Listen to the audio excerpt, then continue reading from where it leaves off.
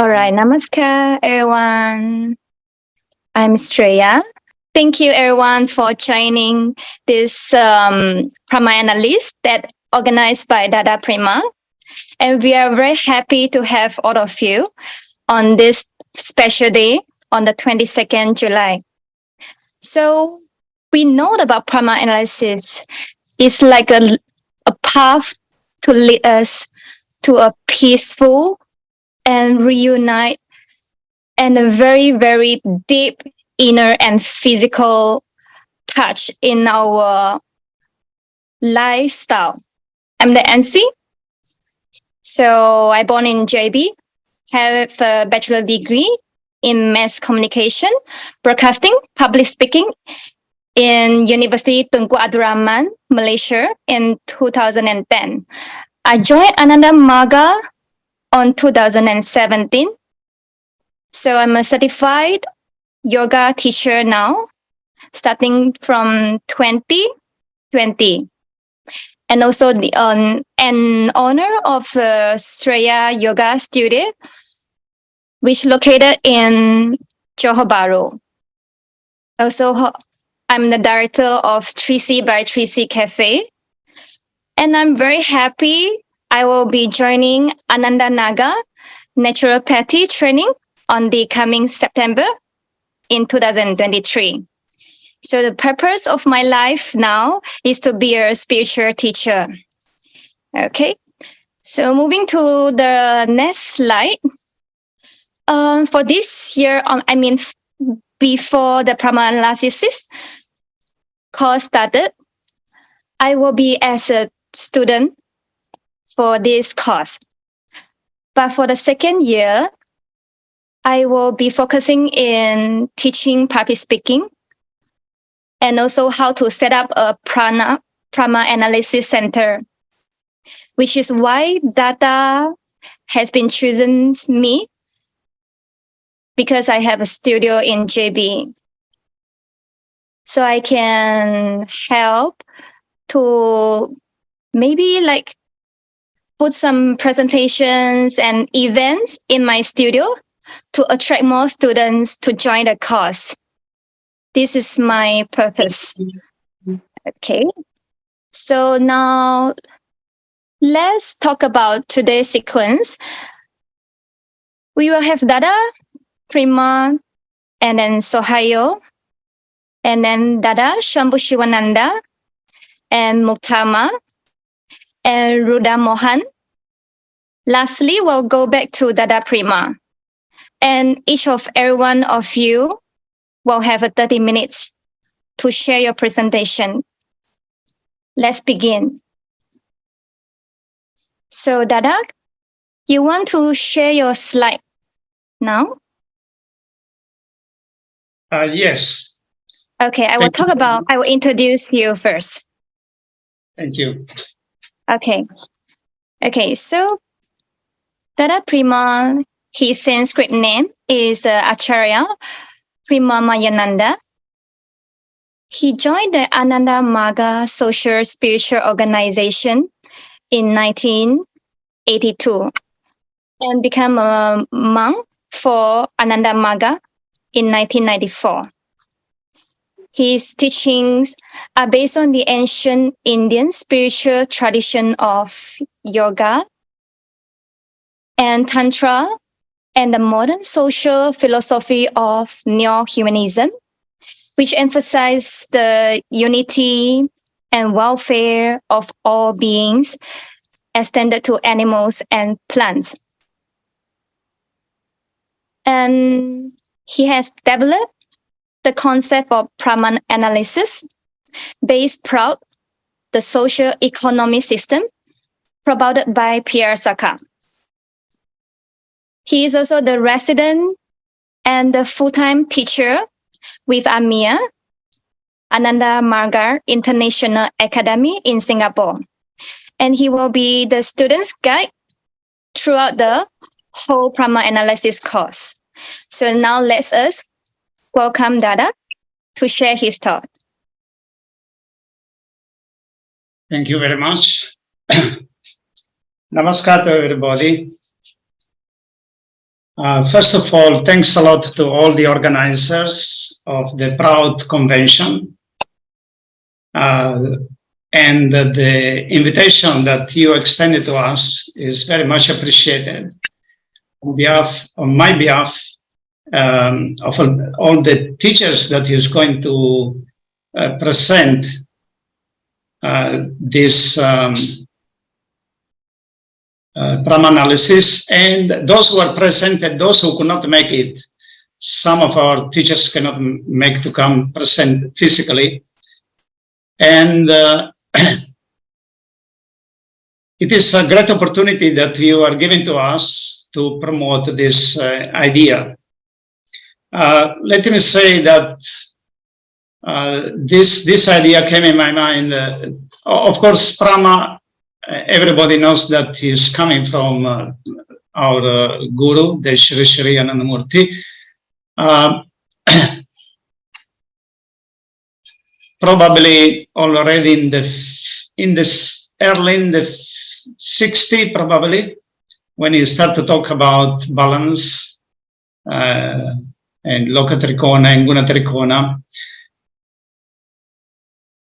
But this idea to create PRAMA analyst, it came in my mind probably in 2005, 2006, even before that. So I shared with few people in the beginning, but thanks to the school, to the obligation that I have with the school here, which is registered with the government, and it is called Anandamarga International Academy. We decided to create a course and then to bring to the people at large. So you know very well that PRAMA is 90% prout, and the rest is practically a combination of spirituality and neo-humanism.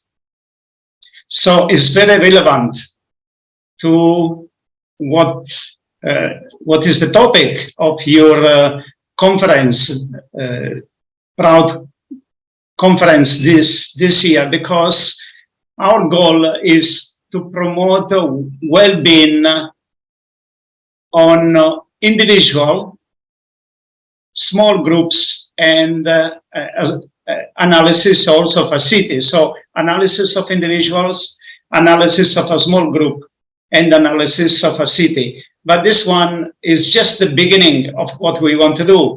Everybody who went through PRAMA writings of Prabhat Ranjan Sarkar automatically will understand that the application is very, very vast. We can apply PRAMA in so many fields.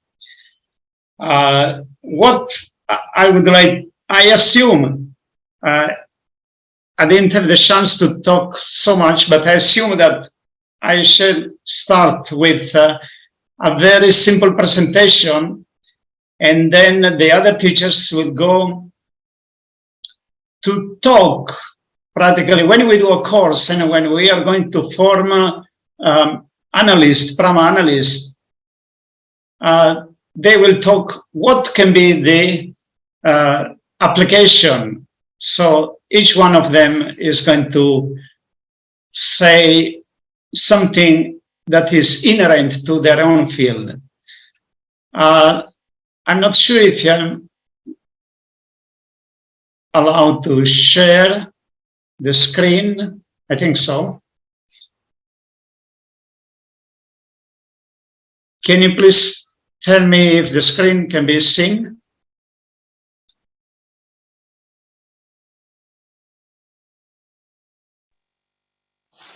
Yes, Okay, we Dada. see it clearly.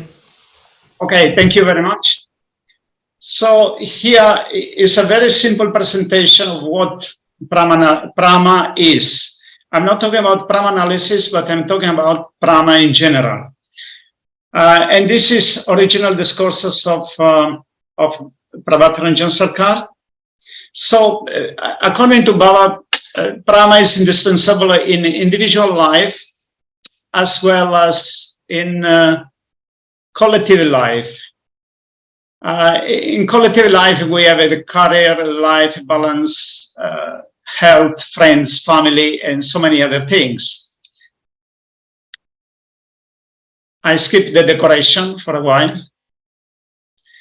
And this is one of the best quotation that Baba gives on Brahma. The superiority or excellence of the social structure, culture, or civilization of a community of people is derived from the degree of Brahma which that community attains in its individual and collective life.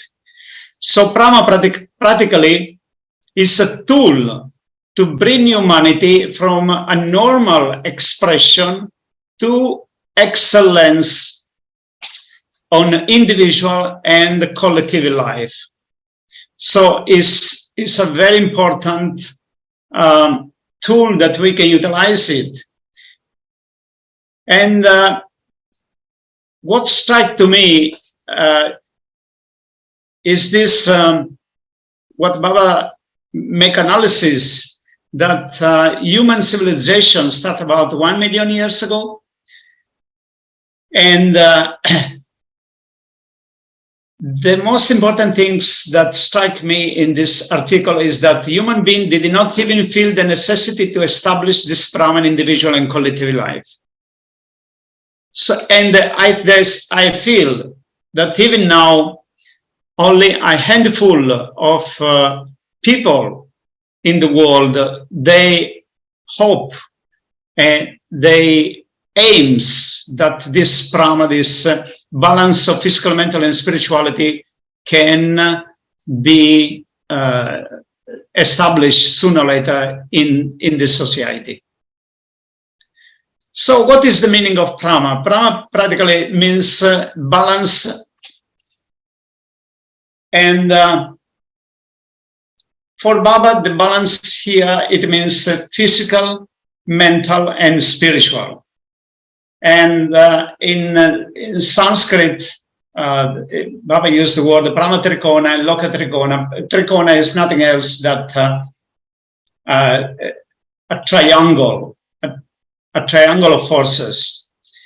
And here in this picture, you can see very well the representation. From the strict point of view, this kind of representation exists only in Taraka Brahma, or in the supreme consciousness before it is on expression. And then when it is expressed into the world, into our existence, then automatically it tends to change the way the triangle is not anymore equilateral. And then we may extend the physical line to a point that does not have any more harmony with the psychic or spiritual. And so, due to our samskara, we may extend the psychic level in a way that we don't have any more equilibrium or balance with the physical and spiritual, and so on. There are many possibilities. So in the process of metamorphosis, what we are going to see is that the physical stratum practically can be represented like a beautiful lotus that is just about to blossom. And the psychic stratum can be represented by a fully bloomed lotus. And then the third factor, that is the spiritual, is practically when now it's time to bring everything together and get the best of it. But all has been accomplished.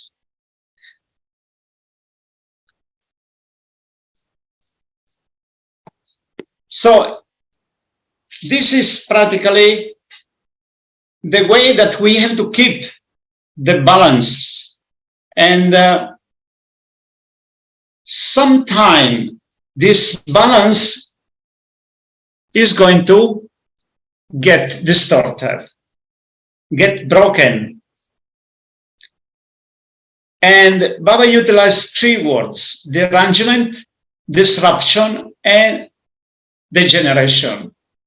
So the derangement is when the main flow of emanation from a dysfunctional path practically get in a way not anymore in harmony with the rest of our inner life, or maybe with the society. If we do analysis of an individual life, then we can say that we are already on the process of being stressed and depressed.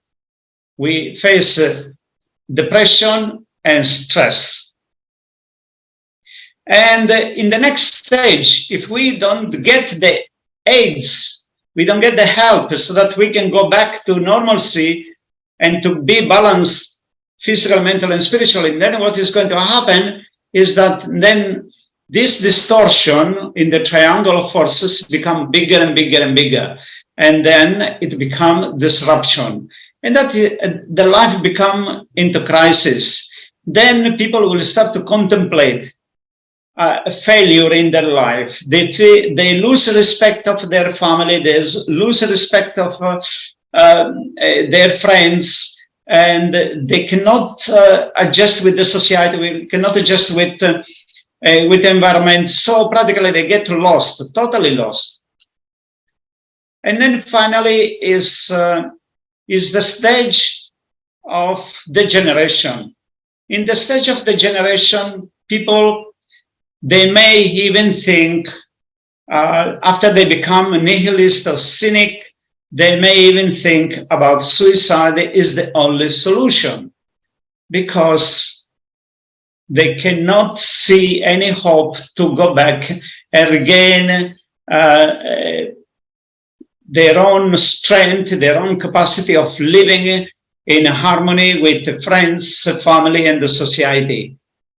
So they totally extenuated themselves from the rest of the world.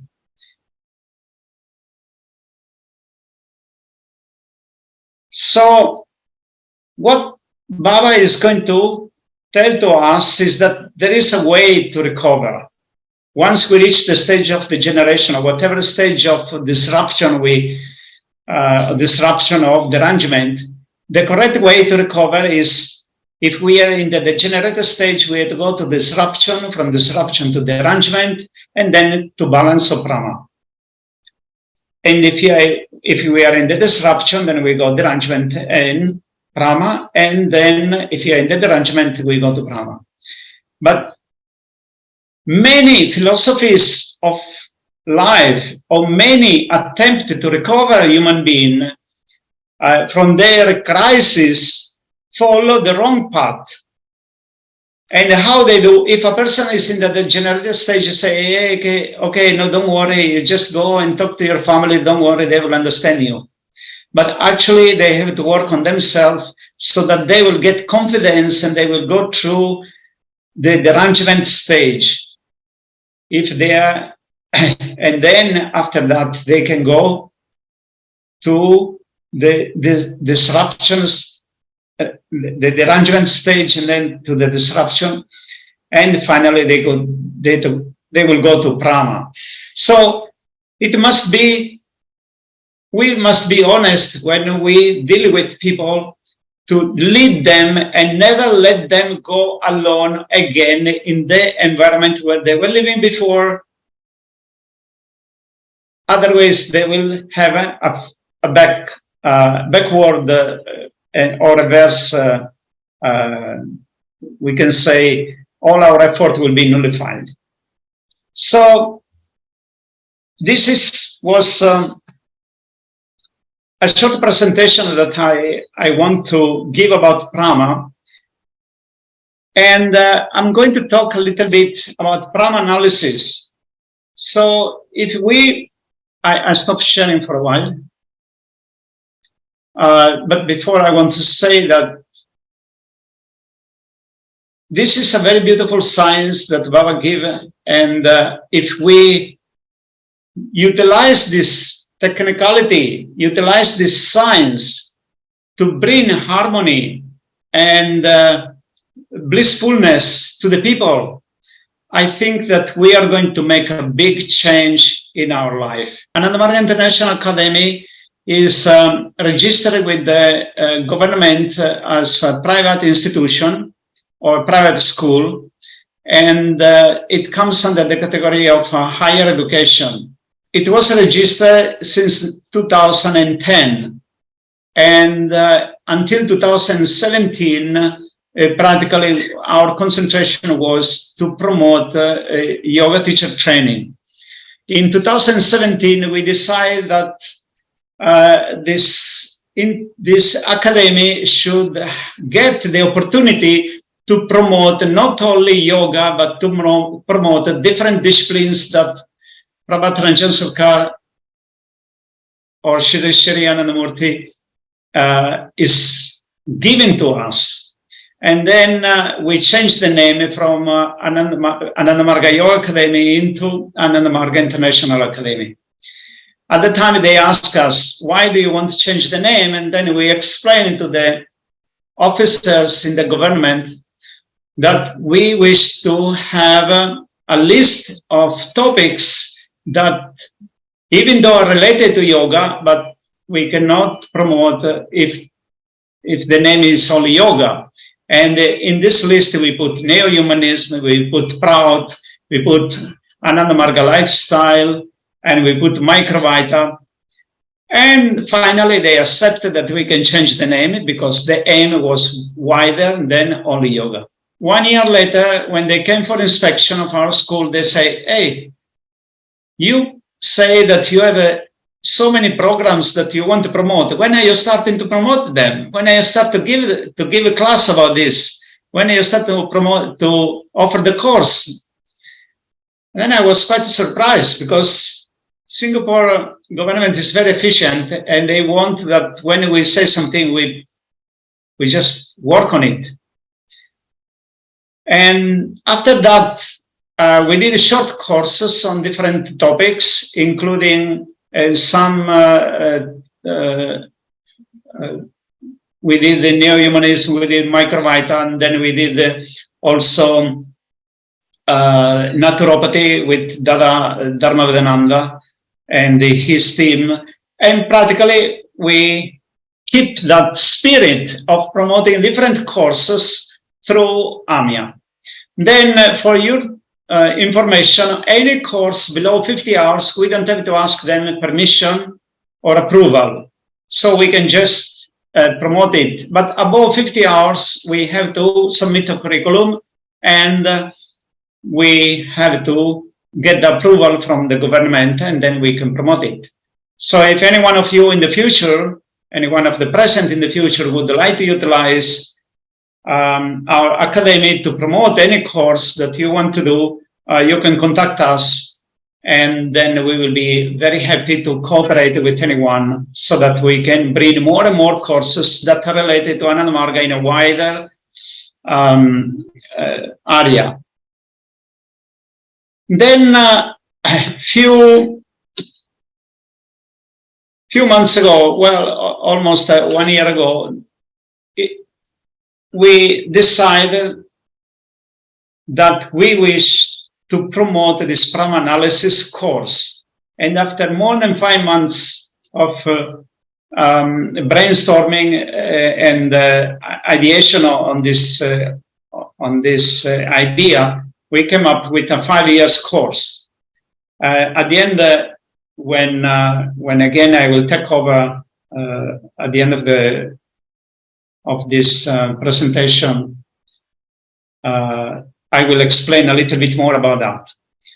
So we have we can issue a certificate that is recognized by the Committee for Private Education of Singapore, and we can also help each one of our departments of Anandamarga to promote different kind of courses. So for now, the only things that is possible is online. unless you're not in Singapore, that you can attend the physical courses. So this is what I had to present, since we have very little time, each one of our presenters. I would like to give back the line to Shreya, so that other in the list, they will be able to continue the introduction. So, welcome. Now let's welcome Sohayo Inayatullah. He will be talking about the case studies of our work in Prama around the world. He's a political scientist and a futurist. He also involved in UNESCO, United Nations educational, scientific, and cultural organizations. He's also a chair in future study at the Sejahtera Center for Sustainability and Humanity, IIUN Malaysia. He is a professor at Tamkang University, Danjiang Daxue in Taiwan. He is also the associate in Melbourne's Business School, the University of Melbourne.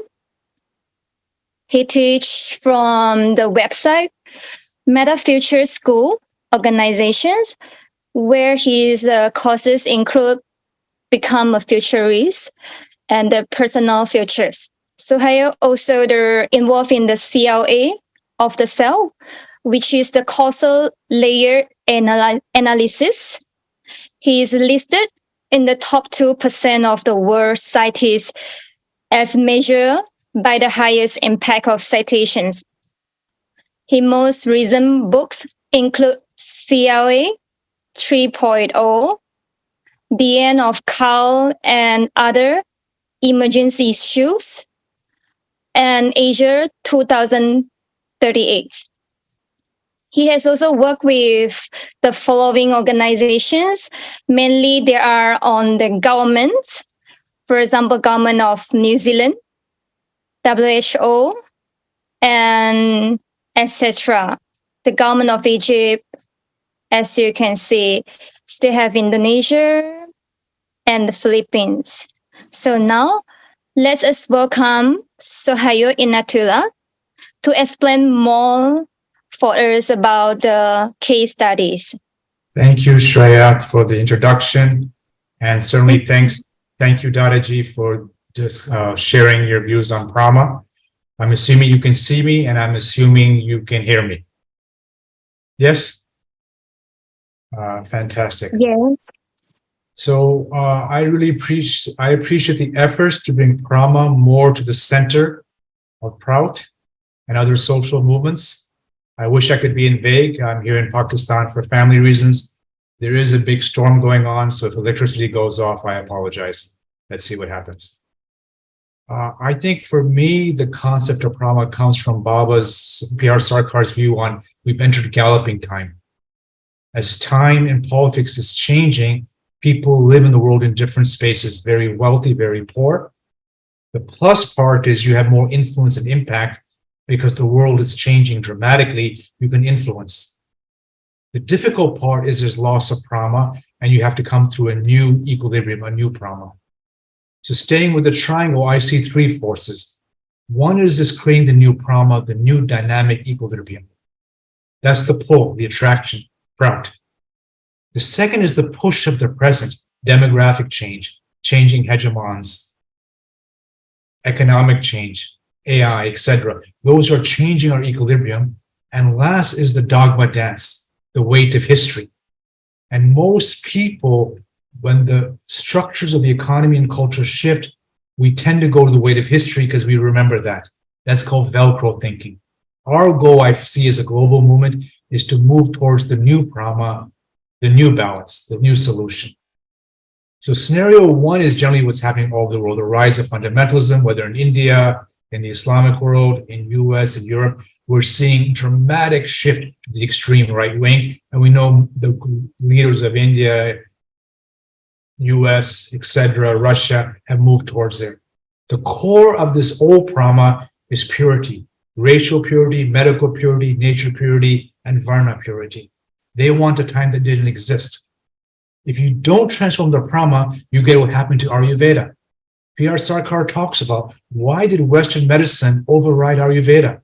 Why was Ayurveda left in the dust, so to say? He said because they could not adjust to changing technologies. It was their fear of the injection, the fear of vaccination that led to the demise of Ayurveda and the rise of Western medicine. It lost prama. In Dada's language, it degenerated. So one is going back to the past. The second is business as usual. You stay with the present, but you use more and more political forces, hegemonic forces, fake new humanism to keep the present going. And we know the cost of that.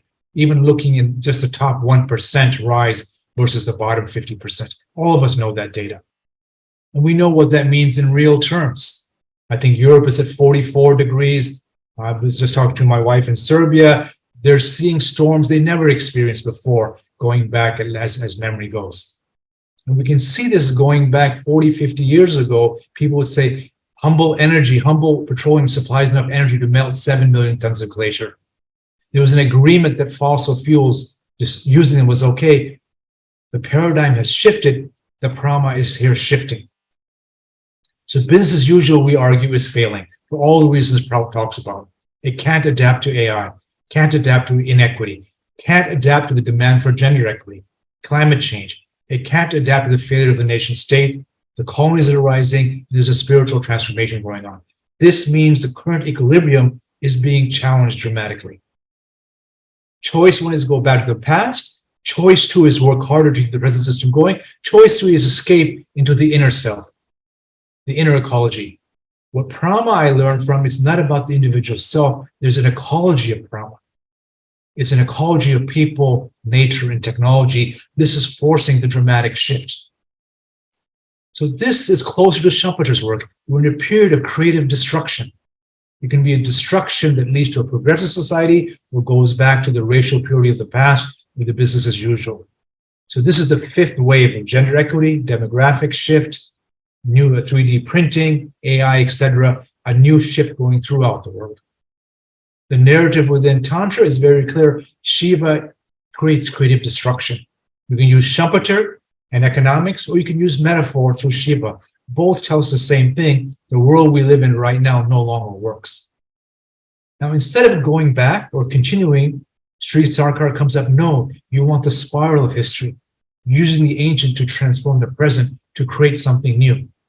This becomes his Sarkar social cycle, the spiral that many of us work on, try to create. The core focus, of course, is movement. Traditional views of equilibrium is, let's go back to equilibrium the way things were. What's unique about promise is no, not the way things were, it's the way you create them. The equilibrium is dynamic. So everything Sri Sarkar talks about is movement, movement, movement. So this is prama at the individual level and at the collective level. It means creating novelty, anticipating the unimaginable today. This means we know in Prout work, the future as we want it never arrives. It never will arrive. It's not a fictional utopia where everything is stable. It always has contradictions. The prama always gets disrupted. Our goal is not degeneration, but as we learn from the ecological movement, regeneration. So taking this as a conceptual framework, and again, once I'm very much inspired by putting prama at the core of our work, these are 5 simple case studies in terms of making the case. And I'll be quite quick because I don't want to go over time. I was working with Interpol, and their narrative was we're always catching up. Why is child abduction always ahead of us? And so police are facing the system where they're less funded, war is more funded. Cybercrime, global criminals have amazing funding, amazing ability, but as police, we're always catching up. So this is now working with them to transform. We run dozens of workshops over 15 years. Can Interpol become Earthpol, focused on climate change? So among the things they're looking at is spray on smart water. If someone attacks you, you throw water on them, and the water is genetically identifiable. So all organizations work and they don't work. Interpol is based on nation states. Our problems with artificial intelligence, climate change are beyond the nation state, as again, P.R. Sarkar talked about. world governance is the only solution. To do that, you have to change the purpose and you have to change the inner trauma of every organization. Every organization in the world that I've seen, that I work with, is facing trauma disruption. I don't know anyone in the world, any organization that isn't, that's saying we have to change our HR systems, our bank, our finance systems, our hierarchy system, how we impact climate change. And this is difficult. I remember when I was working with the Dutch head of police, I said, how many of your police stations are carbon positive? He had no answer. I said, how many of the police leaders in Europe are vegetarian? Again, no answer. Because this was the whole idea. The world is changing. Are we representing them? So at one meeting, I said, the most important thing international policing can do is move towards Black Lives Matter. Most of the global police leaders agreed. One of them said, wait, our funding comes from the US. If we do this, we'll lose funding. So the trauma tension is we know what the right thing to do is. The new vision, the new paradigm. However, the structures of the past force us back. This is called the narcissism of the self. And now I'm arguing it's an ecology of narcissism. So our vision is clear. The interests, which are short-term geopolitical, don't let us move there. But it is possible to change. Been working with one of the largest development banks, and they said we need to move from an infrastructure bank to a bank that's tailored knowledge solutions, to use knowledge to transform Asia Pacific. So for 7 years, we've gone through the whole process of revisioning, moving towards knowledge, and changing the rules. Among those are actually supporting gender bonds. Gender bonds go to the weakest and most vulnerable in the Asia Pacific, in Georgia, in the Philippines, to use gender as a way to create prosperity. So it's microcredited microeconomies. So the banks, of course, were traditional. Given the loss of trauma, we will fund the disruption, renewables, gender equity, peer-to-peer. So this is where you have organizations work through transforming. In our last meeting, we talked about becoming a gender bank, meaning traditional, even progressive banking is about representation, counting women. The new banking is woman count. It's not about number of people who are diverse, but policies, which in Dada's work are pro-trauma, which actually create the new equilibrium, and we know gender is part of that. Now, this can be a difficult process. With one of the largest car companies in the world, I was working with them. I said, what should we do given this? They asked me, what do we do? I said, well, what are our choices? Choice one is bigger and bolder. Sell cars in the Asia Pacific region that use more fossil fuel that make you feel wealthier. I am my car. Scenario one, you do well financially. I said, what's scenario two? It's a tailored cars for the buyer. This is greenwashing. You might even say trauma washing. You make it look like you're going towards equilibrium, but in fact, it's still the big car that damages the planet. Scenario three is more interesting. Let's take this seriously. We put our funding in green driverless pods. The cars move around the city, reducing climate change, increasing mobility, having people feel better. And not I love my car, it's a community of transport. To do that, you have to invest in countries and partners. Scenario four was the best one, though. They said, let's go beyond the car. The real issue is pollution-free fluid mobility. That's the new problem. The current equilibrium damages the world. We need a new equilibrium that transforms the world. This is the same in the energy sector. I've worked with energy companies throughout the world, South Africa, Malaysia, Australia, and they keep on saying we're in an energy transition. Right now, it's keep the lights on, but we need to connect the whole community as more and more consumers become producers, as solar energy takes over the world. In Bangladesh, one of the leading in the world, they're doing peer-to-peer energy. So if my village has more energy, I share with your village. It's the energy exchange system. So the role of the energy provider is not fossil fuels, but connection. But again, what I learned from Dada's talk is it doesn't stop. The third wave is choose your energy adventure. You get real-time information on your energy use, so you can decide how much solar, how much wind, how much energy you want to use. If you have too much, you share. This is a peer-to-peer proud energy economy. We have many groups trying to go there, but the old trauma, the former equilibrium is still there. So this means we change the systems, but we also change ourselves.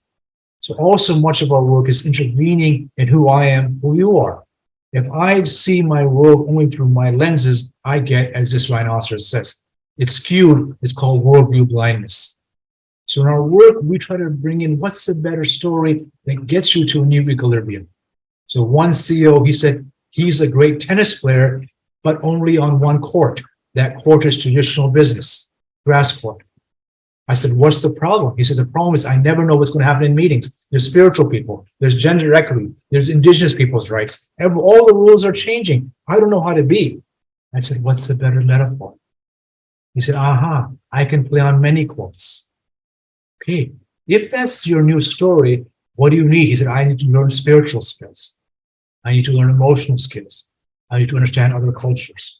So now this sets up the next phase in his life, his next Brahma. Then I asked him this final question: what happens in 30 years? He goes, I go back to what I truly loved, which was the fun of the journey, being in the present moment, teaching. So now suddenly you see there's a situation, the world changes. We can either go back to degeneration or we can choose a spiral transformation. That spiral transformation helps us change. Another leader I was talking to, and I'll close here, he said his life is like golden handcuffs. I said, why? He said, I come up with great ideas for my organization. No one follows them, but they give me more money. So we know that in government, they take the worst leader and they promote him over and over. You see it in almost every country. The worst rise to prime minister. I said, so what do you really want to do? He said, I want to have purpose, but I don't want to be poor. So we changed his metaphor from golden handcuffs to Midas touch. So this is about a transformation of us bringing a new equilibrium. One senior detective, he said, when he goes to meetings, it's like being in a room full of an iPhone and a room full of Nokias. I said, you're the iPhone? He goes, yes, I'm 27. Everyone else is 60. I don't trust them. They have no idea what they're doing. I said, so this puts you in hierarchy. He goes, yes, it's a painful story. His new story was the co-created shipmaker. He designs, he does early warning, he worked with them, and they create a new problem. But the last part of this was actually the spiritual part. In meditation, he said, aha. When he closes his eyes, he sees the warm sun. So the solution is external, but for him, the solution was internal, loving everyone. That's where the new Brahma comes from. So this gives us 4 choices now. Inner Brahma, we're spiritual, but we live in caves. We know P.R. Sarkar argued against that. In old Brahma, what I see when in Europe, you basically wake in the morning and you caffeinate, and then you sleep through alcohol. You self-medicate all day. Then there's outer Brahma, what the leftists do, and I appreciate their work. They're saying the world is disbalanced, let's recreate it. But really, our role, as I see it, is inner and outer Brahma, which you might call a Gaia Brahma, of multiplicity and different worldviews organized by this wonderful concept that we've been given. Now, let me rephrase this from social science language to physics language. Krishna's gene was very accurate. When a complex system is far from equilibrium, in our language, outside Brahma, small islands of coherence, social movements, prout, in a sea of chaos, have the capacity to shift the entire system to higher order. The higher order is the spiral that creates the new future and moves us forward. Thanks so much for your time. I hope you found that valuable. So now let's introduce Dada Shambhashivananda.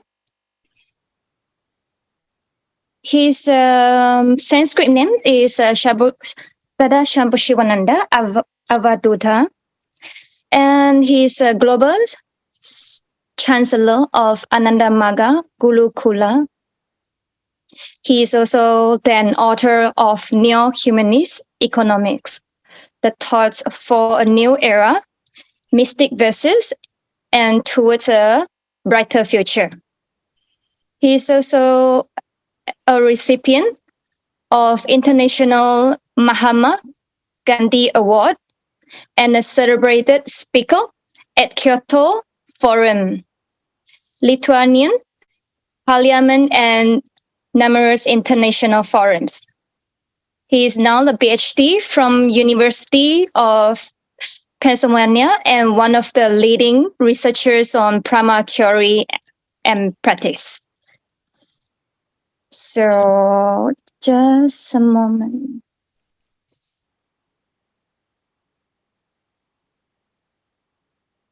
Okay.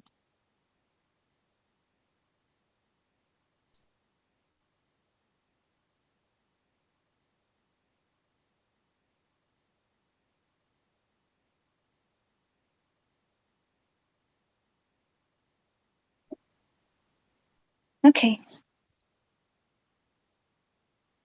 So thank you very much. Shall I start?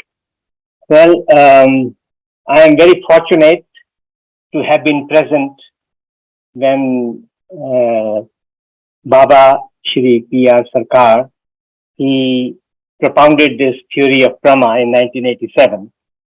And on one of the occasions, he asked me to, at a workers' meeting, to speak on Brahma. And just when Baba had already, given some discourses on it, and I remember he was sitting on the side, and in his presence, I was speaking, and there was such a wave which was created in the whole room, and I felt like some power, passing through me, and so it was a very interesting experience. And I have also given a talk at the Jawaharlal Nehru University, which was on artificial intelligence and disaster management. And I introduced the concept of Brahma at that international conference. And that has been published in one of the books which has been put out by that university. Well, this idea, as Dada Premyanandji has said, the seeds of it were sown in the Ananda Sutra. In the Sutra 4 of 4th chapter, the first Sutra of 4th chapter, Baba says that Trigunatmika Srishti Matrika Ashesh Trikona Dhara, which means that tri-attributional primordial force, which is the progenitress of creation, flows on in endless triangular forms. So the idea of Prama Trikon or Lok Trikon means it is a triangle. So there are three elements to this transmutation, which goes on incessantly throughout the universe, both at the micro level, at the individual level, and at the collective level, at the societal level. So I think it's a very, it was propounded in the year 1987 to address the diverse problems of human society emanating from the inherent vulnerabilities in any system. So in his view, the primordial natural state of dynamic equilibrium and equipoise of the transcendental entity is called Prama Trikon, whose nucleus is the supreme consciousness. So disasters of any type, in the cosmological sense, are the product of inherent propensity of the macrocosmic force to bring back the eternal equipoise in all the strata of existence. And the economists, actually, they understand it. They have also captured that idea, and that is why they always want to bring about an equilibrium. When there is inflation, when there is recession, when there is depression, they always want to bring it back to some equilibrium. But equilibrium is not static. It is a dynamic equilibrium and equipoise. So, I disagree with Dada Premyanandji when he says that Brahma is 90% prout and 10% neo-humanism and anything else. I think it would be more correct to say that Brahma is 100% prout, 100% neo-humanism, and 100% Tantra. Now, why? Because the balance cannot come about, without these three things, without prout, without neo-humanism, and without Tantra. And these are the three big contributions of Sri Sri Nandamurti ji, which he gave to this world. And why? Because, in the physical level, one manifestation of this lack of prama is disease.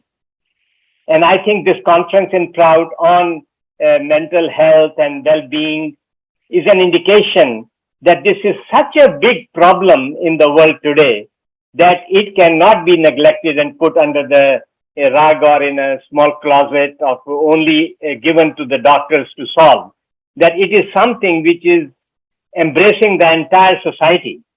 So we need a new approach to deal with health.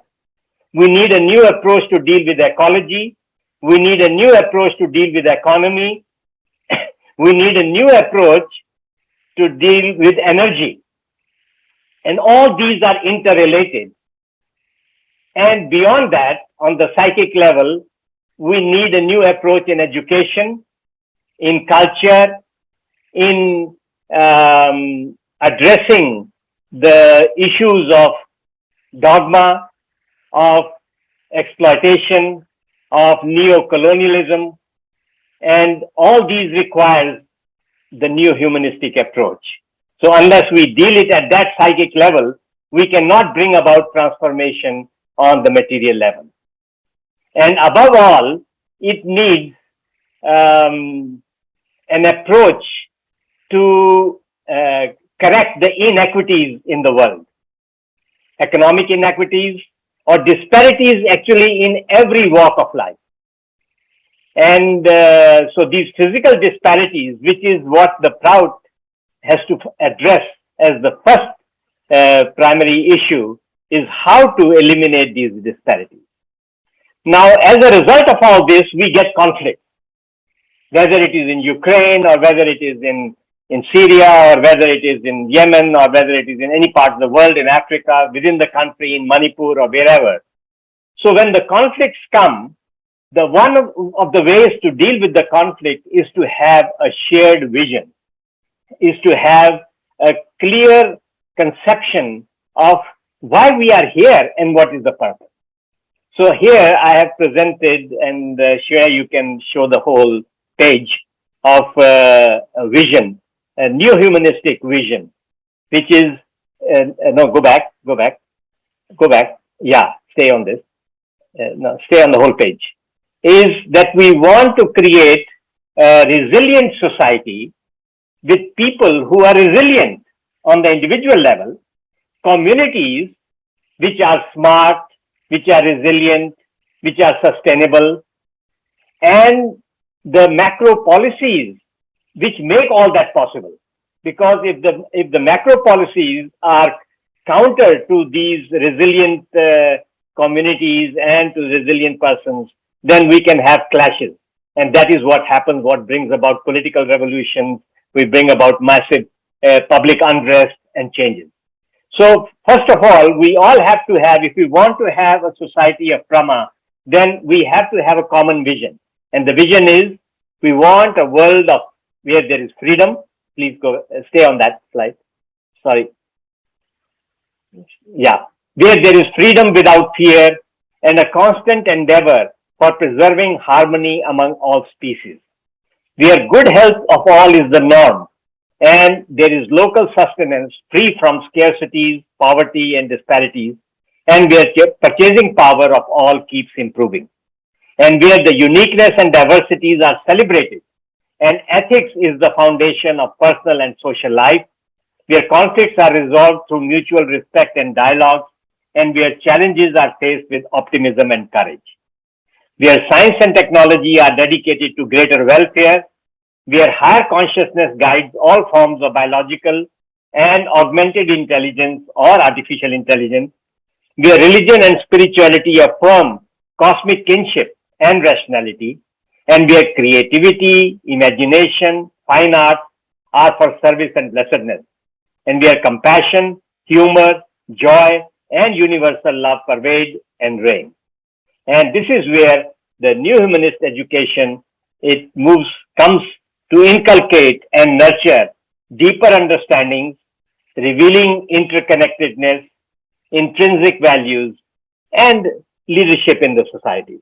And, so I think the vision which is based on Prama would be a new humanistic vision like this, which needs to be spread in the society. Now, the question is that in the universe, that initial Prama Trikon which was there, or Lok Trikon which was there, that is the stage where is the seed of creation. That is called the Kama Bij, or sometimes called Shambhu Linga. If you know the meaning of my name, Shambhu Shivananda, when Baba gave me this name, he explained the meaning. Shambhu means the starting point of creation. Shiva means pure consciousness, and Ananda means bliss. So the bliss of pure consciousness in its primordial state. Now that is our goal.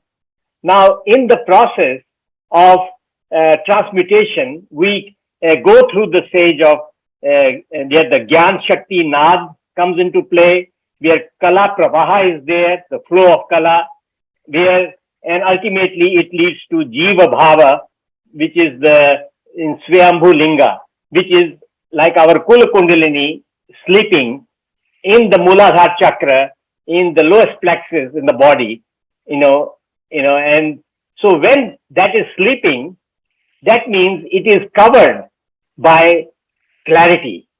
It is living in ego, because that is where we feel I am this body. Now we have to, and so many problems, they emanate from that stage where we are caught up, in our body consciousness, or we are caught up within our I feeling that I am this body, I, me, ego comes into play. And this is when we are born, that is dominating. Now, somehow, that awareness has to be expanded through Vistara, through Rasa, through Seva. In some ways, that expansion has to take place. Now, that requires humility. That requires gratitude, sense of gratitude. So the very first step in order to rise above our ego is to develop the sense of gratitude. But that is a spiritual process, so that is why we need the initiation. We need the spiritual guidance. We need to come in contact with the Guru, who will awaken us from living in the body consciousness or in self-centered consciousness, and expand us to the biosphere consciousness, where we realize that everything is a part of me, and I'm connected with everything else. So this stage of, but through that stage, we have to deal with the problems of the society. Now, many of the problems of society are the result of our less developed consciousness, geo-sentiment, or social sentiment, or xenophobia, or my country, my nation.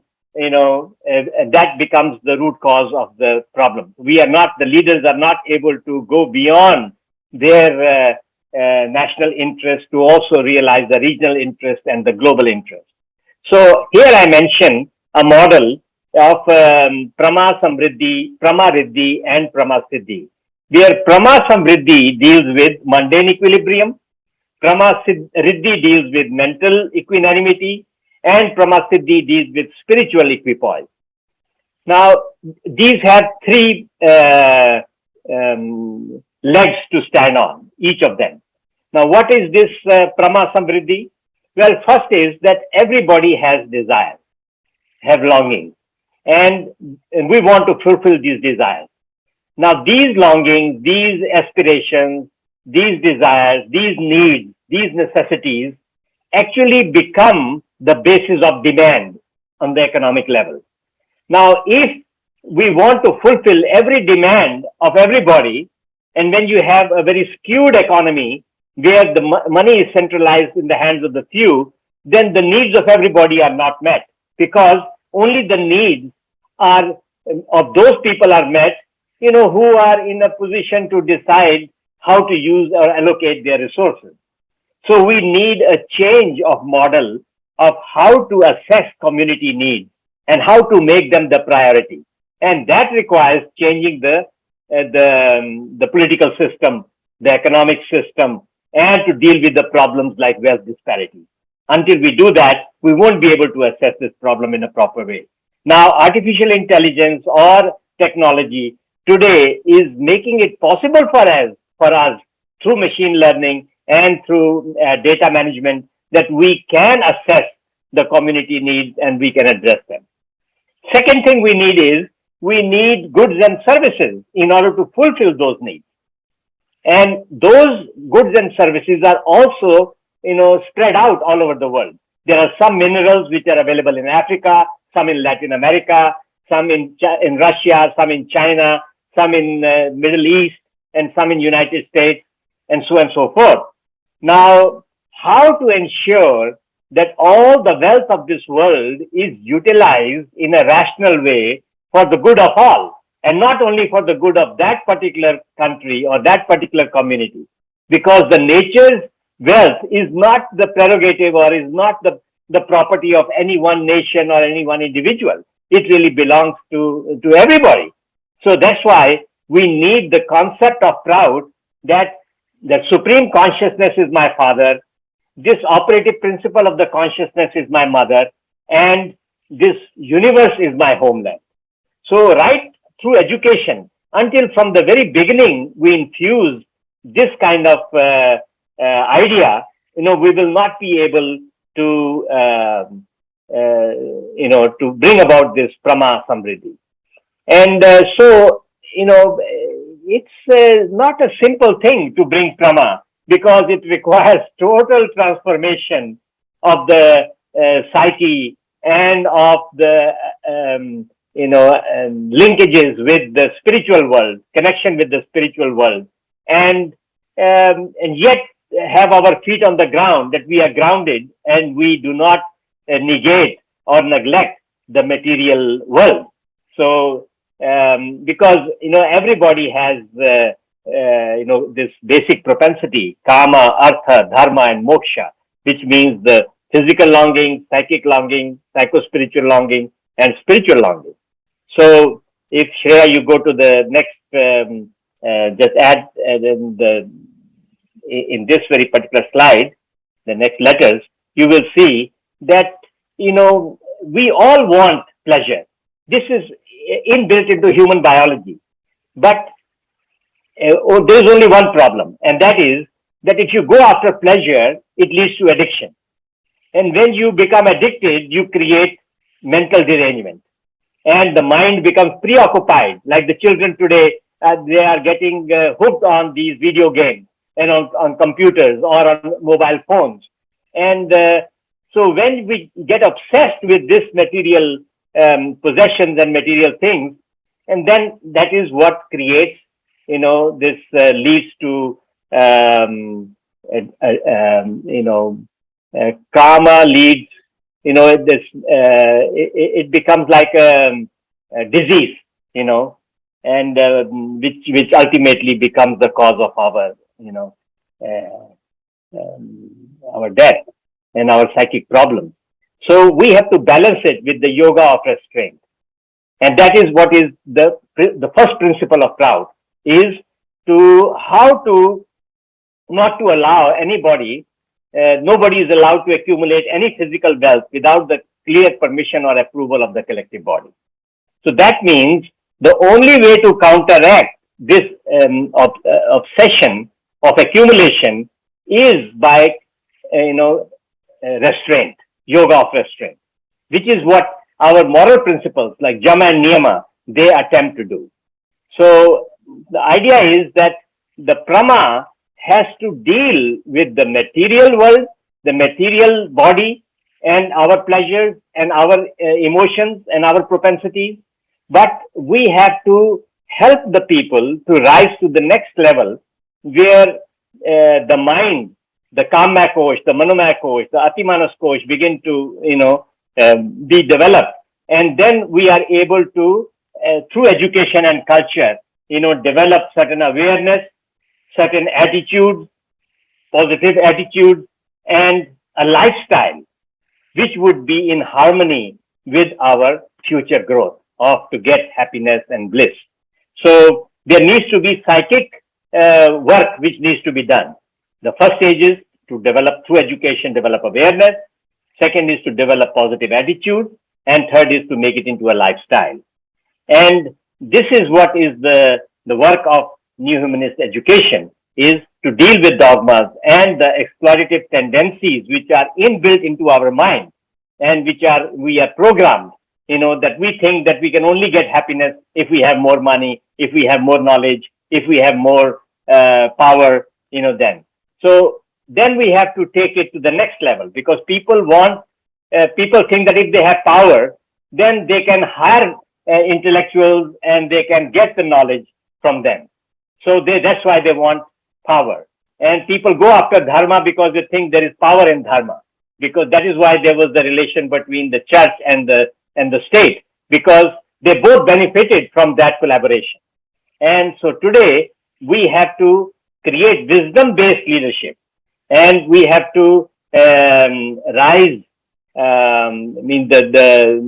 There has to be a code of conduct for the politicians, for example, or for the legislature, so that whatever they do, they are accountable for what they do. And finally is the spiritual dimension, because when there is a vacuum in the spiritual dimension, and one of the expressions of that vacuum is lack of meaning in life and lack of purpose or sense of fulfillment. And that is where people may have wealth, people may have power, but they find that they are still not happy. So how to bring that peace and happiness within, which is the goal of all individuals, is how to reach that level. And that is where we need, sadhana, the meditation, the spirituality, the spirit of service, the sense of, love for the supreme, for something greater. And so I think Prama is a very integrative concept. And Baba gave it in 1987, along with when he started giving the planning for Anandanagar, because he wanted to build a city which is built on Prama. So he gave sanctuaries, 88 sanctuaries, so that there will be habitats for animals, for birds, for insects, for all of them. And millions of plants have been planted and will be planted even more.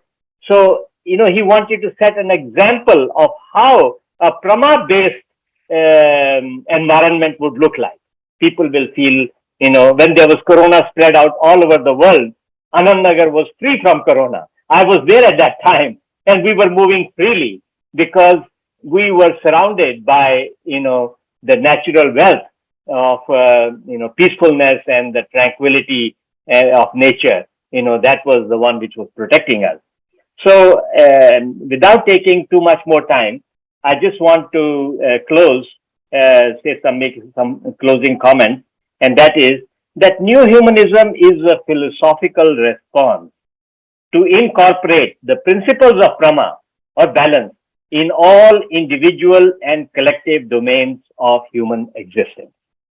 So we cannot separate them into separate boxes and say, okay, this is prout, or this is neo-humanism, or this is tantra, because they are all three are interrelated, as we can see here. Without prout, we cannot have proper education, neo-humanist education. And without spirituality, we cannot have neo-humanist education. Means we need all three in order to bring about Prama in both individual life and collective life. And one of the indications of this application of Prama principles would be that we will eliminate the disparities in the world in all realms of existence. We will free the society from dogmas and irrationality and exploitation, or rather, at least we'll minimize it. There will always be some amount of dogma or irrationality which will be present, because people are evolving, and so they believe in things which may not be based on truth. Science and technology also sometimes gets logged into dogmas, and the lack of purpose and fulfillment or devotion in the world. So we need the vision and the purpose of life. We need ways by which we'll be able to expand the human consciousness and deal with all the complexes of the human mind, and also on we'll be able to deal with the physical environment as if it is the manifestation of the supreme consciousness. In fact, just last thing which I want to say is that when Baba gave neo-humanism, one day he asked, after coming from his morning field walk, what is neo-humanism? And nobody could answer properly. So he said, when the love of human heart extends to embrace the entire living and the entire living world, that is neo-humanism. So I was just behind him, and as he was climbing up the stairs, I said, Baba, what about the inanimate world? He says, yes, it also includes the so-called inanimate world. And when he went to his room, he called me and he asked, he said, Keshwananda, call Shambhu-Shivananda. And I went to him and he said, have you marked that when I walk, I don't even strike a pebble with disrespect, because nothing in this universe is inanimate. And when he gave the theory of microvita, of course, he explained that, whether it's oxygen or nitrogen or stone or anything, there is microvita present in everything, either negative microvita or positive microvita or neutral microvita. So can the body exist without without oxygen, without calcium, without salt, without these so-called inanimate things? No, it makes animation possible. So similarly, if we want to have mental health and we want to have good physical health, we have to start with that awareness that everything is the expression of that supreme consciousness. And that is why, and only when we are able to go deeper inside in our own mind and connect with that higher consciousness, the supreme consciousness, the cosmic consciousness, the unit consciousness, the causal layers of the mind, that we will be able to bring about external change or manifestation of Brahma in the material world, where we will have freedom, which only comes when there is not only individual liberty, but also collective interest. So individual freedom should not go against collective interest. We want freedom, but we should also respect the freedom of others. We want happiness, but we need an ideal lifestyle in order to, we have to be ready to follow an ideal lifestyle in order to keep that happiness within. If we want abundance and economic prosperity or material prosperity, then we have to align with nature, because in nature there is abundance. So as we align with nature, we'll be able to get abundance. So people's individual lives have to be in harmony, in consonance with the natural laws. And progress, which is management of change, because nothing remains the same. Everything changes as per time, space, and person. So progress is nothing but management of change. And that's why I say that artificial intelligence is not artificial. It is also natural intelligence. It is an extension of natural intelligence. So I prefer to call it augmented intelligence, because it is the human mind, the power which the cosmic mind is doing in this world continues to be done by human mind in slow and gradual steps. That is what Shri P.R. Sarkar said. In 60s, he made that statement. And justice or accountability. So I would like to stop here, because I think I have taken my time. And I think, yes, we need leaders who have those qualities. And so I think this Dada Premyanandji's initiative to to start this Brahma analysis course and to faculty of Brahma, this is very timely. It is needed. And from Gurukul, we have given full support to this. In fact, and as he's also the Vidya Pratinidhi of the Yoga and Intuitional Science faculty, and so we are very happy that this initiative has been taken by him to further propagate Brahma in the world. Thank you very much. Thank you, Dada. So I will share another screen.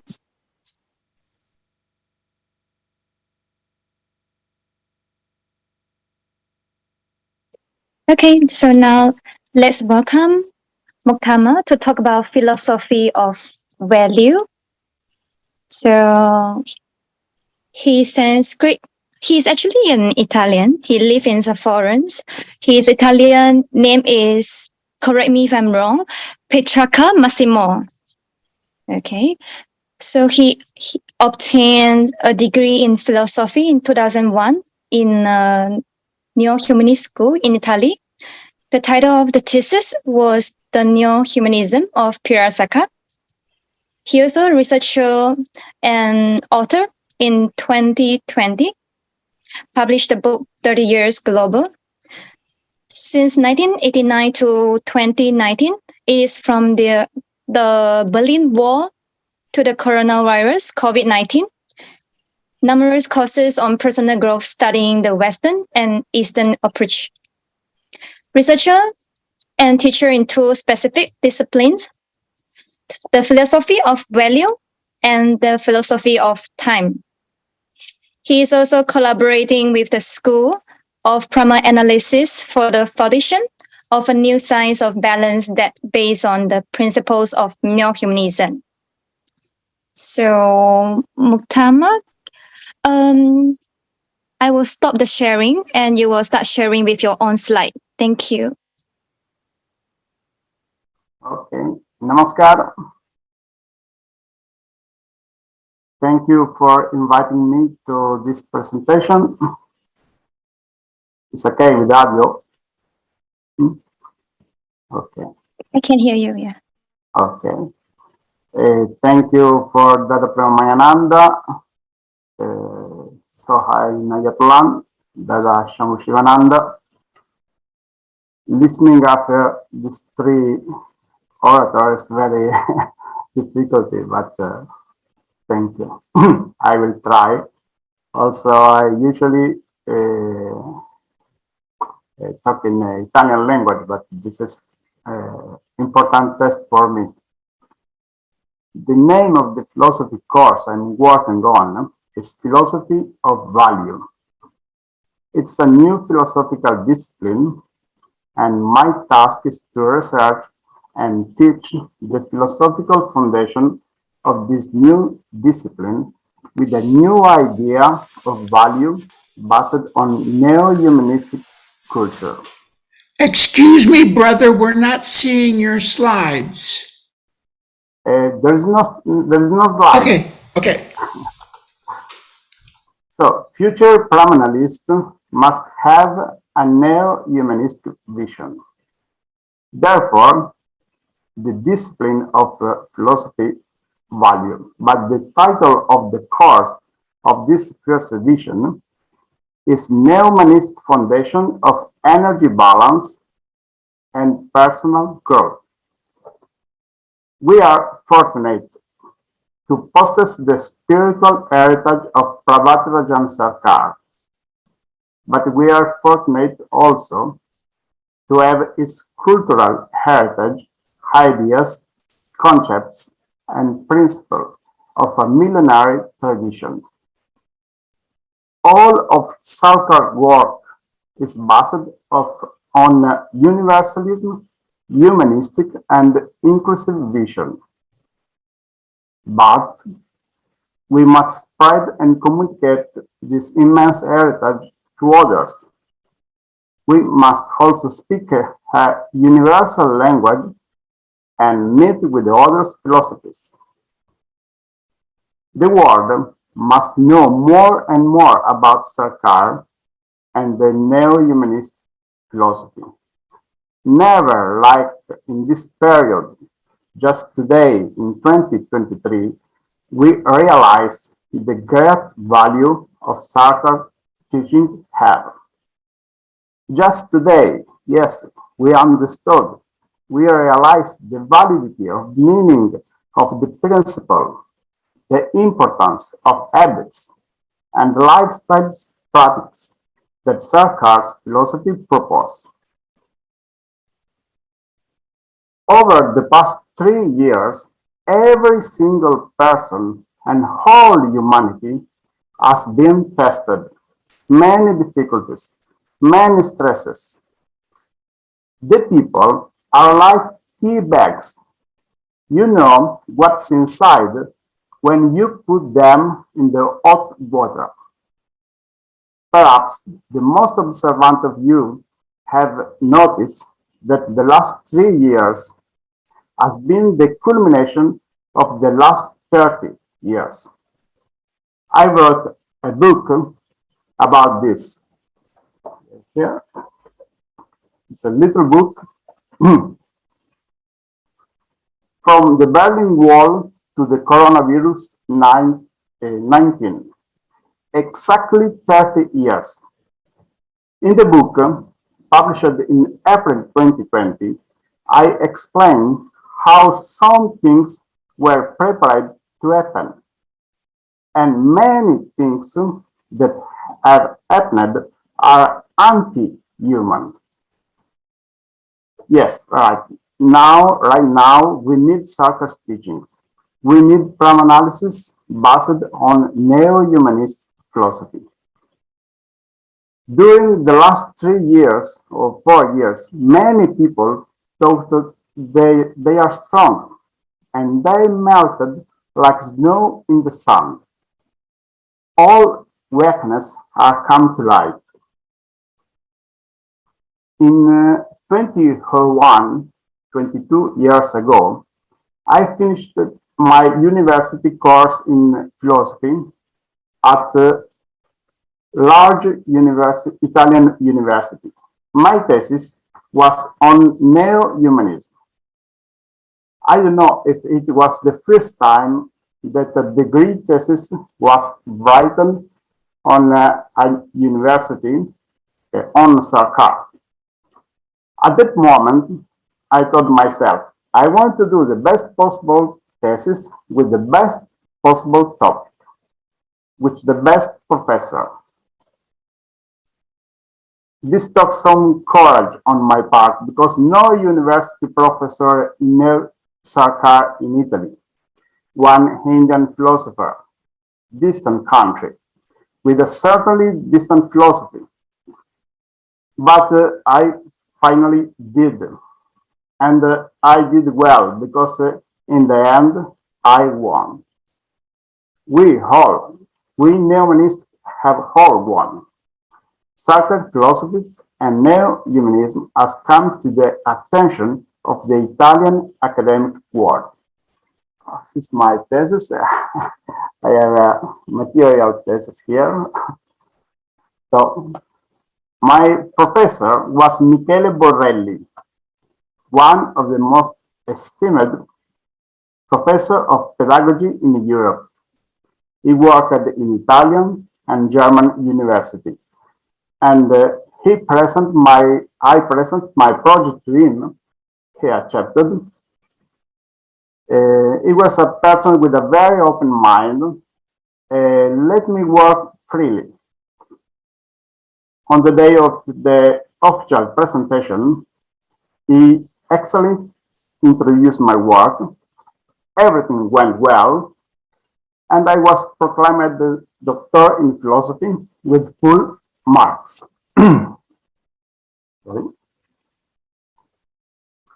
I never met Professor Borrelli again until March 2021. I don't know why. I researched the internet for his name. I remember we were in lockdown in Italy. Professor Borrelli had died a few days early. Strange coincidence. I remember him and his support on my work on neo-humanism just 2 days after his death. But the point is another. I discovered something extraordinary. Listen well. His last work, his last book was on neo-humanism, a book which he analyzed the limits of the Western culture and proposed a universalist and neo-humanist vision. I show you.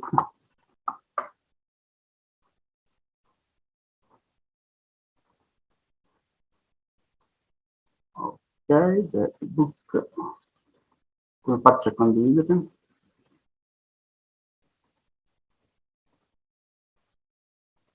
Okay, this is the book. This is the last work about neo-humanism. The greatness and misery of West. Neo-humanism or nihilism. So,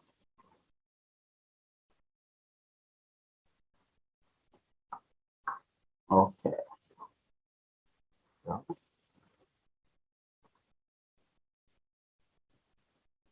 Has it been translated into English or no? No, it's only Italian. If you go to share screen again, you can stop the share. Yes, but Where that green button is, there's a red button there, I think. On the Zoom at the bottom.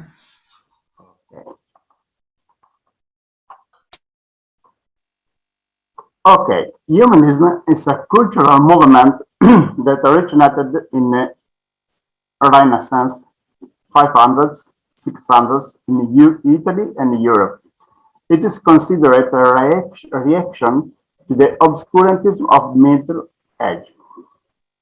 In humanism, we speak of humanitas. What is humanitas? It's a Latin term. The definition is the fullness and indivisibility of human nature.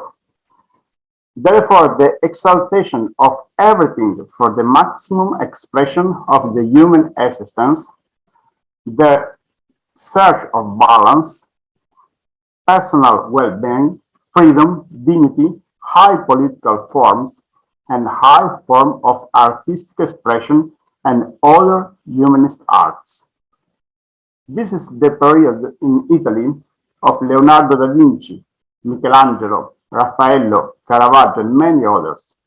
That was a very good time for Italy and for the world. Is neo-humanism an evolution of humanism?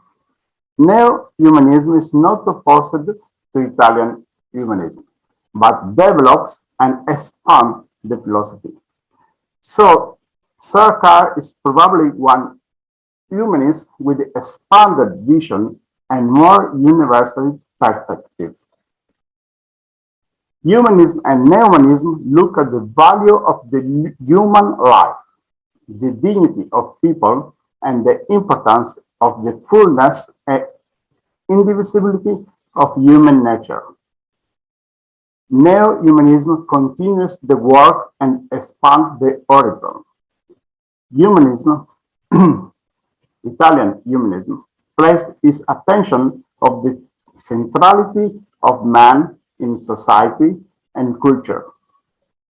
Neo-humanism is not only attentive to man, but also the inner research, spiritual development, and social well-being. Neo-humanism is a holistic approach with deeper humanitas.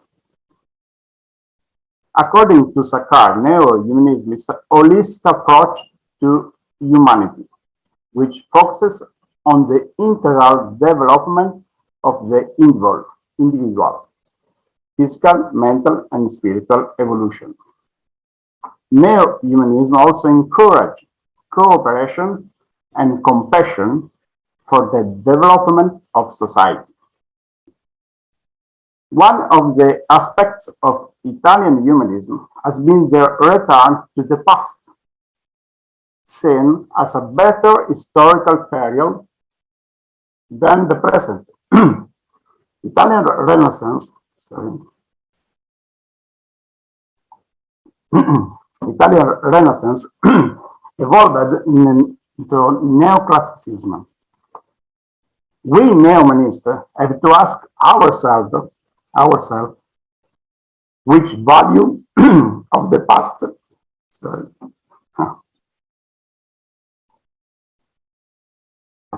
which which value of the past we should recover. Humanists of the past become interested in the classical culture of ancient Rome and ancient Greece. Humanistic training with the study of the ancient classics and the promotion of the integral man. Neo-humanists have to do a large job. We don't just address the culture of the ancient Greece or Rome or the millenary Indian culture. Today, we neo-humanists have to have a global perspective. For neo-humanists, history is the history of the entire human race. To return to classicism of all peoples, all cultures, all humanity, East and West, African wisdom, American, Indians, Aborigines of Australia and New Zealand, all peoples of the world have contributed to the evolution of the human consciousness. Someone says that even history. Excuse me, Muktatma. We have another speaker. We have only 20 minutes. Please try to close as soon as possible. Okay, just to finish my interview. Thank you very much. The principle of neo-humanism are protection for the humanity, for the speed of society, and for homologation. It's the guarantee we have for having useful systems that respect the human, balance, and the fullness of indivisibility and human nature to move in direction of dignity. Thank you. Thank you. Thank you. You try, Mudama, can you try clicking in on the screen? Did you see a stop share? Muktatma, Let's see. you have to remove the share screen. I think he is not here. Yeah, done. Okay, well done. So I will share this.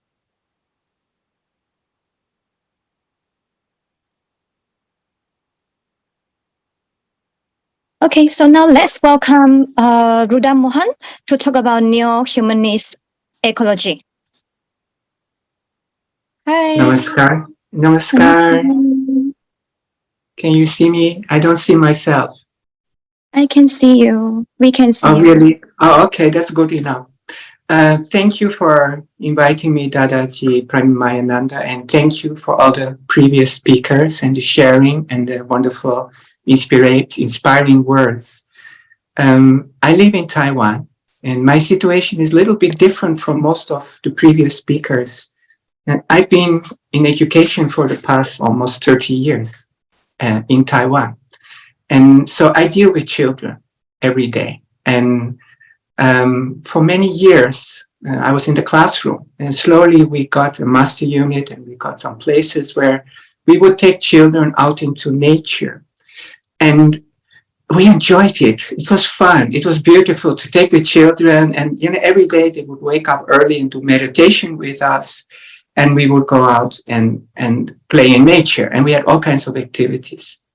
And I started thinking, what's going on? Because I know neo-humanism and our education is really focused so much on developing love. And I used to use all kinds of techniques, like kids yoga, storytelling, and values education, and all this kind of thing, art. But then I thought, what's going on? I'm taking kids into nature, and it feels so natural. It feels so right. And so then I started researching, and I learned something called eco-psychology. I don't know if you've heard about it. Eco-psychology is a form of psychology that says that if people are disconnected from nature, actually it reflects a disconnection from the self. And I thought, well, that is what we're always talking about in neo-humanism. So Shreya, go slowly. I will come to the slides. And so then I started thinking, well, actually, we have to introduce and even want to popularize neo-humanism on a bigger scale. We have to take from the angle of ecology. So maybe I wrote a small introduction to what I call neo-humanist ecology, and I titled it For Green Minds. And then what happened is we started an association in Taiwan. We called the Earth Lovers Family, which is part of the Gurukul program. And so the Earth Lovers Family organizes educational activities to introduce children and teachers and parents to the new paradigm. Now, I want to ask you, Shreya, can you show this next slide, please? And so what we do is we take kids into the forest, and we have places where we can go, and they are so enjoyable. Like the photo you see now, they are elementary school kids, and they in the morning when they came, they all had these caps with little fans because it's really hot these days, and there was all kinds of mosquitoes, and they were very scared. But after lunch in the afternoon, we started planting things and doing things. They totally forgot about all these inconveniences. And the teachers were so surprised. They said, well, this is the beauty. You connect children with nature. You can help them connect with themselves. So I think that, we have heard many big ideas in the previous presentations. On a very basic level, this is one way we can implement and grow new awareness. I want to ask you to show the next slide. And part of the program, we have outdoor classroom. And here I have a small machine where actually you can hear the music of the plants. And that's very simple equipment. But it shakes up people's thinking about nature and the beauty and the aliveness that nature represents. And so from nature, connecting with yourself, and I want to show the next slide, please. We come to actually connecting with yourself on a more tantric level, on more yoga or meditation. So here you see the children drawing a mandala. So in the evening, they stay with us overnight, and then we sing Bhavanam and Kevalam, and then we make these mandalas. I want to ask you to show the next slide. So another part of our program in the mountain is we have this worm cultivation, vermiculture. So we introduced children to the importance of worms, and from worms we link it actually to the wider ecology. And worms are very interesting because they are vegetarians and vegans even, and so they don't consume milk products. And so through the worms, we help children understand that, a healthy life and how important worms are for the environment. Now, I want to ask you to show the next, because this is the most beautiful, no, the previous one, please. What you see here is every morning, I have these 20, 30 children. They stay with us for 4 days, 3 nights. Every morning, 6 a.m., they go and do meditation. And these are not kids who do meditation at home. We do kirtan, we do meditation, we do asana, and then we have breakfast, and we go into the forest, and we have our activities there. And I believe, and because kids keep coming, every winter, summer vacation, we have these activities, they keep coming. We are growing a new generation.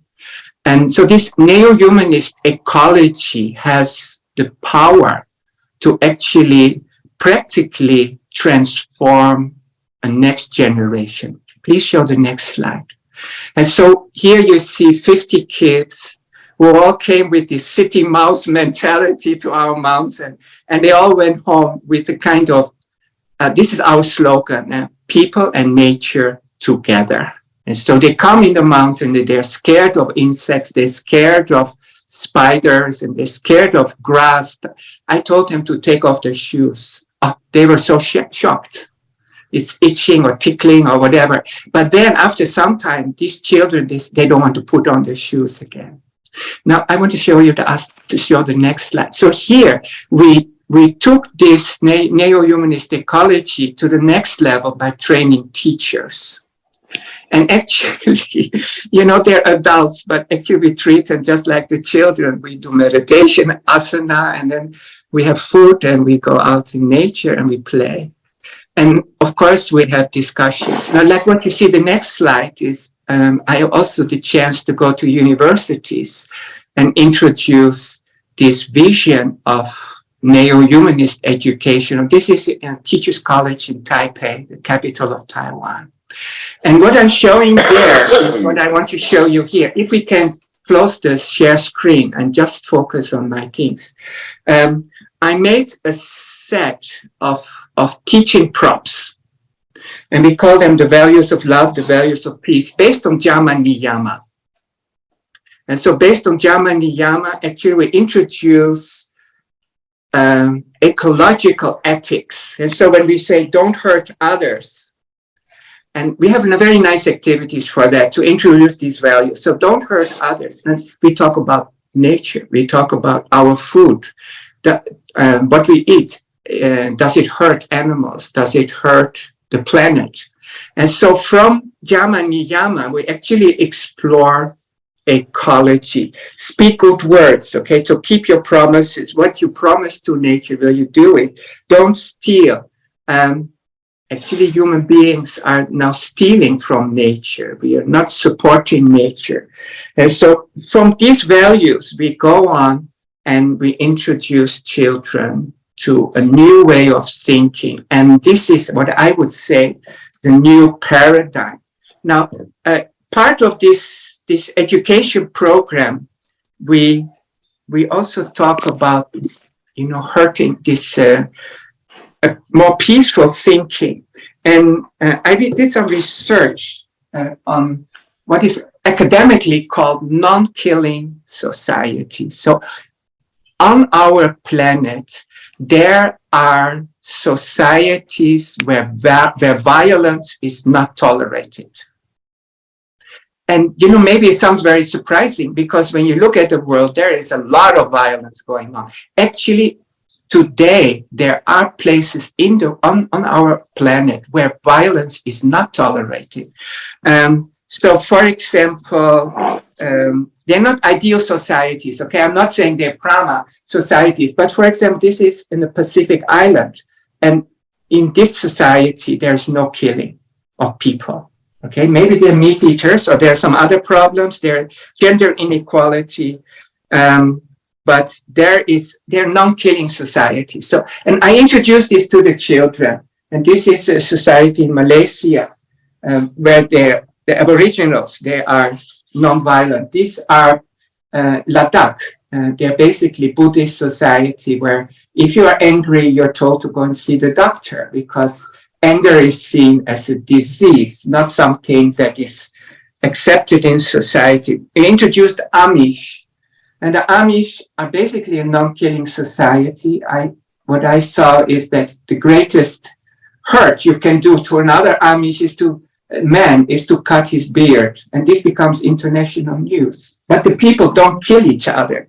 So this is something very beautiful I love very much is the Namibians in the south of Sudan.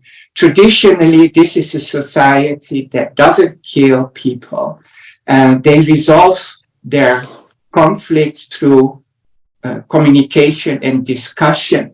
So I show these examples to the children to show that we can choose our values. We can choose what we want and we don't want. We don't need to accept the social norm, whatever that stands for.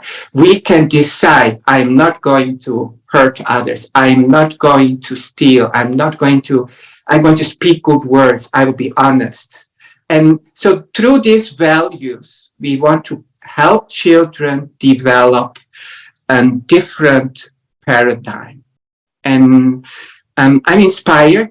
Our association actually started last year, December. Of course, I've been doing this for all these years, but I never realized it. And I'm actually very happy by Baba's grace that, I could create something that shows the ideas on one side. And so this is the concept. So this is what I use when I train my teachers, introducing neo-humanism focused on ecological issues.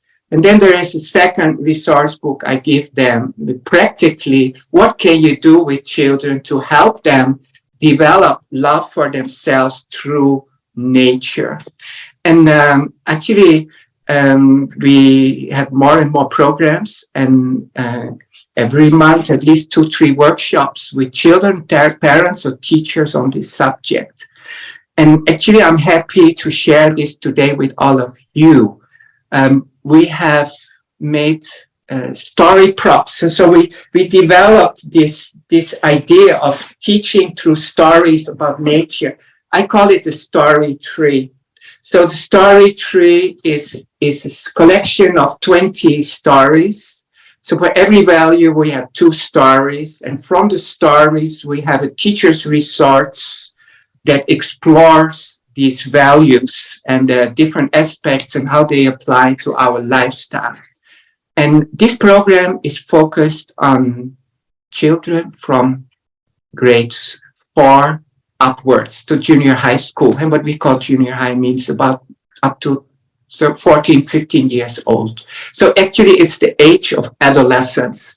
And my aim is, of course, is to develop this new concept, a new attitude towards nature, also new attitudes towards oneself, and actually to get these children connect with the universal idea. So we inspire them for meditation. And I always, I keep one quotation from Pierre Sarkar in my mind, who said that if children can, I paraphrase, okay, sorry. If adolescents, teenagers can come in touch with Supreme Consciousness during these teenage years, their life's development will be very smooth. And I think this is an issue we have to consider, and that today adolescents show some of the highest rates of suicide of any age group. And I live in Taiwan, and sometimes we go to China, whatever. But Asia has higher rates of suicide amongst teenagers than in other countries. And from the perspective that I get from Pierre Sarkar, it is because they're not connected with an inner sensitivity. And I hope that we can propagate more neo-humanist ecological programs. And so what you see, what I show you here, the story tree, there are very beautiful teaching props. And so they're made of felt, and they're very well designed. The Taiwanese artists made them. We published them in China. So in China, we have sold about 200-300 sets of these story props and the teachers' resources. And sometimes I get feedback, and it's very touching. These people actually, they don't know me, but they get to know neo-humanism, and they get to know ways to share inner connection with through stories and through this process. And I feel that is what we want to do with the planet. And so if people are interested, I'm very open to further see how we can share. There's going to be a course with the Neo-Humanist College of Asheville later this year on these stories. And I want to find ways to share props with you. We have sent props to Indonesia, and we have sent to Philippines, to China, Portugal. And so we're very much open to share these resources with others and encourage people for this idea of neo-humanist ecology on a very practical level. And one more sentence I want to share is that, I've been in Taiwan for the last 27 years, and we had this children's program. And, it's so nice because I got a student in this program who is the student of my students. So basically in Taiwan, we say, I am the grandfather teacher to the students. So I saw somebody who is actually the third generation. And so maybe I'm the first generation. Then my teacher, I trained a teacher. She's the second generation. And she trained the third generation.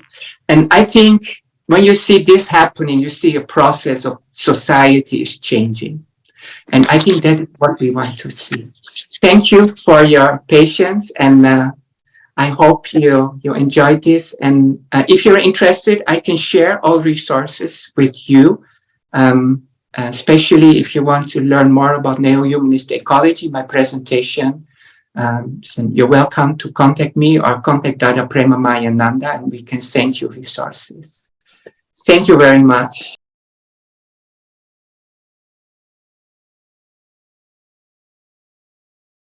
So now, Dada Prema, we will welcome you to do the closing. Thank you. Again, thank you very much for everyone who had the time to be with us today. Those who did the presentation and all the participants, thanks a lot. Again, thanks a lot to the organizer that invited us. What to say more? Probably some of you has some questions, but we will not be able to answer any question because we are running out of time. But I would like to say you can write the questions quickly, and then I would like to ask the organizer to copy all the chats and send to us so that eventually we can communicate with the people who are interested. Why you saw such a big variety of presentation when we want to talk about PRAM analysis and mental well-being?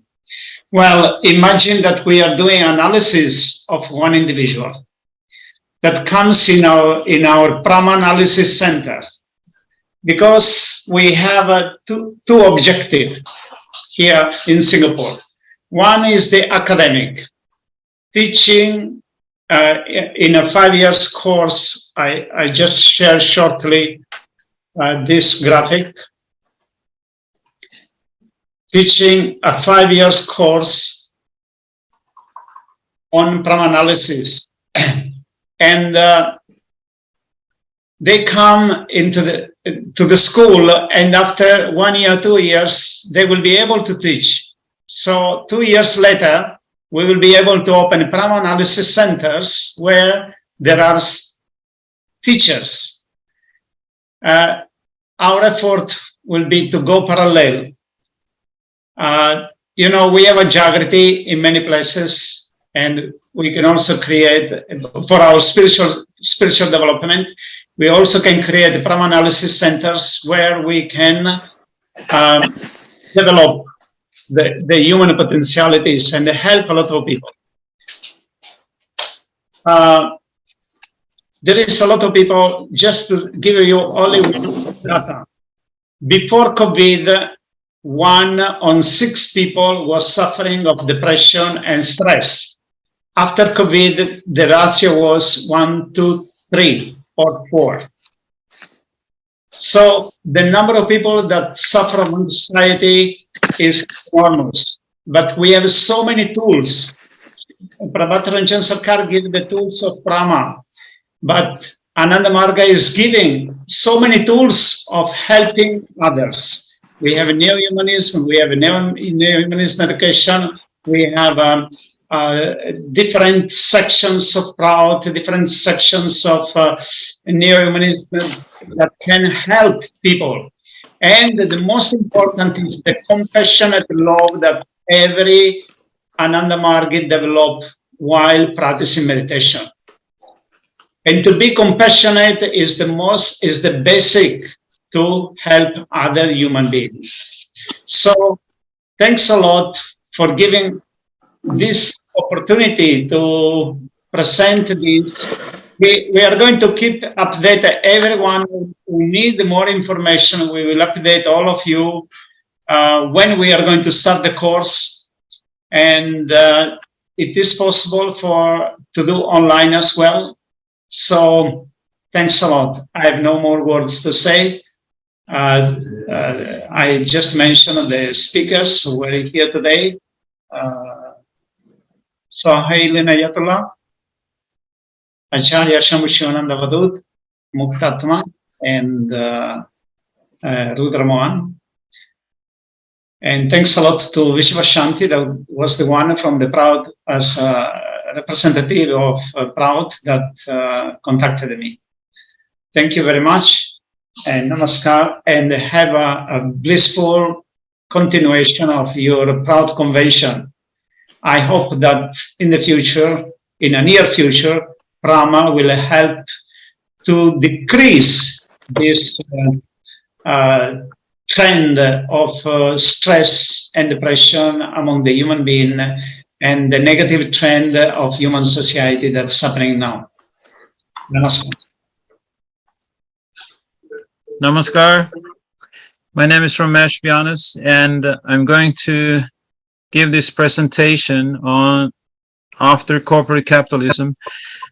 The initial title was How to Establish Prout After Capitalism. But after some thinking, I decided to change the title to 4 Ways a Prout Economy Can Emerge. And I will try to explain why that is, because there are so many different signs that a new economy is emerging. And I'll try to give just a few examples to start this off. For example, a central part of the prout economy is cooperatives. This idea is not something that P.R. Sarkar invented. The cooperative economy started in the 18th century with Robert Owen in England.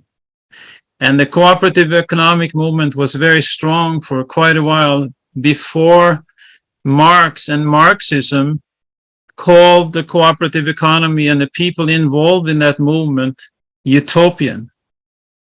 And it was in many ways squashed by Marxism and socialism.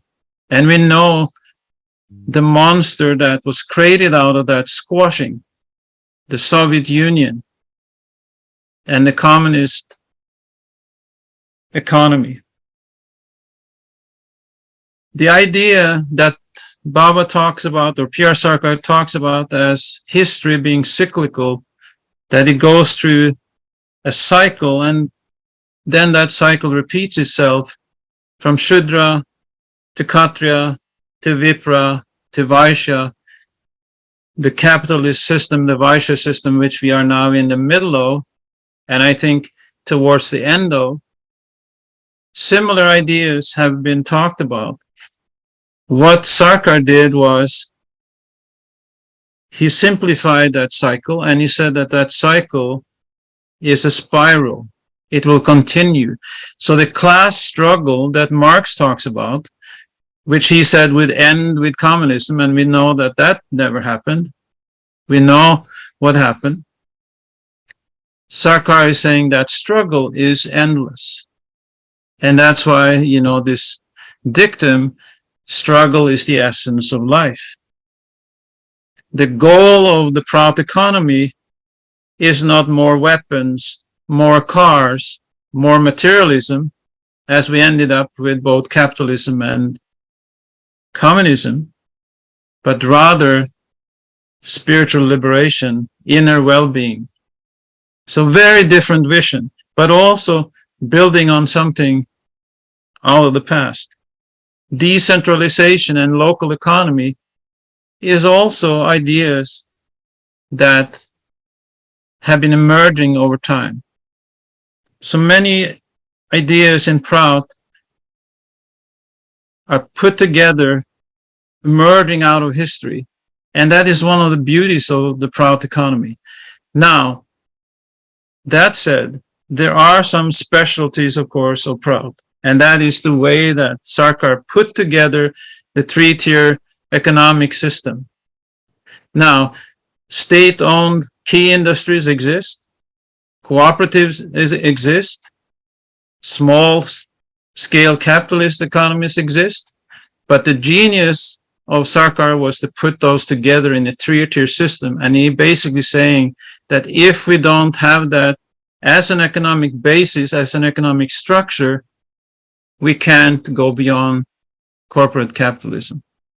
And that is something that is missing. So those are some of the things that I'm going to focus on and to try to elaborate on. And at the same time, I'm also going to focus on two emerging ideas that I think is part of the progressive movement in the world, the green movement, and part of the socialist movement or the leftist movement, whatever you may call it. I call the best of the two, the progressives.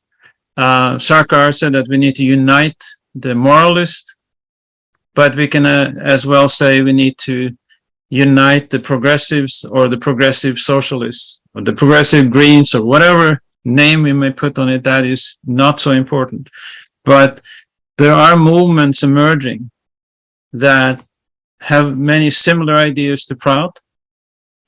And part of that is that people in that movement know that what is happening right now, increasing inequality and increasing environmental destruction, that can't go on forever. So that is something we agree on. So we are now at the phase in capitalism where this prediction that Sarkar said that the capitalist system is self-destructive, it is a contradictory system, that self-destruction is happening in front of our eyes.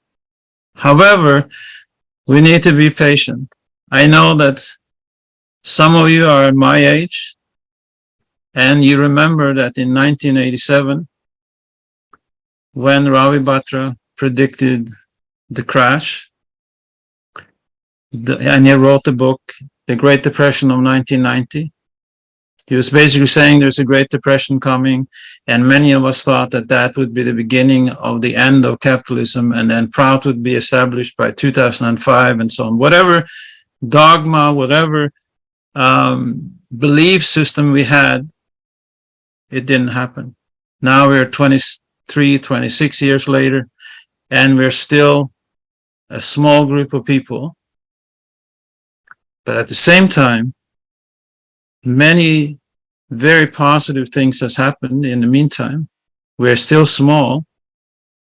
So basically what I think, we need to be patient and we need to be humble.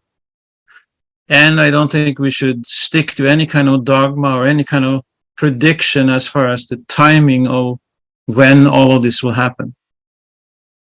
Because it could start happening tomorrow, it could happen in 10 years. We don't know. But what we do know is that the capitalist economy is an extractive economy. It is extracting resources from nature and from people in the developing and underdeveloped world, and feeding it into a corporate capitalist structure that is just growing and growing and growing. Recently, Biden, the president of the United States, hired a very progressive labor in charge of the labor department, and she's actually against corporate capitalism. But what is happening in America is that corporate capitalism is becoming bigger and bigger and bigger. And this is what we're seeing, this contradiction. More and more people understand that we need to save the environment, but the environment is getting worse and worse and worse. So we're in a super unsustainable state of world affairs. It is bursting at the seams in a sense, and it is going to collapse. That's what we know. When it will collapse, exactly how, and so on, we cannot predict. We can see certain signs, and so we're going to talk about that. And then we're going to look at some of the specialties of prout and how prout can add to the discussion and to this emerging of the new economy, because I believe that prout represents that emerging new economy. So what is happening right now is that this is a quote from the New York Times, and I'll just read it. Specialization. Companies can complete tasks more efficiently and inexpensively, but workers pay the price in the form of lower wages and less responsibility, especially if they're not unionized and lack bargaining power. What is happening in late capitalism is that it is going from manufacturing to fracturing to AI. Basically, this is part of the evolution of the self-destruction of capitalism. Because we know what AI will do in a capitalist system. It will lay off people so that bigger and bigger corporations can make more and more money. We see that in Hollywood now. Unprecedented situation where first the writers starting on a strike. Now, rich Hollywood actors have joined the strike. This happened a long, long time ago as well. But this is a new situation where, as Sarkar predicted, we're all becoming Shudras. We're all becoming workers. Even the rich Hollywood actors are seeing the writing on the wall that their jobs may be lost due to AI and so on and so forth. So the question then is, Sarkar predicted that the people that will lead the revolution are the Vikupta Shudras. The Kshatriyan and the Viprant, the intellectuals, the activists with a Kshatriyan spirit, the revolutionaries. Who are they? Where will they emerge from?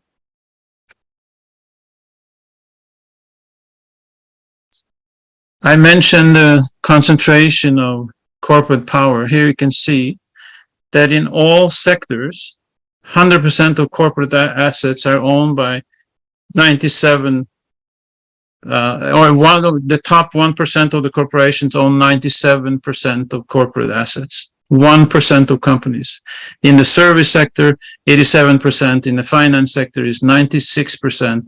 Manufacturing, 95%. This has never happened. And that kind of concentration is going to have a backlash. It's going to have the other effect is that there will be a backlash, and that is something we're going to go into. Another thing that we all are aware of that is happening is that late capitalism is still very imperialistic, and it creates a dependency economy despite apparent political independence in poorer countries. The fundamental decisions that shape life in poor countries are made in the rich countries. The Norwegian economist Erik Reinert, who knows about prout, he wrote a book called How Rich Countries Became Rich and How Poor Countries Stay Poor. And this is because of this imperialism, and this is because the rich countries are creating free trade agreements, keeping the poor poor, utilizing the resources, the natural resources, and the cheap labor. And this is still going on, even though many people in the poorer countries, such as in India, are becoming part of the so-called middle class. There's 300 million growth in the middle class in India, which is, enormous. But that same dependency is still there. It's just different. And this is another thing we're going to go into. Different meaning, yes, people have more money, more spending power, but what does that do? It is utilizing more resources and destroying the environment more and more. So the whole economy is sick to the core, is imbalanced. And that is the problem. And that is what Sarkar pointed out, the self-destructive nature of capitalism, that it will implode on itself. It has to. And others have pointed that out as well. Overconsumption and inequality. These are two things that are going hand in hand, sort of two opposites. In the rich countries where we live, most of us, there's overconsumption. And global inequality at the same time is increasing. Thomas Piketty, the French economist, has written about that in great detail. His answer to that problem of inequality was higher taxation, because he was pointing back into the 60s, 50s, when corporate taxation was 80, 90%, and basically saying, this is where we need to go. Now the corporations are not paying any taxes, and that's why inequality is increasing. But Sarkar and Prout is saying, that's too simplistic. The capitalists will still be there, and they're going to find ways to cheat and to still keep themselves in power. So Prout is basically saying the problem is not about the tax system. The problem is capitalism itself. 20% of the world's population is responsible for the consumption of 80% of natural resources. 80%. The wealthiest countries consume up to 10 times more natural resources than those in the poorest countries. I mean, this is incredible. And we are part of it. And then many Greens are saying, oh, you need to shop organic. You need to shop local. Yes, these are all good things to do. We should all try. But it's just a drop in the bucket. Just a drop in the bucket. This idea started 30, 40 years ago. Yeah, I was part of that movement from the very beginning in the 70s as a young hippie and studying agriculture and into organic farming and all that. Did it change? No. The world has become worse. Overconsumption is more and more and more, and inequality is more and more and more. And what's the problem? Not because we're not buying enough organic. The problem is capitalism. The problem is the system, the structure. Another thing that is happening, and we all know about it, we may disagree with some of the sentiments behind the critique against these guys, these four guys. But here goes. Here's my perspective on this. Authoritarianism is increasing. Religious nationalism is increasing. And both is mixed with capitalism. In Russia, in Putin's Russia, Putin is an authoritarian leader, undemocratic leader. His philosophy is based in a very nationalistic, religious, Christian philosophy. Trump in America, very authoritarian. We know what he had tried to do with the election. Tried to say that he won the election when that is all based on lies. Who is supporting him? The religious right, nationalist, white, supremacist to some extent, many of them. In China, the Chinese leader is the head of the Communist Party. Is the Communist Party socialist? Only in name. China is capitalist, state capitalist.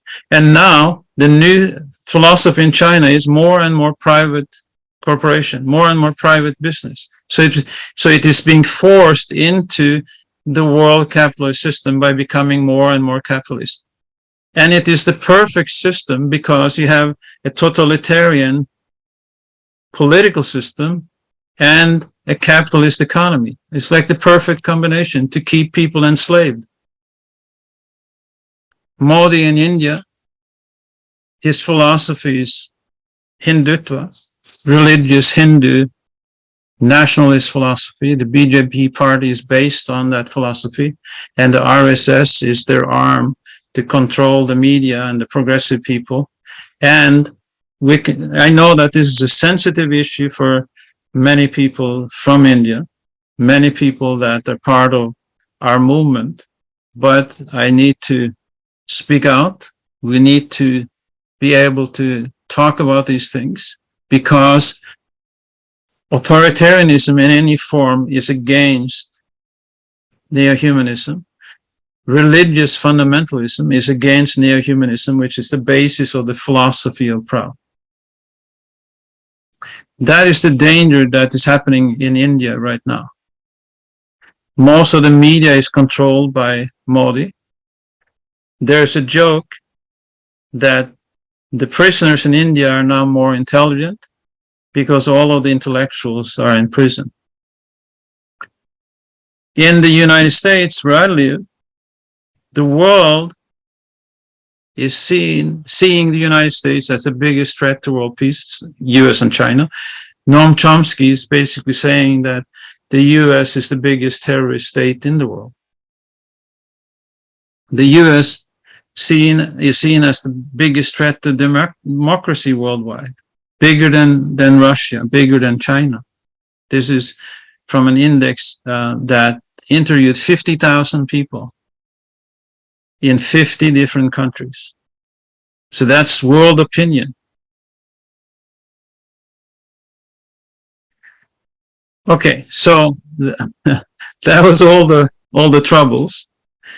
So now we're going to focus on some of the solutions that we need to get into, and that's where I'm going to focus on the green movement and the progressive leftist movement, and see some of the similarities between them and prout, and then what prout is adding to the equation. So the green vision, which has taken place over the last 30, 40 years, and as I mentioned earlier, I was part of that from the very beginning. I studied agronomy, got into the idea of organic farming and local farming, and was, against the EU in the early 70s and all this local Samaj, even before I knew about prout and so on. So this movement has been growing and growing. And the thinkers in that movement have become more and more sophisticated. And this is something that we in prout need to educate us about, to be up to date about the thinkers and the movers and shakers in the most progressive part of the green movement. We could say there are two parts of the green movement. There's you could say the Green Party movement, like in Germany, the Green Party.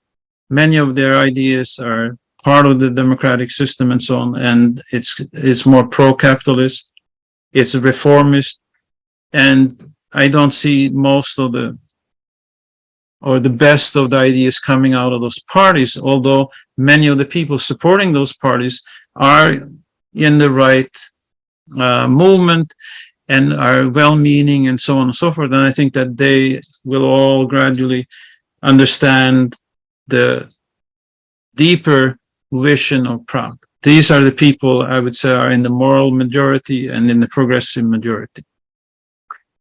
So one of the main contributions of the green vision, the green circular economy, is that the economy needs to move in a cycle, just like nature operates. So raw materials goes into production, and now what happens is once the production is done and it's sold, then it just goes back into nature as a form of pollution. There are 20 billion shoes produced in the world. In the United States alone, 300 million shoes end up in the garbage dumps every year. 300 million shoes. Just, shoes. So we need to create an economy, according to these environmentalists, that is circular, where the shoe production becomes part of the next cycle, meaning the shoes don't end up in the landfill, but becomes raw materials to the next cycle and so on. All of these ideas are genius and very, very important. And I think a couple of years ago, I mentioned the donut economy in one of my talks at the Prout Convention when I was there in Denmark. The donut economic system was developed by Kate Raworth. She's a British economist, and it's a genius idea, but fundamentally it is lacking prout. If you put if we think in sort of practical and also metaphoric terms, if you mix prout, the prout is economic structure, with the donut economy, you would have a near perfect match, yeah, as far as the economy is concerned. And let me try to explain.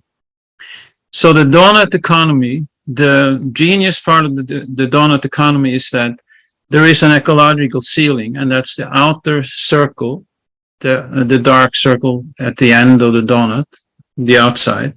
In other words, what is happening in the planet right now is that we are crossing the boundaries of that ecological ceiling by extracting too many resources, by polluting the oceans. There are now plastic in every part of the ocean, plastic particles everywhere, plastic bags, not just microplastic, but plastic bags on all the coral reefs. So we are polluting the planet. So we're exceeding the limits of resources, exceeding the limits of CO2 in the atmosphere, exceeding the limits of extraction of water, exceeding the limit of oil, and so on and so forth. And we need to find new energy resources. So we don't want to do that continuously. So we need to find a safe and just space for humanity, a regenerative and distributive economy, totally proutistic. There needs to be a social foundation. There needs to be a foundation for culture, good values, so that we can, engage more in sports and meditation and yoga and culture and music and art, instead of, just buying and shopping. Fantastic ideas. But what is missing is a clear anti-capitalist message, number one. Number two, a proutist economic structure to fit into the middle of this donut, into the hole of that donut. That's what's missing. And this is what prout can contribute, because prout has an economic system that would clearly support all of the regenerative, sustainable ideas in the donut economy. Let's take a look at the left. So the leftist vision actually started before Marx. I just mentioned Robert Owens and the cooperative movement. This is just a graph that I found on the internet. So let's start with Robert Owens and the cooperative movement, which basically understood that emerging capitalist system from the mercantile economy, the emerging capitalist economy was going to wreck communities and impoverish farmers and laborers and so on. So Robert Owens came up with this idea that people need to cooperate. And they formed cooperatives, and they were very popular and very strong. Anyway, what happened? So in other words, the cooperative movement has been part of the left for a long, long time. Then Marx came up with some brilliant ideas, very clear understanding of the destructive nature of capitalism, very clear understanding of class structure and exploitation and imperialism and so on and so forth. But the problem with Marxism is that it is material. It is materialistic. It has no understanding of human psychology, has no understanding of the importance of ethics and morality, although you could argue that there is a kind of justice and morality in Marxism, but not in the way that Sarkar talks about it, as ethics and morality being the foundation of human life. So this then emerged into communism in Russia or the Soviet Union. And then a more healthy movement, and this is an important part of it. And I think this is where many of the other progressive people are and will emerge as Proutistic leaders. And that is what emerged more in Western Europe, not in the Soviet Union, not in China, not in Cuba, but in Europe. And that was the socialist movement, partly for a little while in the United States as well, which created social democracy, a much softer kind of socialism and a kind of blending of capitalism and socialism. In Scandinavia, for example, which perhaps is one of the best examples of that, we have some state-owned and operated key industries, like in Prout. We have a strong public sector in that sense. Education is free and so on and so forth. Many, many Proutistic values and ideas. However, the corporate structure is there as the middle of the economy. The capitalist structure is there. But there are many progressive tendencies within that economy because the labor movement became very strong, union and so on. So there were negotiations between the laborers and the owners of business. And this was instituted as part of the social democratic system, and it is still ongoing. So it's a much softer kind of capitalism. And there are many progressive aspects of that. The cooperative system is needed in that economy, and more state control of certain aspects of the economy. But the shift from that kind of an economy to Prout is much smaller than, for example, the shift from a United States kind of Wild West corporate capitalism and Prout, or the Chinese party-controlled capitalism in China. So then, of course, we have capitalism, and we don't need to focus too much on that. We know what that is all about, more or less. So let's move on. So what is the Prout system's view of the world? So looking at it in a bigger sphere, bigger perspective, sort of more like a metaphor. I mentioned that Prout is needed in the middle of that donut, and that's the economic sphere. Prout is very, very strong and very clear about what the economic sphere is all about. It is there in the 5 fundamental principles of Prout, that nobody should accumulate, material or any wealth at the expense of what. That's the number one fundamental principle of Prout.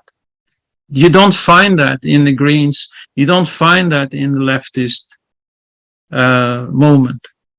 So Prout has some very fundamental principles to offer to this movement that needs to be fundamental in society, non-negotiable.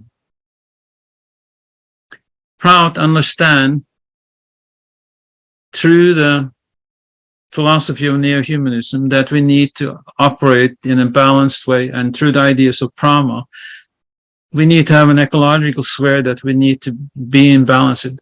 Sarkar talked about this. He before global warming became a real problem, he talked about some of the reasons for global warming: deforestation, pollution, and so on.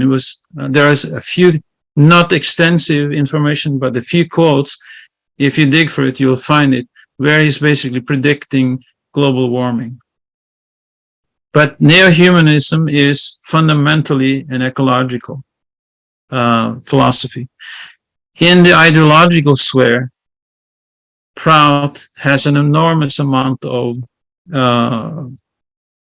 information, depth, and wisdom to offer, intellectually, spiritually, and so on. And of course, definitely in the spiritual sphere, because as we all know, Prout neo-humanism is based on, universal spirituality or the tantric philosophy, non-dogmatic, non-religious in the best sense of the term. These kinds of ideas, this vision here is taken from Ken Wilber, who's an American philosopher, but as you can see, it can easily be transferred into the prout vision of the world. Similarly, if we look at this in a different way, prout is a systems theory. Systems thinking is becoming more and more prevalent in science, as holistic medicine, in economics, with the donut economy and so on. These kind of ideas emerged out of the systems view of the world, system science, systems economics, and prout is definitely right smack in the middle of that. Prout is a systems vision, a systems ideology, where the environment is the largest part of it. But outside of that is the spiritual realm, outside of the environment. Spiritual realm informs, and of course, as we know from spiritual philosophy, is the source of the environment. Spirit is the source of matter, and matter forms the environment, and so on. And so everything is subservient to the environment. Society, the economy, the ecology is part of that larger picture. And prout understands that. Neo-humanism understands that. And that is one of the beauties of this philosophy. So, what does prout have to offer to the green left vision? A new historical analysis, the social cycle. I mentioned that at the beginning. Prout talks about the Shudra, the worker cycle of humanity, starting at the very beginning of history, then moving into warrior area of clans and warriors fighting and controlling different areas, kings and so on. And then the Vipran, the intellectuals emerging and then becoming to the service of the Kshatriyans. And then now we are in the Vaishyan, the business cycle of this social cycle, for the most part. We could say that some countries are more Vipran and so on than others. But for practical purposes, I think it is important to see and understand that globally we are in a Vaishyan era, whether it's in China or Russia or the United States or Europe or India or South America. Everybody is tied into the Vaishyan economy. Everybody. And the bad news of that, we all know. That's why we have the kind of world we have. The good news is when that cycle disintegrates, when that system disintegrates, the spread of the new will happen all over. It may start here and there in the beginning, but eventually it will have to become a local to global, a global as Sohail Chola Subud, uses that term global, from global to the local. We have a new vision, universalism, neo-humanism, spirituality. We could say it's a new old vision, but neo-humanism, the philosophy that we need to think of humanity as one, not only humanity, but all beings as one. That is the basis of the Proutist philosophy.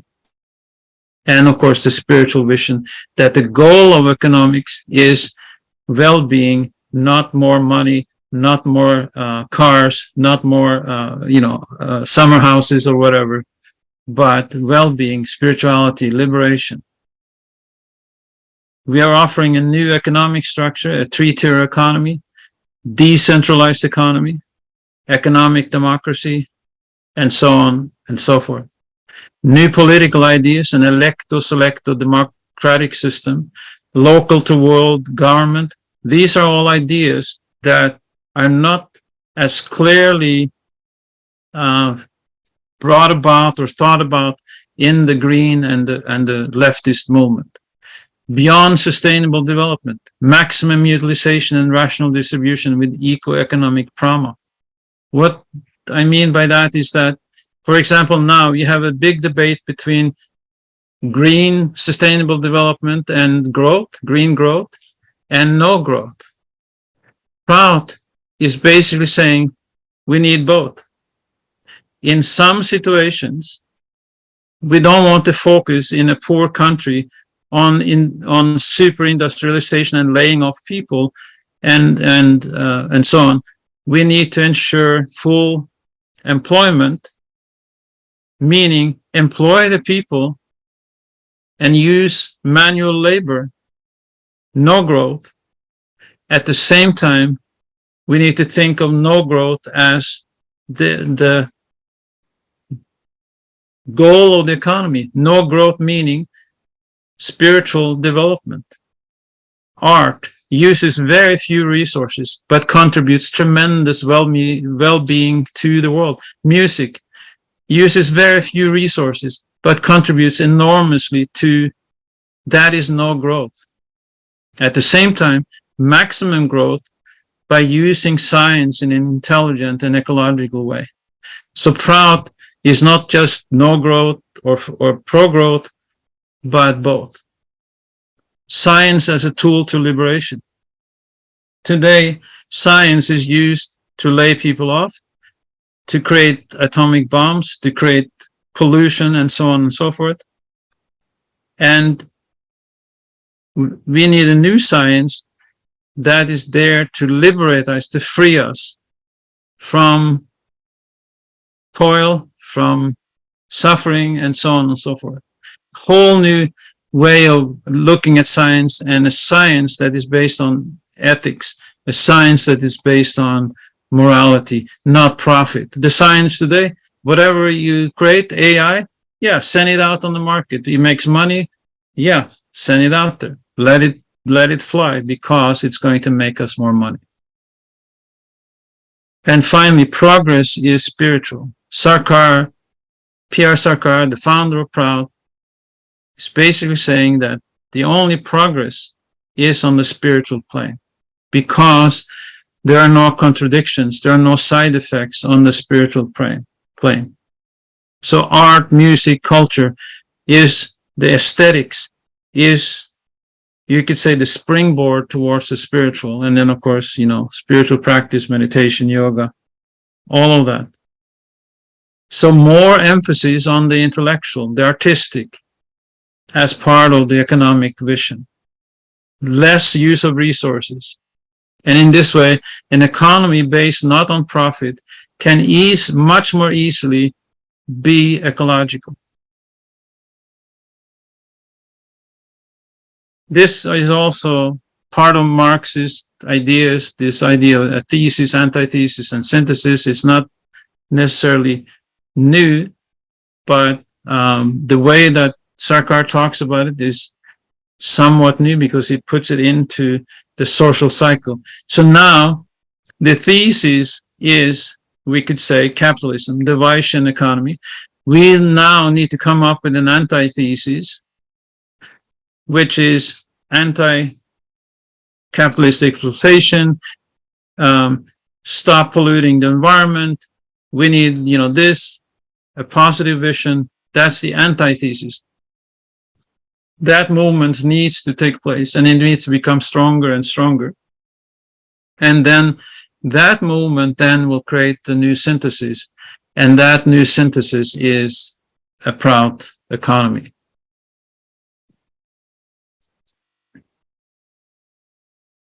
So, revolution or evolution, we are both for evolution and revolution. The left and the prout talks about revolution and evolution. Sarkar says the revolution is the application of tremendous force to accelerate the speed of the social cycle.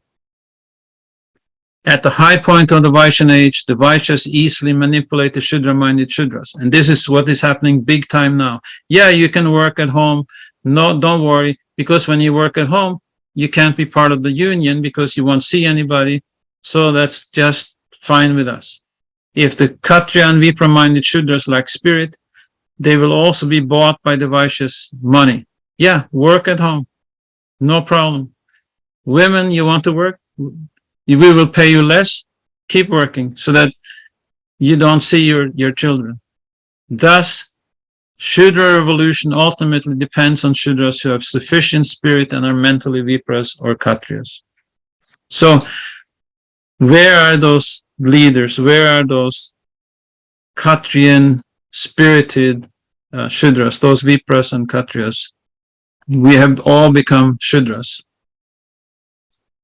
Will the next revolution be violent or peaceful?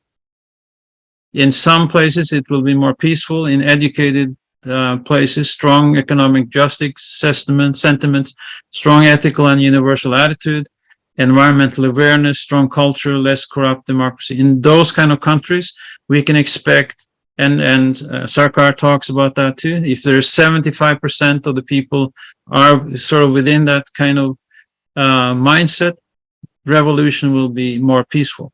More violent, where there's high economic disparity, corrupt democracy, authoritarian leaders, military dictatorship, religious dogmas, ethnic conflicts, and so on and so forth. So it depends how the shift will happen and where it will happen, whether it will be violent or peaceful. We, of course, don't want violence. We are not violent people. We are for peace. But this is what sometimes happens in history according to the social cycle. The leaders of the Shudra revolution, whether they are Kshatriyan intellects or Vipra intellects, the Vikupta Shudras who take over the leadership of the Shudra revolution, are Kshatriyas in terms of their courage, personal force, and capacity to take risk. In other words, spiritual warriors in that sense. Who are the Sadvipras? The Sadvipra society is both the aspiration and demand of oppressed humanity. Dialectical materialism is fundamentally wrong and defective, meaning Marxism, communism, material socialism. Those who have accepted the supreme entity as their goal, those who really believe in universal humanism and reflect universalism in the fullest measure, they can never do any injustice in any particular era or to a particular individual. So the real change will happen, according to Sarkar, when the leaders have this kind of a vision, when they have this kind of a mentality. So what are the challenges for us, for this movement? Underestimating the strength of the capitalist system. Ideological and organizational isolation. It is important that we need to move out there and work with other progressive organizations, people, and so on, and become familiar with them and let them become familiar with us. We can be overly idealistic, thinking prout has all the solutions. Prout doesn't have all the solutions. Doesn't have all the solutions regarding taxation. Doesn't have all the solutions regarding the monetary system, as Govinda is working on this idea of a new monetary system based on Proutist ideas. Idealism leading to dogma. It was a dogma, as I said in the beginning, that, the depression is going to come and everything will be fine. It was a total dogma. So we should not succumb to simplistic ideas. We need to become sophisticated. The Sadvipra concept can perhaps be too hierarchical if we think that, because you're so great and this and that, we have to follow, that structure or that system. We have to use our rationality at every level, at every state of the movement. Social cycle, thinking in terms of the social cycle and making it totally deterministic, fatalistic, that, I'm using the social cycle to predict such and such time. It is not like that. The social cycle depends on our action, depends on our agency, whether and when things will really change and how it will change. So there are many similarities between the green and prout on the left. And I don't think I want to go too much into all these details, but rather maybe move into some of the more important aspects, and then we can have some conversations and questions and so on towards the end, because let's see. Yeah, so we're about 1 hour into it. But basically, these are all many similarities between prout, the green, and the left. So, for example, universalism, the idea of universalism is very strong amongst many greens and even some leftists, but weaker in the leftist movement, less spiritual energy in the leftist movement, more of that in the green movement. Spirituality is stronger there. Materialism, prout is weak on materialism. It's not against materialism. We need the material, but it has a much broader understanding of what the material is for. It is to make life comfortable so that we can live in harmony with other people and nature and liberate ourselves intellectually, spiritually. Economic democracy is strong in prout, weaker this idea of economic democracy in the greens, but weak to strong in the left, and so on. So these are, you can maybe photograph or take down some of these ideas, but you get the point that there's so many similarities from the weak to the strong with so many different aspects of prout and the green and the left movement. Communism, fascism, and liberal capitalism. Communism and fascism failed, but fascism is on the upswing. We see that, as I mentioned, in Bolsonaro in Brazil, many fascist tendencies. He was elected democratically, but once he got into power, basically saying, cut down the rainforest, and very strongly anti-left and a progressive movement, putting Lula, who's now the president, in prison for a while, concocting the reasons for his imprisonment and so on. We see the same thing, as I mentioned, in Russia, China, and to some extent in India. Liberal capitalism is alive and well, and we don't know exactly how or when it will burst. This, I think, is the $60 million question. When will it happen? We don't know. It could happen, soon. It could happen after some time. It is very, very resilient. We talk about resiliency, as part of the environmental movement. We need to be resilient. Certainly, capitalism is resilient. It knows how to exploit. It knows how to utilize through pseudoculture. We are all wrapped up in the pseudoculture of the economy. Still, we must try to foresee the future. So we must use these ideas to try to foresee what will happen, and we need to be intelligent in the way we move forward and in our planning. So now I will get into 4 possible scenarios that I think can happen. Capitalism collapses suddenly due to its inner contradictions, and there is a peaceful and green left Sadvipra Shudra revolution in various countries. That's one possibility. Number 2, capitalism disintegrates together with environmental degradation and resource depletion, and there is a peaceful green left Sadvipra revolution in Europe and other countries. The capitalist core deteriorates, and there is a short-lived fascist right-wing takeover, challenged by green left Sadvipra Shudra revolution. So in other words, in some countries, when capitalism collapses because of their strong leaders that are nationalistic, religious, and so on, they may take over. But Sarkar is predicting that those kind of leaders will be short-lived. It won't last for a very long time because they have nothing really to offer. Then in that situation, there could be a revolution from the ground. And as I mentioned, that would probably be more of a violent situation. And then, of course, a combination of all of the above three scenarios. So let's take a look.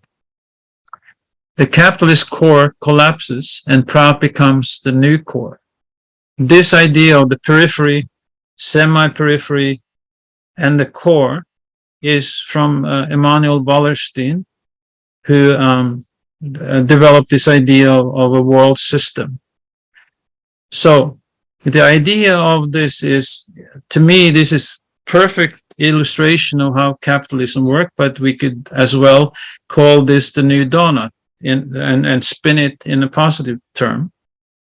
So right now, the core is the capitalist system. It is sucking labor and raw materials from the semi-periphery, from the developing world and the underdeveloped world, the periphery, the poor world, sucking raw materials and cheap labor, producing high-cost consumer goods to the rich people in the world, in Europe, Canada, the United States, and so on. This is where the capitalist system is right now.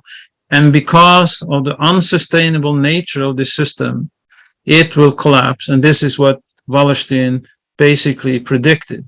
Just like, Sarkar is predicting that the capitalist system will collapse. Capitalist collapse. So what is the alternative? As it is collapsing, as the core is collapsing, the new is emerging. This vision that we have been talking about, creating a dynamic balance between the periphery, the developing world, and the core, the developed world, between the global and the local, between economy and ecology, between science and spirituality, so that we then create a new donut with the new economic system as the core. And here you can see what is meant by this. So the countries in the blue are basically the core economies of the world, basically Europe, the United States, Canada, Australia, Japan. The semi-periphery are the yellow, India, China to some extent. This was done in 2000, so some of this have changed. Russia is probably now moving in more into the semi-periphery, China, where China is, and then the periphery countries are the yellow, or meaning the red countries, the poor parts of the world. So this is just a way of illustrating this. Wallerstein's world systems theory by trade and country, this was made in the year 2000. So some changes, but the basic core idea, so to speak, is still there, still relevant. So the green left uprising, adopting prout, that's another way of thinking about this. There is an eco-economic collapse. The environment is becoming more and more polluted through global warming, through pollution, through extraction of resources. There's more inequality because resources are taken from different places on the planet. For example, now they're starting to mine the oceans for rare metals to fuel the green economy, to fuel the cars, the electric cars. So many things, even in the name of the greens, may be very harmful for the economy. But capitalism doesn't care. It's going to push forward. So capitalism, in the name of everything green, is just going to move forward and dig its own grave. So it will create a collapse. Green left economists adopting proutist ideas economically, and as capitalism deteriorates, resources dwindle, and warming increases, prout with a green face becomes the next economy.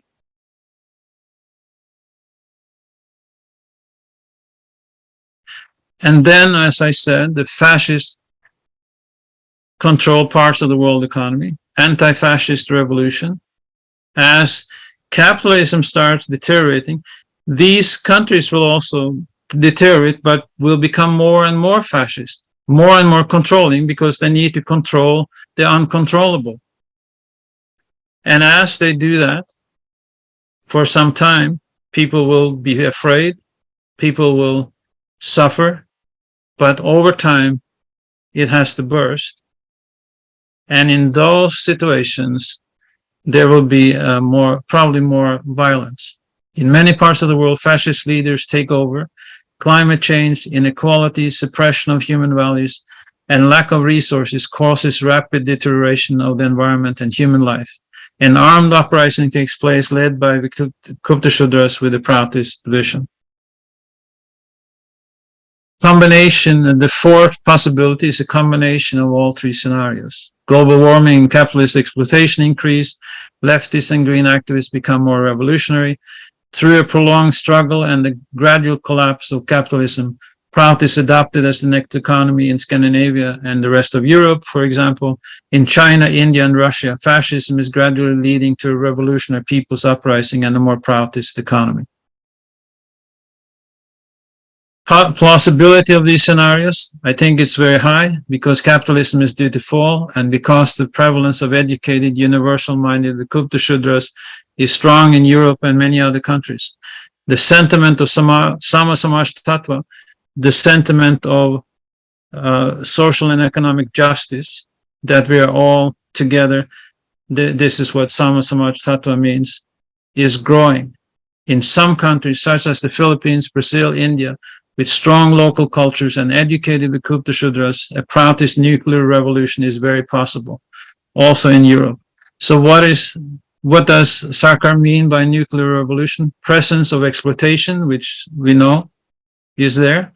Revolutionary organization with proper structure, from state to local to international. Strong cadre, strong, membership and educated leaders. Positive ideology and sentiments, not negative, not limiting, my religion, my country. No. Universalism, ecology, justice for all. No dogmas in the organization and among the leaders. And a good strategy, positive sentiments, anti-exploitation, justice for all, universalism, cultural sentiment, spiritual sentiment, one human society, ecological sentiments, save the planet. So what are some positive signs of this happening? The global movement is growing and becoming radicalized. Anti-capitalist and positive sentiments are growing. New leaders are emerging. New young leaders are emerging. New thinkers are emerging. Even Hollywood actors have become Kuptashudras. The three-tiered economy is already here. 12% of the world's workers already work in cooperatives. 12%. About 30% of the global workforce work in small businesses. And we have many, I don't know what the number is, that work in key industries run by the government. So it's not like the three-tiered economy is not here. What is not here, it hasn't been put together in a system in any country or in any region as a system, as a principle. That hasn't happened, but it will happen. It will just emerge by itself. We know how to solve the inequality and the environmental problem. We know most of the secrets to solving it, but we're not solving it because we are in the capitalist extractive economy. Spiritual systems thinking is an emerging vision. This is the new thinking amongst the most progressive philosophers, people who see that the material realm is just part of a bigger realm of spirituality. In science, in politics, in economics, we're seeing this vision emerging. Influential people are learning about prout. More and more influential people, leaders in the green and the left movement are learning about prout. So I have a fundamental question that I don't understand. The difference between capitalism and and the prout system? Because today, in Govinda's talk, he said the fundamental principle in capitalism is profit Right, and exponential growth. right. Now, in a prout system, in order to pay the workers in the co-ops and the people working in the companies, we also have to have profit, no? Yes, And yes. how does that not become, as we're competing with similar companies, how does that not become another capitalistic tendency? Right. Very good question. So the safeguard that Prout is offering, it's in the first fundamental principle of Prout that nobody can accumulate more resources than is allowed by the collective. So it's the basis of the principle. But more practically, Prout is only going to allow private capitalism to function as a small business. So we have to set a number of that. Right now, small businesses are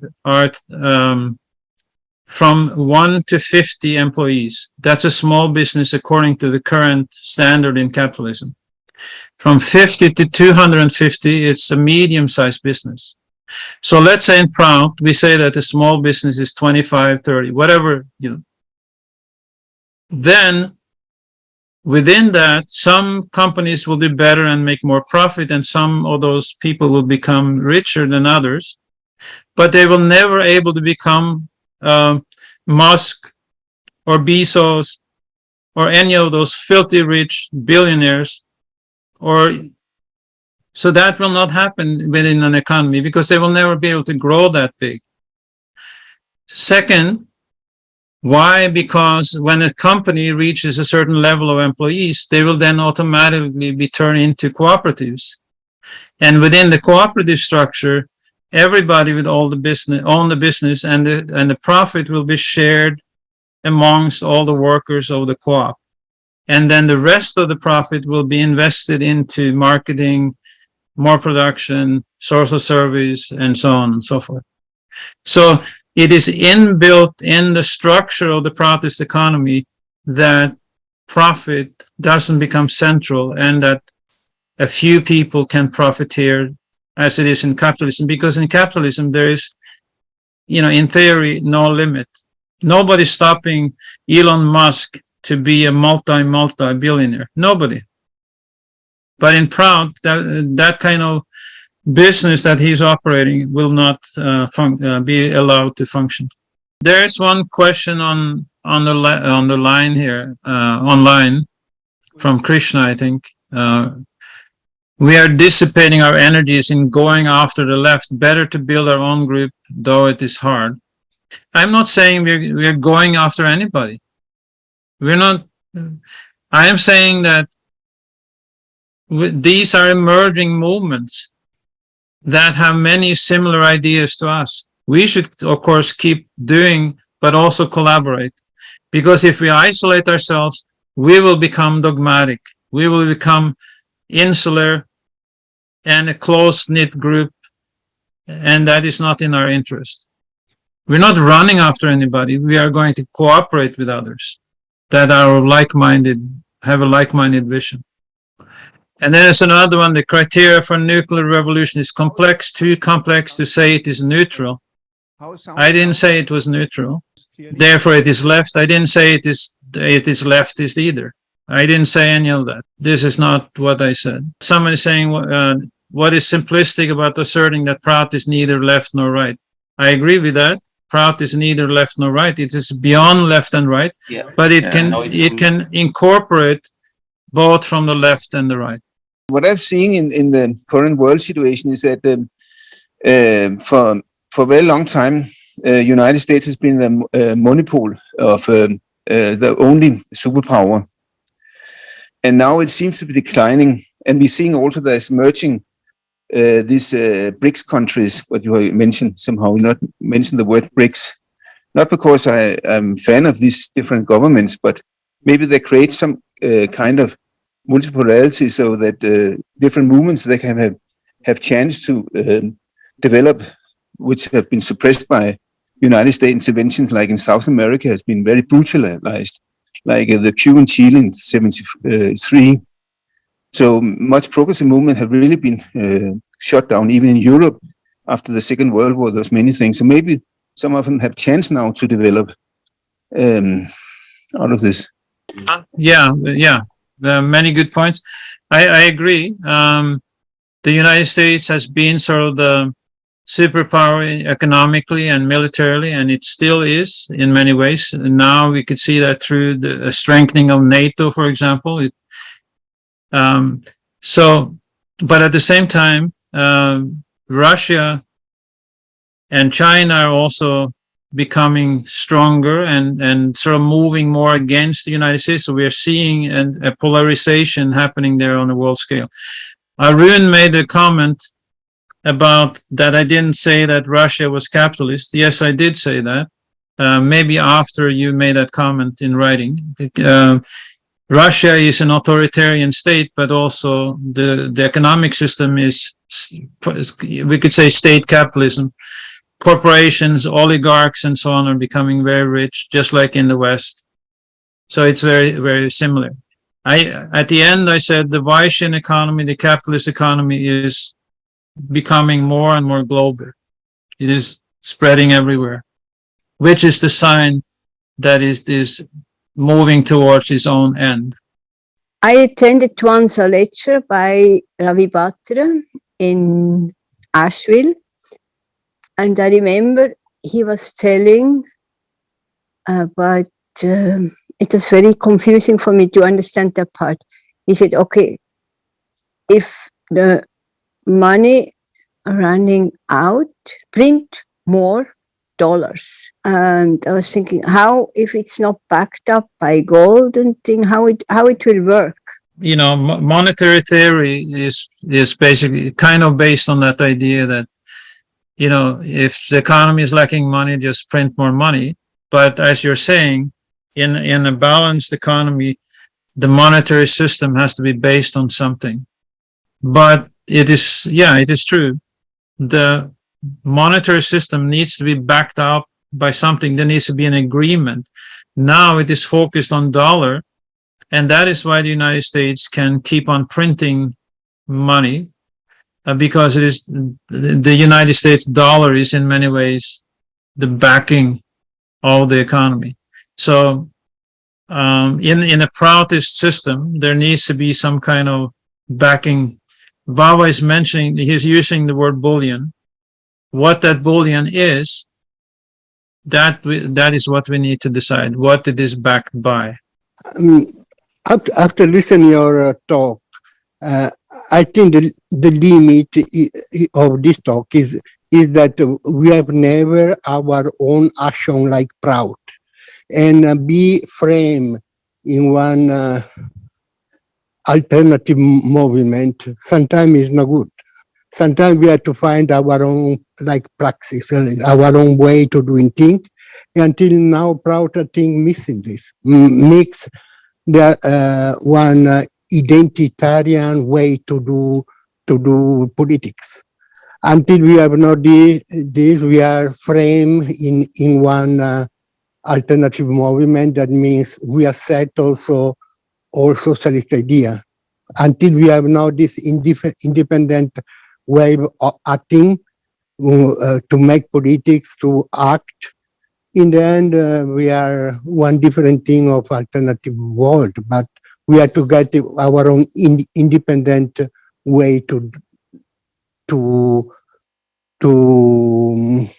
not only to, until we are in the old world of thinking, in the all also alternative. We have now our independence. We have to find out our, especially in the third world country, because this another way, our alternative is only practically in the rich country alternative movement that is limiting a lot. We have to find our independent of action in political. Yeah, I hear what you're saying, and I basically agree. We have to do both. We have to strengthen ourselves internally, and that is partly what the Proud conventions are all about. Here in the United States, where I am right now, we're building the Proud Research Institute, and the Proud Alliance is very active. This hasn't happened in the last, 20 years. So, and I know that the Proud movement in India is growing, in the Philippines is growing, South America. All of these internal works are very, very important and should be the priority. I was talking in this presentation about the macro situation in the world, and to think about who are our potential allies, and our allies are not the fascists, they're not the fundamentalist religious people, they are not the capitalists. That was my presentation at the, so I agree with you. Yes, before you say that we want to know the world now one unit country, no? One unit, we are all unit. But now there is like so many country now. So how we can be so unit? So how can the proud make the world like only unique country? No, I didn't mean to say that we should create one unit or one country. What I'm saying, what universalism means, is that whether you're Chinese, Indian, or American, or European, we're all one family. It's a vision. It's an idea.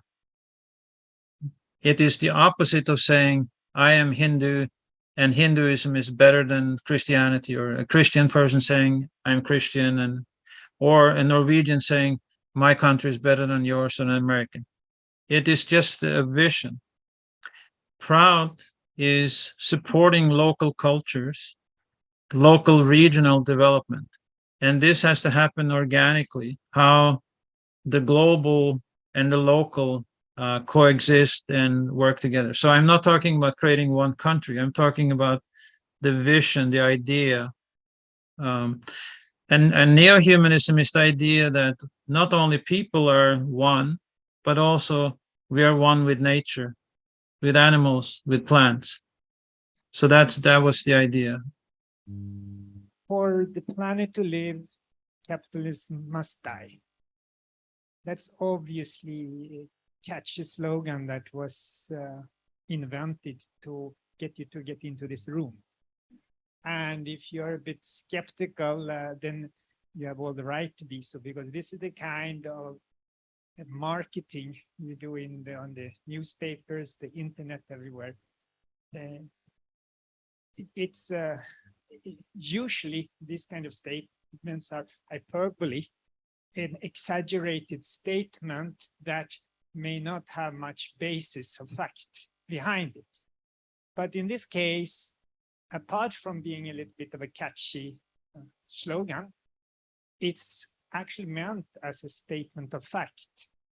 The capitalist, the fundamental basic principles of capitalism is incompatible with a sustainable society.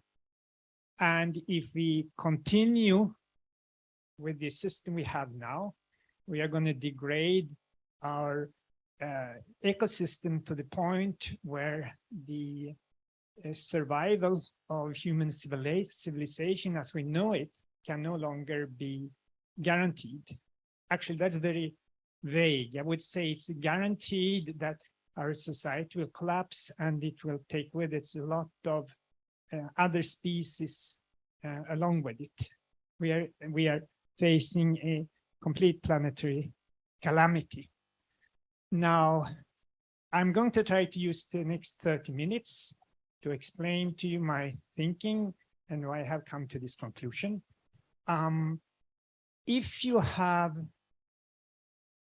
If there's something I say, I use words that you don't understand, or I'm not explaining something clearly, so you're losing the thread, interrupt right away. Because what I'm saying at one stage will be the foundation of what comes next. So it is very important to be able to keep the track of what I'm saying. On the other hand, if you have comments, you want to get deeper into something, fuel something, or any other kind of questions, please write them down and keep them for the end of the presentation. There will be plenty of time for everybody to pull the chat and keep it. Okay? Now, if I say that for that capitalism must die, then of course it's rational to try to think what is happening. What is it in the other economic system? What is it that makes capitalism? Like Jai was explaining a few days ago, she was talking about the different bases of different types of capitalism. In the early stage of capitalism, it was a deliberate drive to drive everybody off employment. You close down the commons, you try to make it impossible for farm workers to continue to work on the land.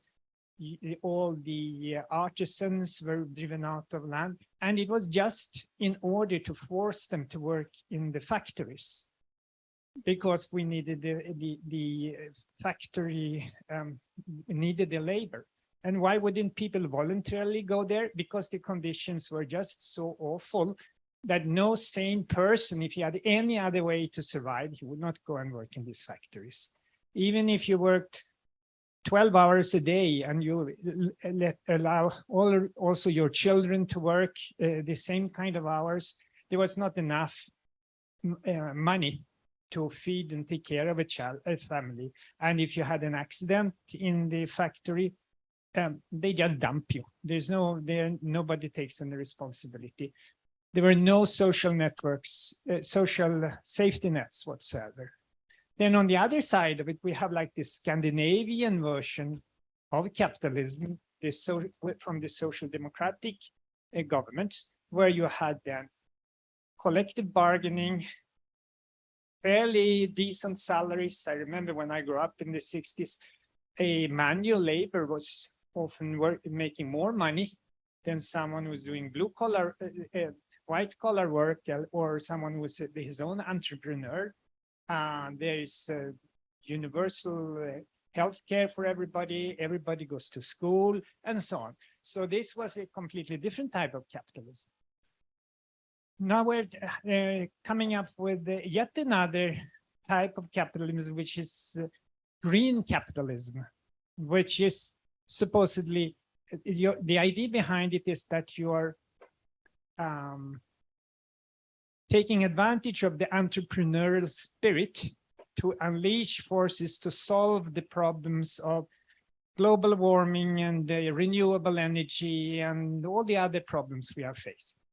So with all these kind of different things that is called capitalism, if I say capitalism must die, does that mean one form of capitalism, others are okay, or what it is?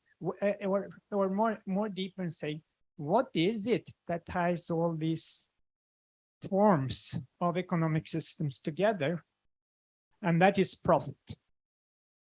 The underlying idea in capitalism is that all transactions are motivated by the desire to make a profit. If something does not make a profit, it cannot survive in a capitalist society. If you accuse a company of being unethical, you can accuse them of profiteering. You can tell them that they're making products that are of no use for anybody, and it's just wasting our resources, or even environmentally degrading. You can say that they're using slave child labor in India. They will just shrug, they don't care. That's not important. But if you accuse them of being unprofitable, that's another thing. That's the greatest crime that you can commit in a capitalist society. And being unprofitable is so serious crime that it deserves the capital punishment.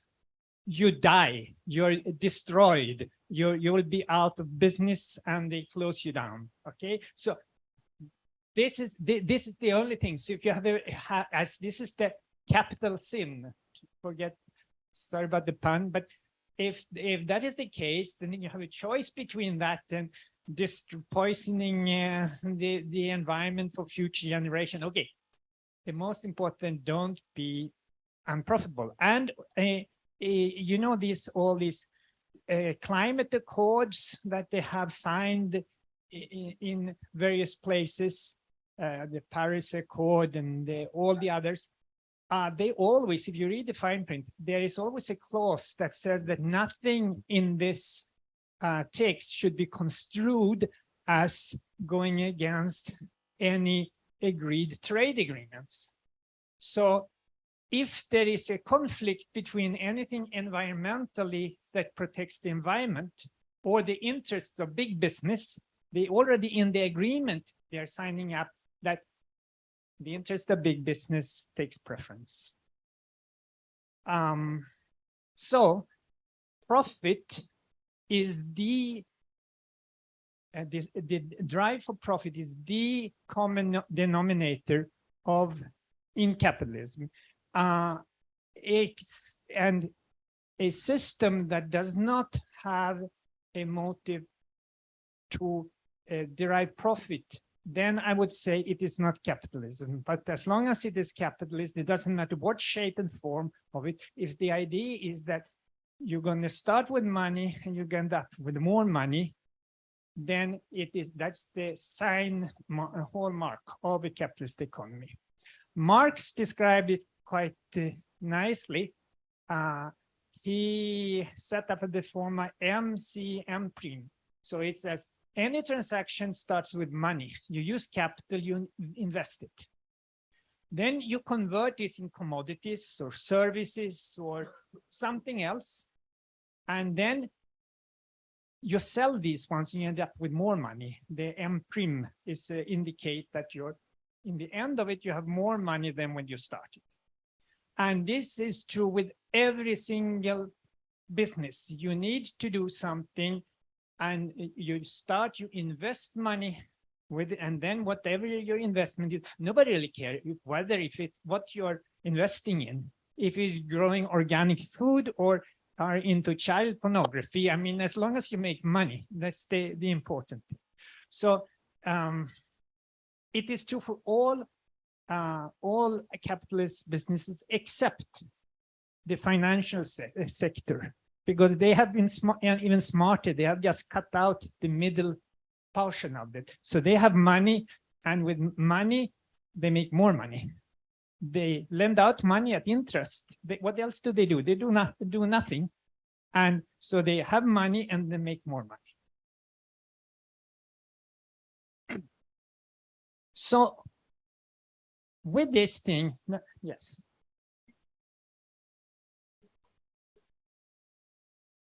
Is it a question to clarify what I'm saying? Yeah, okay. Yeah. Sorry, I should not have said it. I'm getting carried away. I'm trying to make extremes. To just say the most, whether it's something really good and nice, or it's something completely morally repugnant. But even so, even a drug dealer, they're all playing the same game, actually, whether it's legal or not. But it was bad taste. I should not have said that. I acknowledge that. But it means that if you're starting with money and you are and if everybody in the economy starts with money and he ends up with more money, it means that the money you have in the end is always more than the money with what you're starting with. Now, if that say that, if we say then that I'm making money and I'm taking your money and you're losing the money, okay, then one can understand it because the money supply can stay steady. But if everybody has to make money, then where does the money come from? It means that the money supply has to grow, isn't it? Otherwise, everybody cannot make money. And the fact that everybody makes money is just is based on the simple fact that they are alive. Because any business doesn't make money, it dies. So any business that you see around you makes money. Okay, you say you have a company, he sells seeds to a farmer. He makes profit. The farmer grows food crops. He sells it to the food processing plant. He has to make a profit. The people are selling the packaging material and other things that are input to the food processing plant. They make money. The food processing plant makes money selling it to the wholesaler. The wholesaler makes money selling it to the retail store, and the retail store is making money. And it goes on and on. There's, sorry.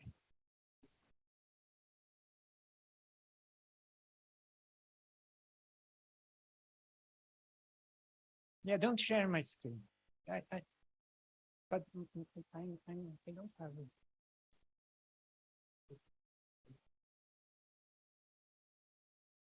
No, because it's blocked. My mic is closed.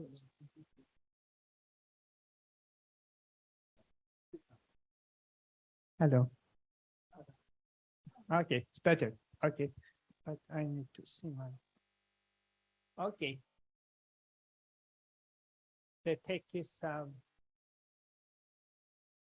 right now. Maybe only one. Now they have.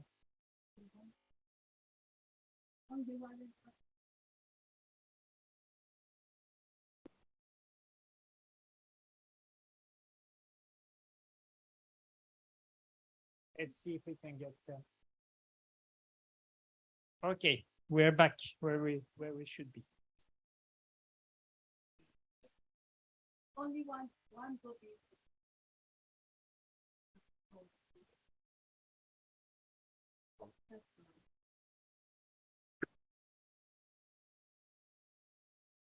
Okay, all right.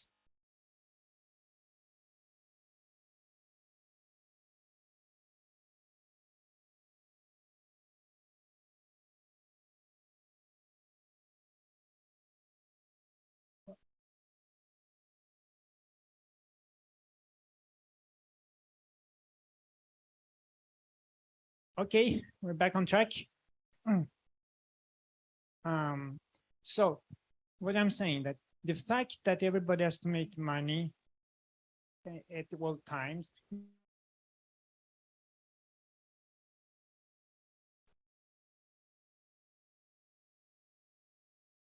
So in the beginning of capitalism, the mercantile system, and for many. Okay. Exponential. Okay, if you say, yeah, that's very important question. If I say I start with $100, okay? I charge interest on that. Next year, I get $105. And then if I have a linear growth, then that means I add $5. And the next year again, $5. Next year, $5. The growth will be like one line like this. But if I start to charge interest compounded, I charge interest on the interest, I get an exponential growth. So if I add it like this, it just goes like this, one straight line. It's not dangerous. It is very, but if I charge the next time I charge interest on $105, and then I add them, so that then I will be then I'll end up with $5.75 the next one, and it goes up. And then you'll see over time, the growth is like this. There's nothing as dangerous as exponential growth. Marx writes in Capital, he's quoting Gladstone in the British Parliament, who is talking about the power of exponential growth. And they said that if you invested 10 cents at the time of the birth of Jesus Christ at 5% annual compound interest, by the time Marx lived, it said it would, with the amount that would be due in interest is 30 globes of gold, the size of this planet. All right. So it just trying to understand that exponential growth is, it's just extremely, because if you always, even if it's a small interest on a previous one, if you discontinue it, it goes. Okay, so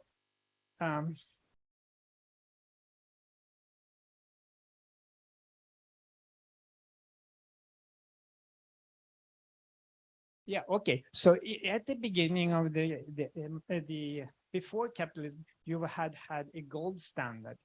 Money was based on gold. And if you needed more money in the world, okay, you have to find more gold or silver or whatever is the basis on it. Here, the growth is dependent on the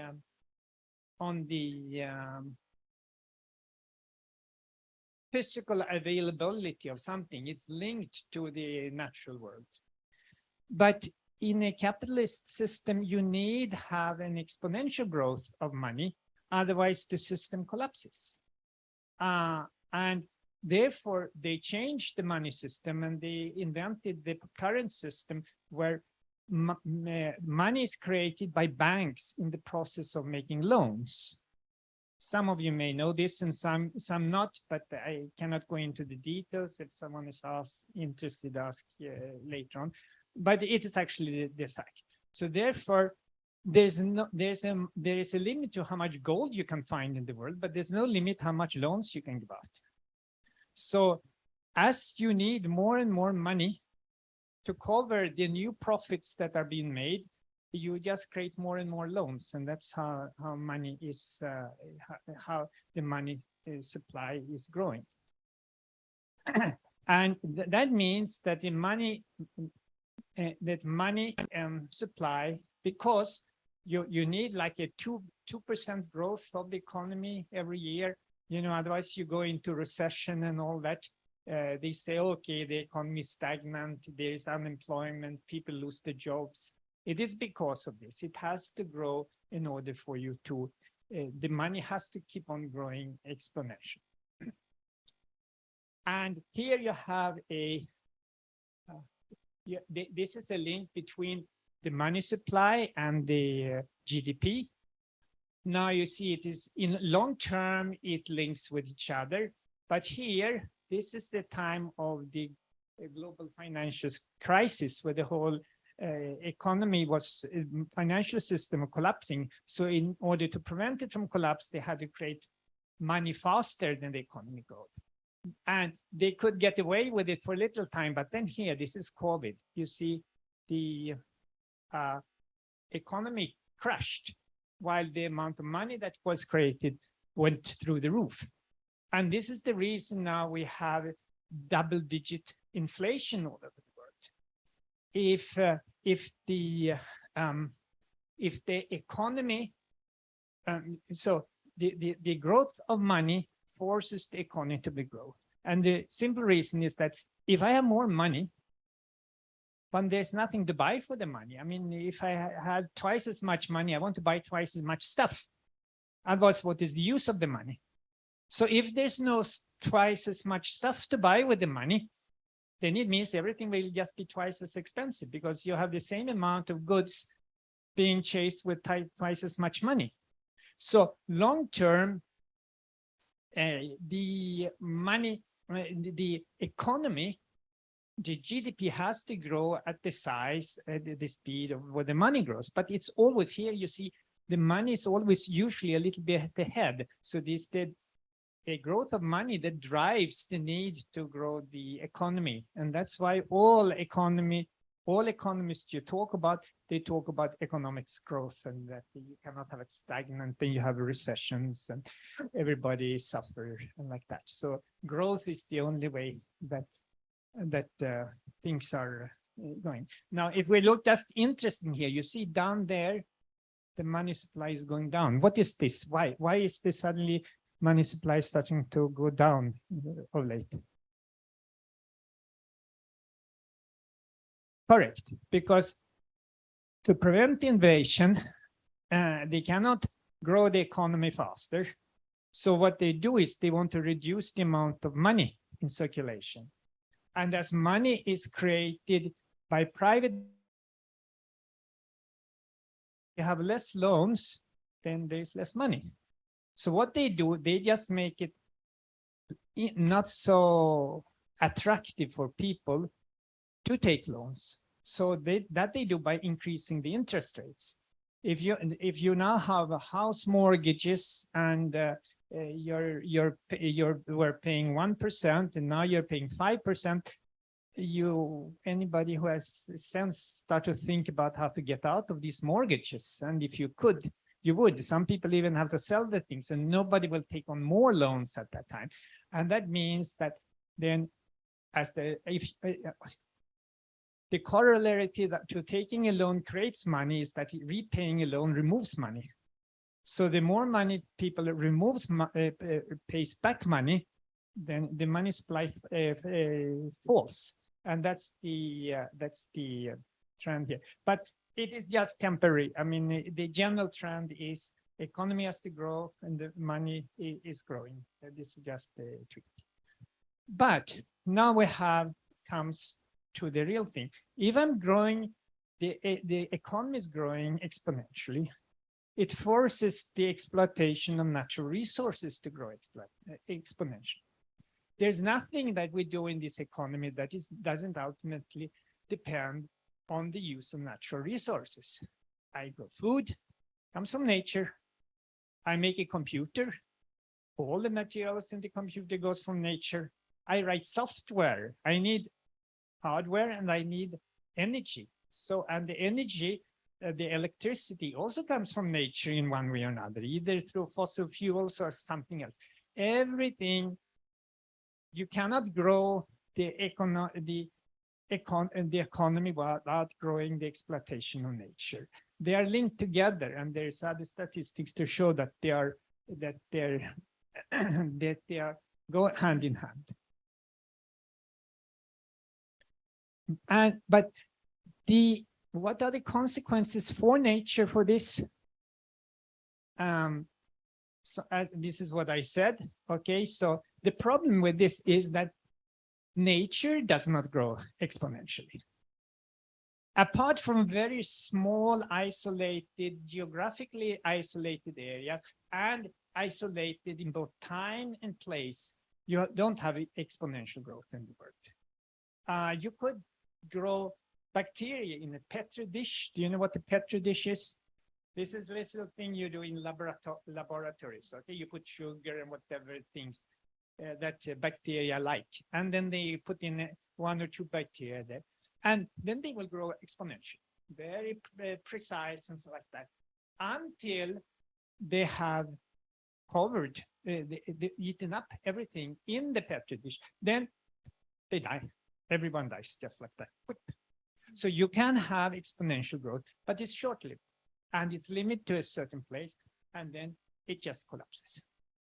So the fact that we are now, if we keep on having exponential growth of the economy and money in a world that is finite, that does not have exponential growth, it means we end up with an ecological overshoot. Okay, what is an ecological overshoot, and how can I take out? It means I take out more from nature than nature produces. But how can I do that? How can I take out more than is being produced? Well, it's because there is a buffer. If you think of it like you have a big bucket of water, if I constantly pour in water, and I'm constantly taking out water. If I take out less water than what I'm pouring in, then I have a surplus, then the water in the bucket will increase. If I start to take out more water from the bucket than what the bucket can, then what is coming in, the water is going to gradually go down. And this is what we've been doing for quite some time. We are drawing down the buffer stocks of nature, which are limited, they're finite, they don't last forever. And here is a graph with the global material footprint. We see that this blue line in the middle, it's the sustainable levels. This is another way of looking at when we talk about global hectares per person. This is Professor William Rees who developed this concept.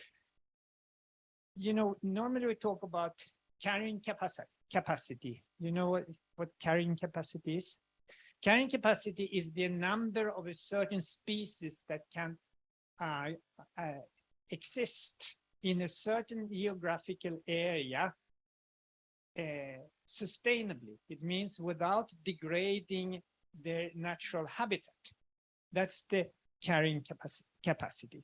So it doesn't make much sense in the world because goods and so is moving all over through globalization. Everything is moving so much in the world. So what you can grow, like if you're sitting in Copenhagen is completely unsustainable. I mean, doesn't have a carrying capacity for 1% of its population because it doesn't grow any food, it doesn't produce anything, all right? So instead he said, how many hectares of prime land does one person need to sustain his standard of living? And that's how this thing is. So it means that you see here in the 1970s, that's where we started to change. We started to take out more from the planet than what the planet sustainably can produce. So while we were here, then you had an ecological reserve. We were building up the reserve. But from the 1970s, we are starting to have an ecological footprint where we are destroying more than we have. At the present, we are taking out but we would need 1.8 Earths to maintain just with exactly our population, assuming it doesn't grow, and that everybody just keeps the living standards they have now. We need 1.8 Earths to sustain our planet. Sustainable. Okay, what is sustainable? The Brandt Commission defined it as to be able to satisfy our needs at the present without diminishing the ability for future generations to satisfy their needs. And because right now we are satisfying our needs at the present by making it much harder for our children and children's children to satisfy their needs, because we are destroying the basis that is needed for supporting ourselves. Now, if everybody would then demand, we can say, okay, so let's carry on. We can manage. We're only 80% overdrawn, so it will manage a little bit. But what about when people in China or India say, we will also want a good living standard. We don't want to sit here starving while you're so well off. So if everybody would have the living standard of an average person in North America, then we need 4 more planets to sustain us. But that's the crux. We have only one planet, and that's where our problem is. So we believe the myth is that if we, like it says here, anyone who believes that exponential growth can go on forever in a finite world is either a madman or an economist. Now, why is it that economists believe that they can grow things indefinitely? Their statements, I can quote, where they actually say that we can indefinitely improve the living standard for people for infinite time forward. And that's based on the mathematical model that ignores the physical world. That's the only way you can do it. You make a mathematical model. Their production models are based on labor, capital, and technological progress. Short term in labor and capital influences the production. Long term, they think that it's only technological advancements that does it. All right, but I have never seen any technological advancement that worked without energy and raw materials. They are not part of the economic models, and the things that they model are infinite. I mean, you can keep on inventing more and more things. It's possible that you can infinitely invent things, but so instead of thinking that because we can, as long as we innovate, we can grow the economy forever. We need to come to realization because the physical world is bounded. The economic growth is also bounded. We have to live within. So even if you say they can come up with the ways to make food out of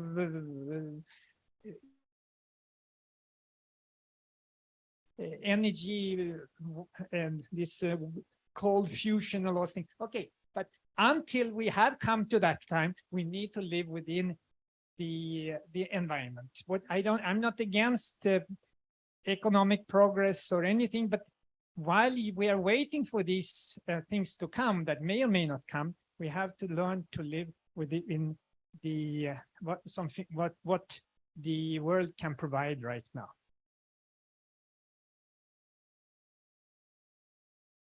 Now this one is not agreeing with me.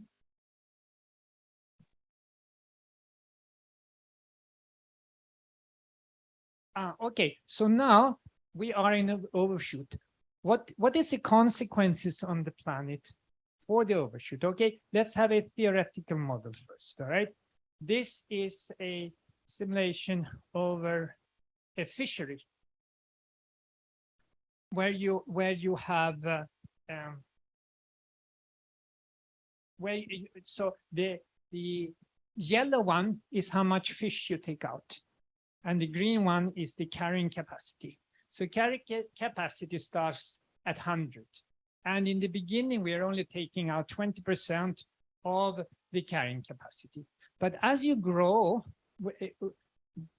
and take out more and more, when you see you're getting close to the carrying capacity, then it's starting to go down a little bit. But when you're surpassing the carrying capacity, you take out more than what is being reproduced, the number of fish that spawns every year, then suddenly the carrying capacity goes down. And as you keep on taking out more and more, suddenly this whole collapses.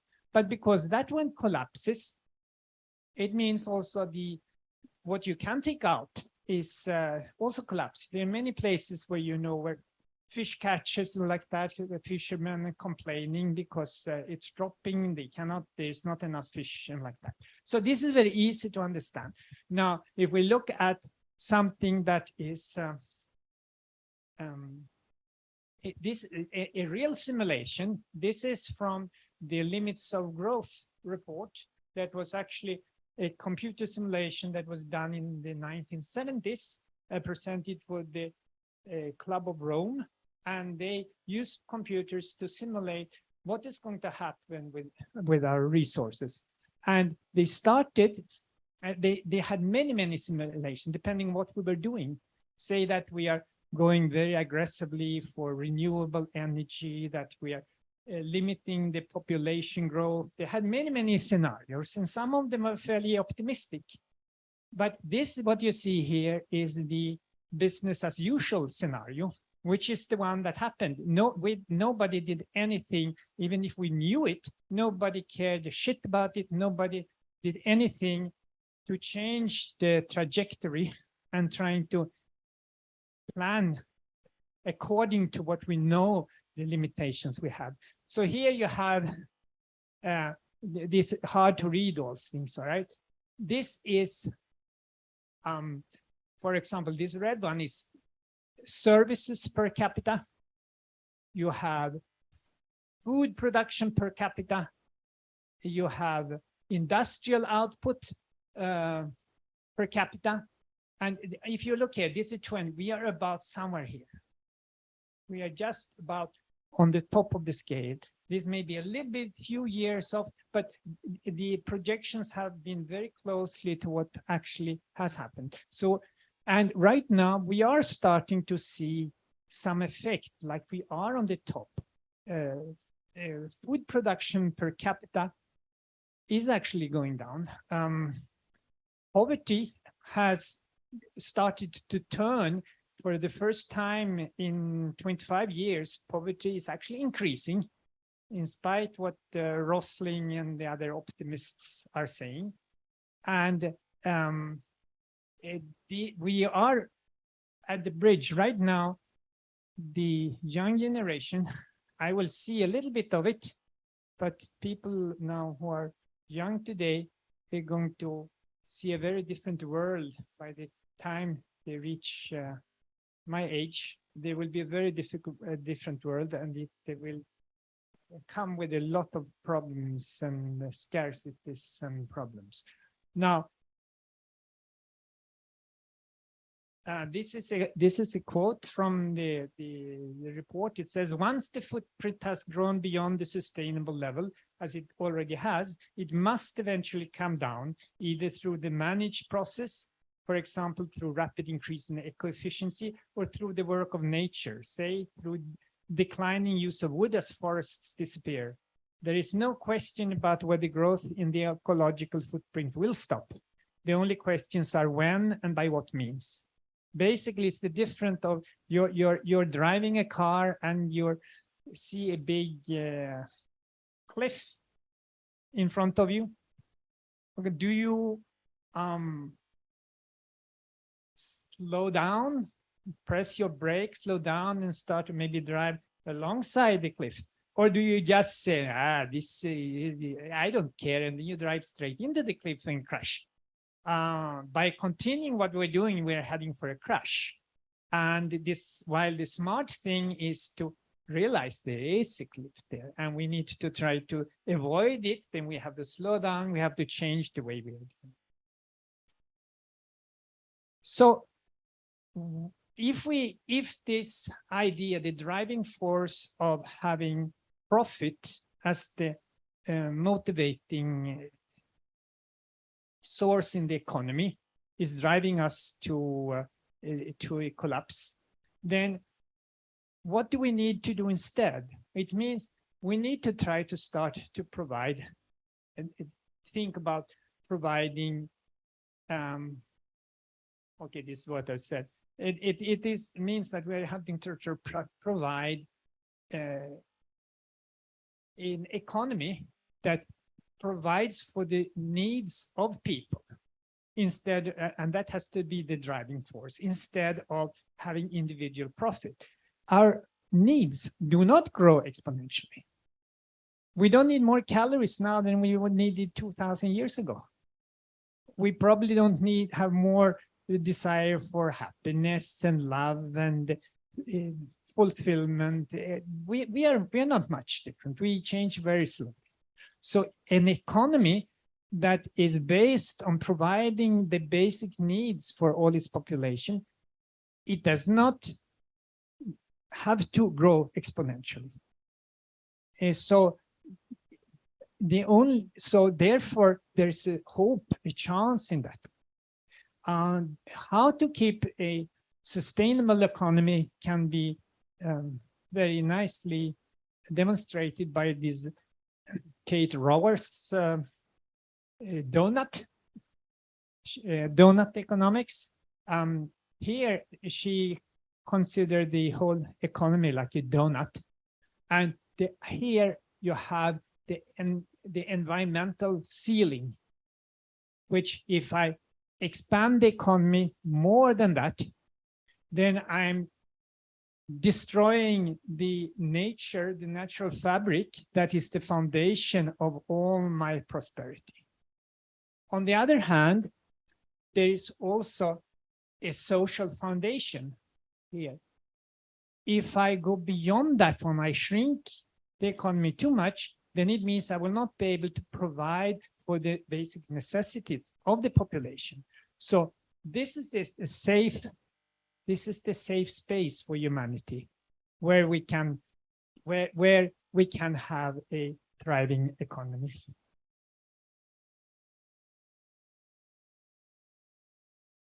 This means that capitalism, now coming back to my initial thesis, capitalism is in any form is not compatible with a sustainable society, because it depends on exponential growth. And an exponentially growing economy can never be compatible with a sustainable society, because a sustainable society cannot grow exponentially. And this means that even green capitalism is just a myth. It's a nice catchword.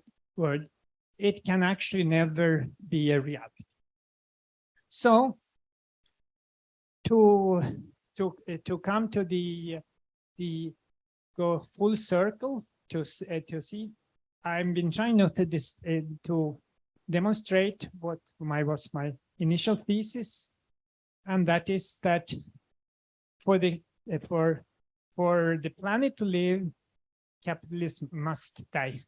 As long as any system is there that could be considered capitalist, it will not be able to be consistent with the sustainable long-term survival of our society. So instead, we need a system that is an economic system that is geared to providing needs. Do you possibly know any of such systems, possibly, that you've heard about somewhere? Okay, so for the planet to survive, we need prout. Thank you very much. That's my presentation.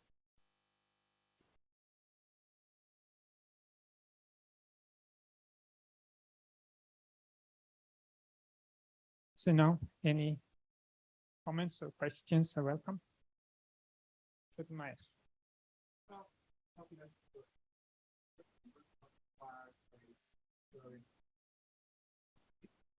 correct. Population growth is something that has to be tackled. It's not the popular thing to talk about, but it is necessary. And there are other aspects of this, which is also within prout, and that is that if we want a sustainable economy, it means the growth of our exploitation is going to go down. But that will be a terrible result for the poorest in society. So it has to be accompanied with an equitable distribution of the wealth and the income in society. It goes hand in hand. You cannot think about the sustainable no-growth economy without also thinking about the equity of reducing inequality. Yes, please.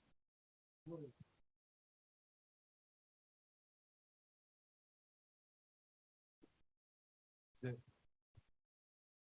poorest who have $0 to $2 per head per day. So these are the poorest have been before COVID 700 million. And these people get 5 children. Couple get 5 children for survive. And if they're coming in a situation between the next level of getting money of $2 to $8 per head per day, they get independent of culture and religions only per couple 2 children. Means it keeps constant, and as we see in the first world, you're even going down because you're getting only 1.4 children or something like that. So that is how to keep the formation. There's a lot of discussions on this, and I don't want to go into the deep, but there is a convincing argument that with what you're saying. So let's not. So this, I think, that is the key to solving it. But you see difference like in the Philippines, where the Catholic Church is very much against the contraceptives and things like that. That's the only place in Asia where actually the population is growing quite rapidly still. So there may be other things one can do to help, but that's the fundamental. People, if they have a good standard of living, they want to take care of their children, the number of children born are reduced drastically. Dada? Okay, but okay, let her be next then, all right? Dada Krishna Sevan. How can we adjust the prout goal of providing maximum amenities with this situation? And maximum amenities, it's contingent about everybody getting their minimum necessities met. First, everybody has to have their minimum necessities met before you can start to try to increase the amenities. But it has to, the biggest problem is the inequality. You have 8 people in the world who own as much wealth as the 50% poorest in the world. The 1% richest own 46.5% of all wealth in the world, whereas the 50% poorest own 0.5% of the wealth in the world. We first have to tackle inequalities, and before we can and reduce it. Of course, we will never have complete inequality. It is not possible, and there should be scope for people who work hard to benefit from it. Okay, you said there's someone behind there in the queue, so let's take that first. Hi, thank you for your talk. Mm-mm. I'm just curious what you think about within green capitalism. Who is the perpetrators, or like what does power look like, or the political power structure of green capitalism? So it's not just an essentialist notion of what money does and exponential growth, but there must also be some perpetrators and places to look for people who benefit or corporation, whatever. I've been thinking about this also. I've written some of it, but the system is far more powerful than the individuals. Any individuals, if you're a CEO of a company, and I now want to change, I'm going to become completely green. First of all, I would break the law, because by law, I have to my shareholders will sue me, because by law, my first duty is to look at the interest, the profits for my shareholders. If I don't support that one, I will be fired. Now, if by any chance I will be able to convince the shareholders to go along with it, that they don't care about them making money or not, then the competition, the market forces will throw me out, and the whole company will disappear. So it's very difficult. I think that also when you come to this, you were specifically talking about the green Capitalist Court and others have written about this. I think they mean very well. They're so, even if you look at Herman Daly, who is the founder of the whole no growth movement, he believed in market forces. It is so steeped in our things. We cannot think of a society or an economy without a free market. And we have been led to believe that this is the only way to organize a society, though it's just been here for a few hundred years, but they forget about that, what happened before. But right now we think this is the only thing that is possible.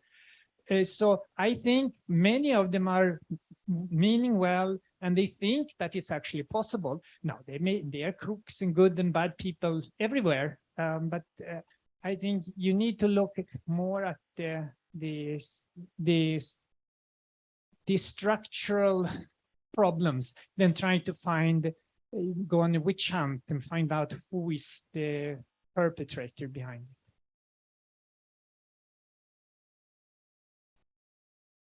Namaskar, thank you for the presentation.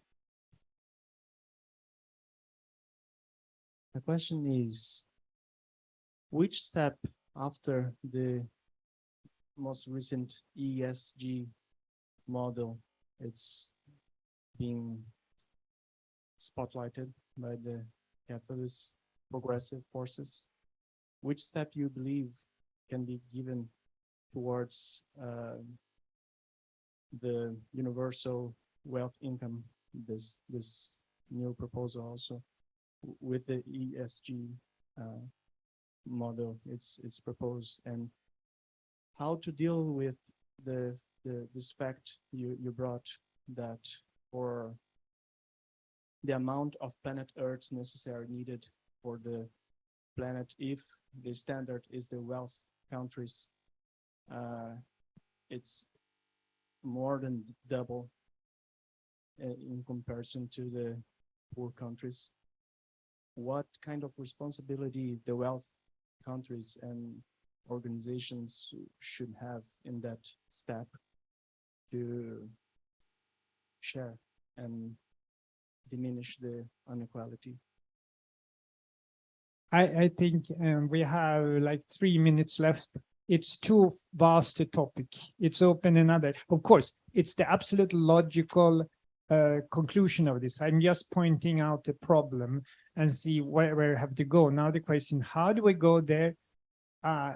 It's huge. So I think we need to sit down and have a whole other session about it. Very interesting. And that's where we have to go, of course. It's useless unless we take some steps to change this thing.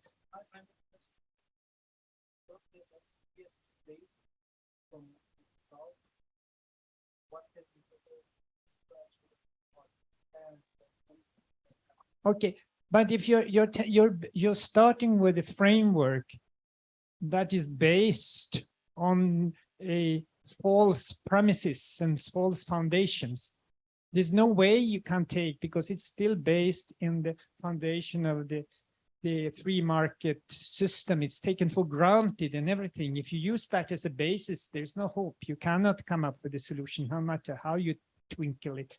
We need to go deeper. Sorry, there's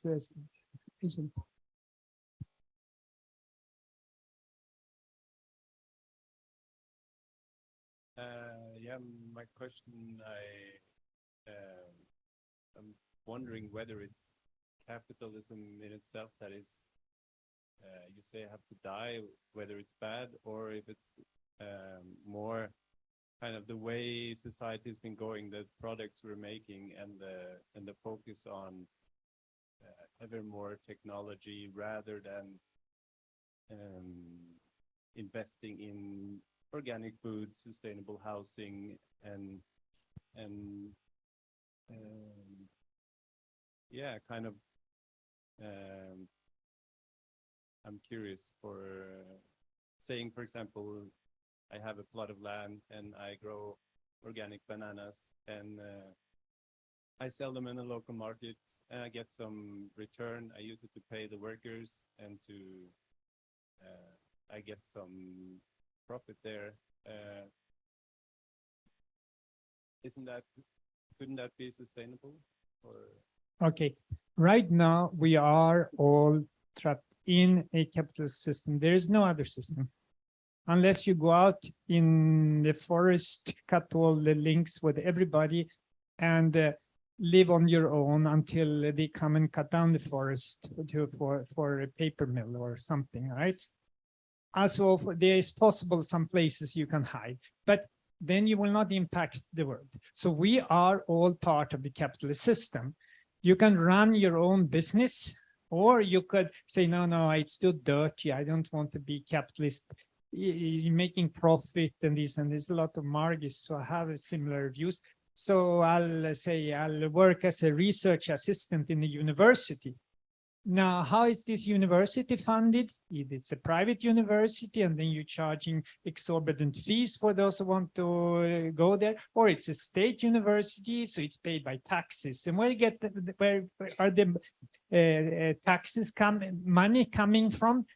It is by taxing big corporations who are making all kinds of things to make a profit. You can't get out of it, so don't try. My personal idea is I try to make as much money and get as much I can out of the system, and then invest it in proud conferences and things like that. All right. He's been trying since the beginning. That's the system, but also there is a cycle.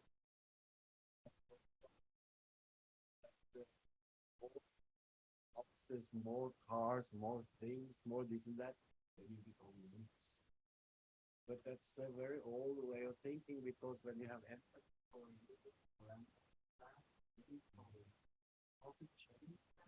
okay. Yeah, it has also this linked in with the other part of your question, all right, which is that you were saying all the bad things and you say you can do it a good way, but the problem is the capitalist system, it is driving all these negative trends. It's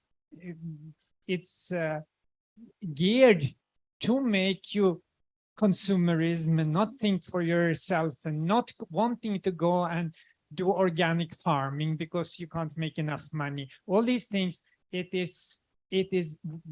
has formed the easiest way to get someone to do something is to make him want to do it. So there's a lot of the effort goes into forming our psychic, so we should be docilely going along with the whole system.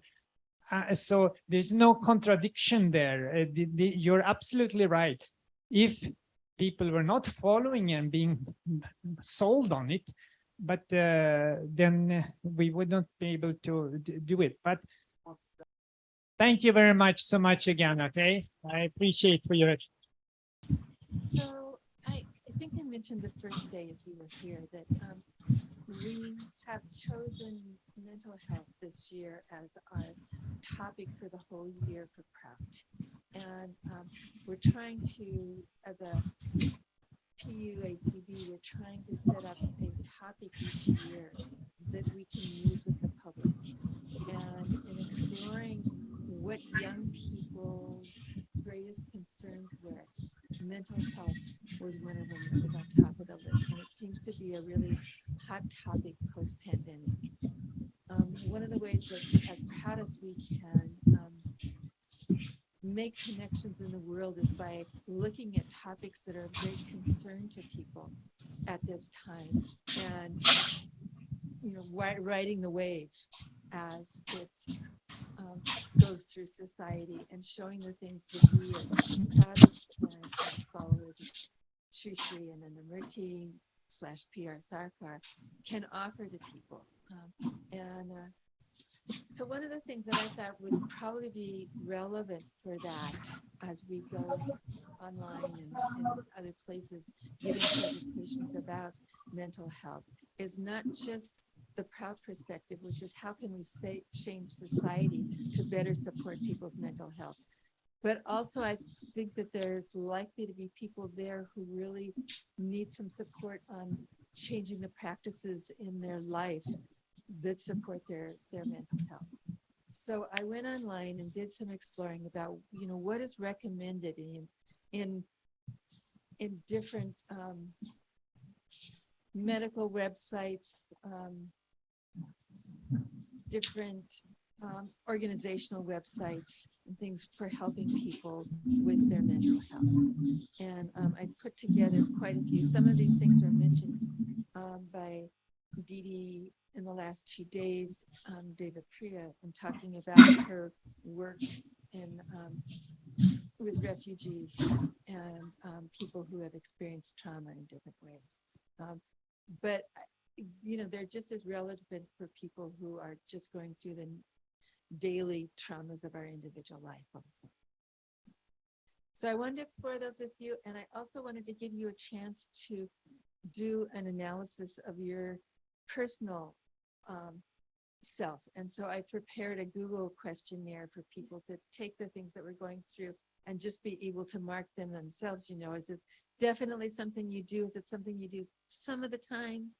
Is it something you're not doing that hasn't become relevant to you? So I'm hoping that we'll get done with this and we'll have some time to explore individually, and I'll be able to share that questionnaire with you. Okay, so maintaining great mental health.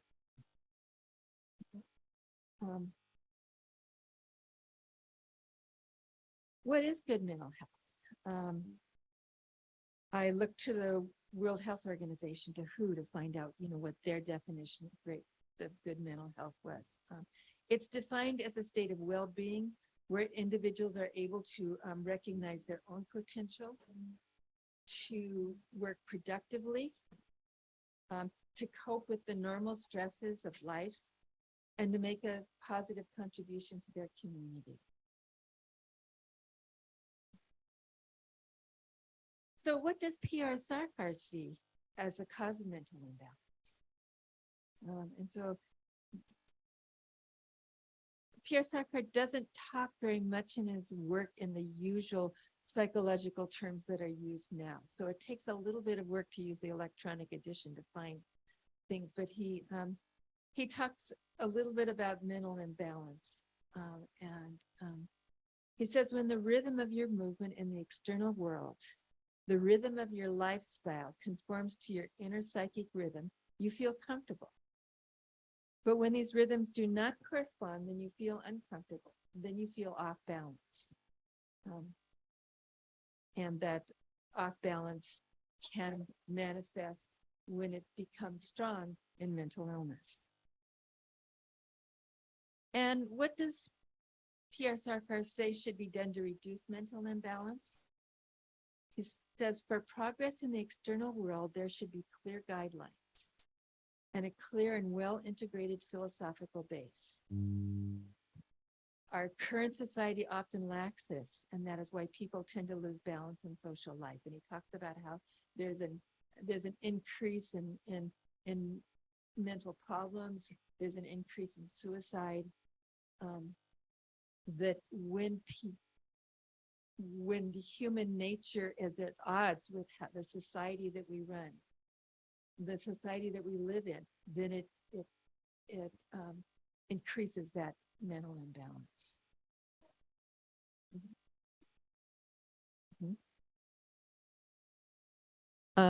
Is it this microphone that's carrying the sound, or is it the projection into the room that's carrying the sound?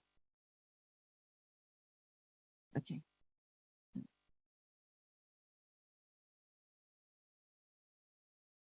So the first thing, let's do a little test here and see if they're being able to hear me now. Thanks for checking on that. Testing 1, 2, 3, testing 1, 2, 3. Can you put in the chat if you can hear me well?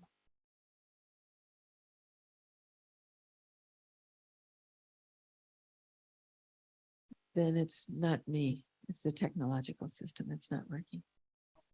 All right. I think the first thing we should look at is nurturing yourself. And nurturing is a word that I use in my work. I teach baby massage. It's considered infant mental health work in the United States.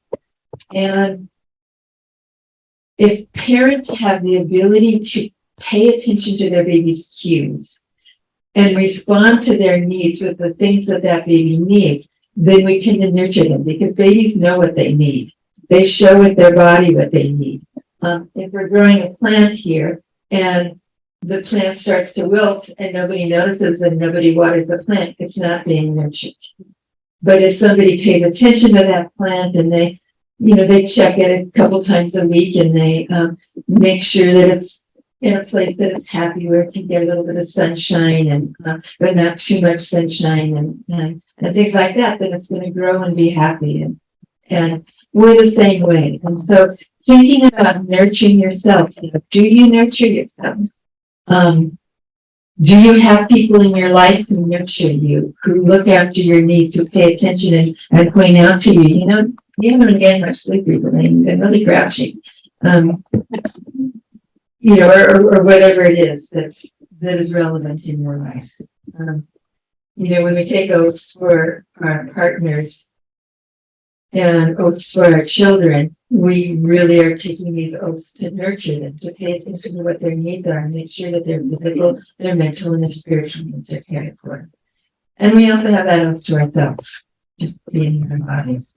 So let's look at some ways to nurture yourself. Create a good living environment for yourself. We spend most of our time at home. And if we don't have a living environment that nurtures and supports us, it's going to reflect in our health. It's going to reflect in our mental health, our spirit, our spiritual interests. Because if our basic physical needs are not met, like I said last night in the little story I told, Baba said, if you do not take food, how can you do sadhana? We have to start with our basic needs and make sure that our basic needs are met. And when we neglect those basic needs, and I've been talking about family people, but whole timers have a real tendency to neglect their basic needs and to not nurture themselves. And that's really vital. If we're going to do good sadhana, we have to take care of our needs. So look at who you live with, what happens in your home,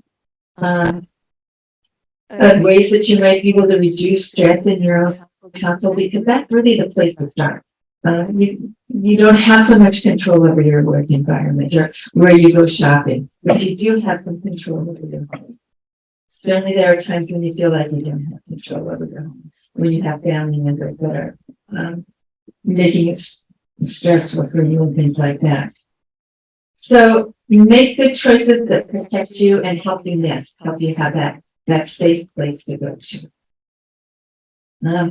Keep your environment clean and organized. Baba talks about Sheocha and the importance of Sheocha, keeping things clean and organized. Pay attention to that in your life, because if you feel like things are falling apart for you, sometimes the best thing to do is to just start straightening things up in your life and doing the things that make it a little bit more together. Your car, your bed, your house. These are all things that if you have it together, you feel better. The world feels like it's conspiring against you if you're disorganized. I see a lot of smiles and nods and people looking at each other in the eye about that.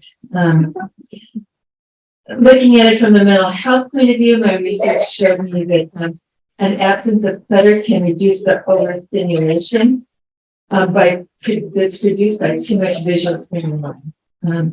It enables increased focus and the ability to concentrate. We have a tendency when our brains are falling apart, either due to age or the stress or whatever, to be easily distracted from things and not to be able to concentrate on what we want to do. And when we have an environment that's disorganized, we're constantly saying things that we should be doing instead of what we are doing. But one of the symptoms of depression is the body. Yes, so suggesting. The hoarding is a symptom of depression, and also a symptom of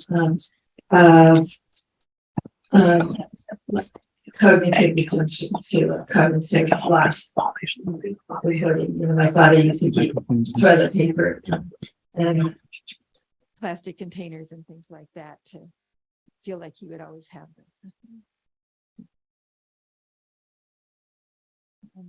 Develop a regular schedule that supports your daily needs. When we have a schedule, we create habits that save us time and move us on to the next thing that we need to do. If we automatically go from sadhana to asanas, then we're going to get, our practices done in a reasonable period of time. And if we get distracted or other needs of the family at that time, it's harder to live the life that we want. So a schedule helps. It also is important that we have flexibility because without flexibility, we won't be able to do the important things in our life either. Routine signal a change in the time of day. Let us know when to eat, sleep, when to exercise, get sunlight, when to relax. And they give us more time to think about and enjoy. That comes from literature about mental health. Get enough sleep.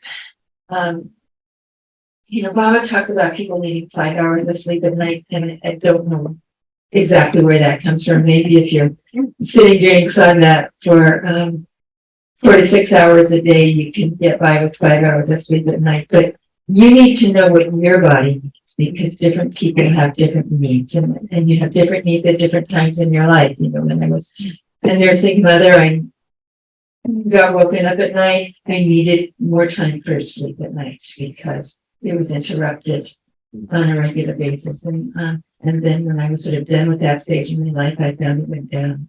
I've also found that doing asanas seems to reduce the need for sleep. And so you can encourage people to do asanas and say, even if it takes you time away from sleep, you're going to gain that back by doing your asanas on a regular basis. The same is probably true of sadhana too, that if people do more sadhana, they probably need less sleep. But lack of sleep contributes to the development of dementia. People that are older, which is a mental health issue. It can lead to fatigue, irritability, difficulty concentrating. It's harder to follow jhana and niyama and be nice to other people when we're exhausted and overwhelmed. So it's a good thing for people to look at. Drink plenty of liquids to avoid dehydration and eliminate toxins. And this came again from literature on mental health. Dehydration reduces brain energy. It reduces serotonin production and decreases concentration and increases reaction time for people. Just 2% fluid loss in our body can affect memory, mood, concentration, reaction time, according to the National Council on Aging in the U.S. And that's why, as people get older, it's really important to make sure that they drink a lot of sea water.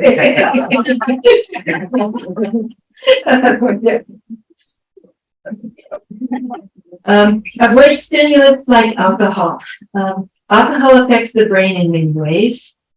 High doses cause feelings of sadness and depression during the intoxication that evolve into feelings of nervousness, anxiety during the subsequent hangover and withdrawal. So alcohol makes your energy go up and down. And if you have a problem controlling your emotions to begin with, alcohol is not helpful.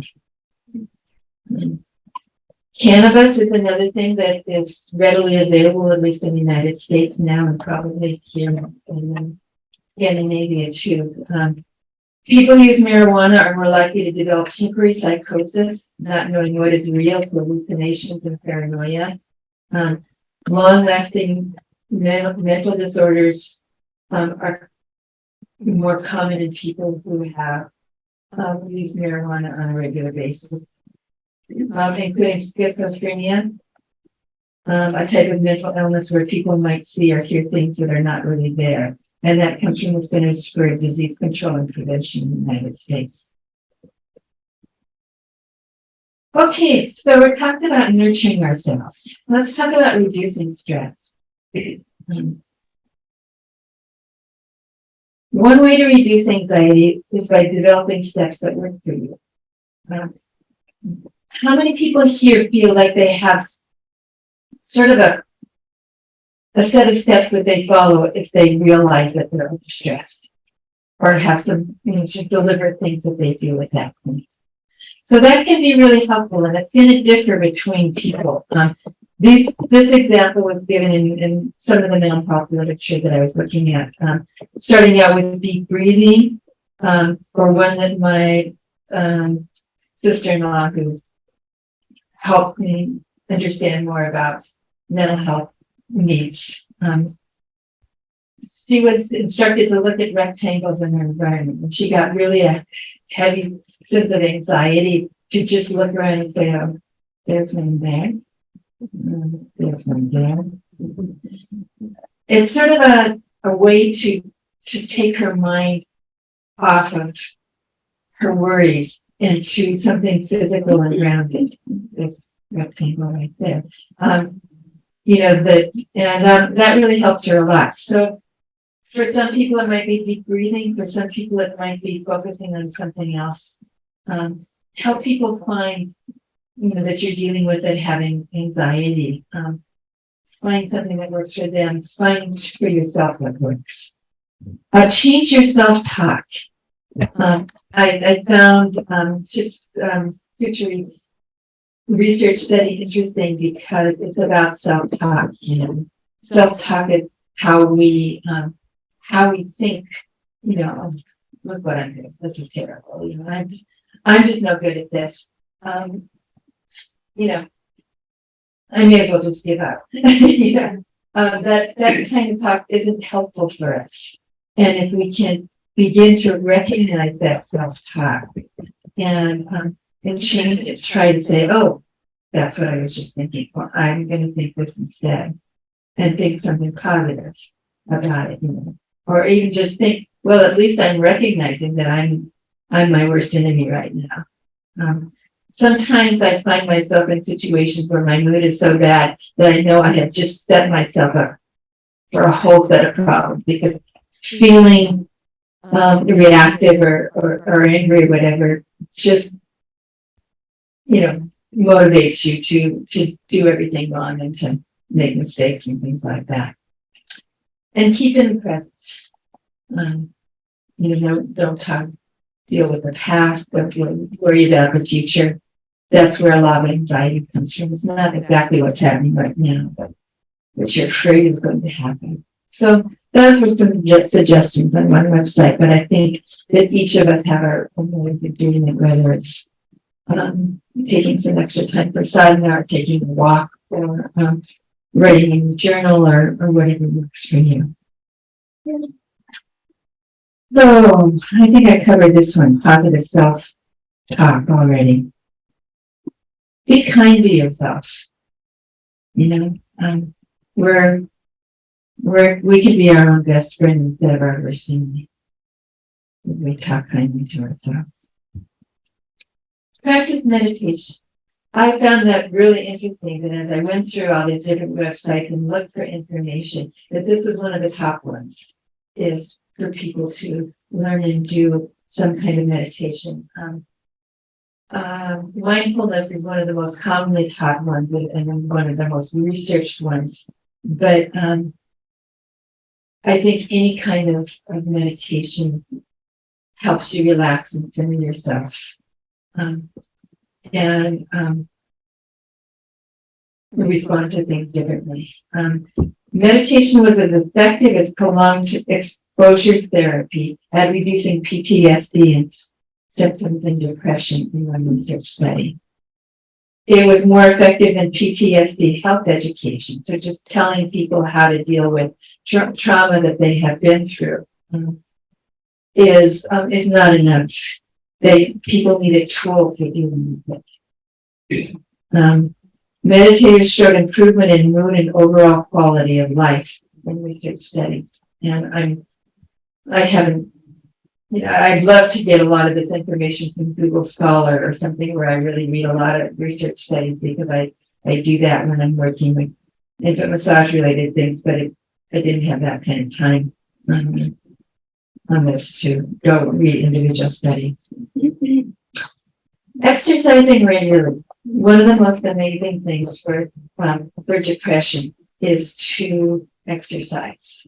And it's faster than any kind of drug that people can take. It releases feel-good endorphins, dopamine,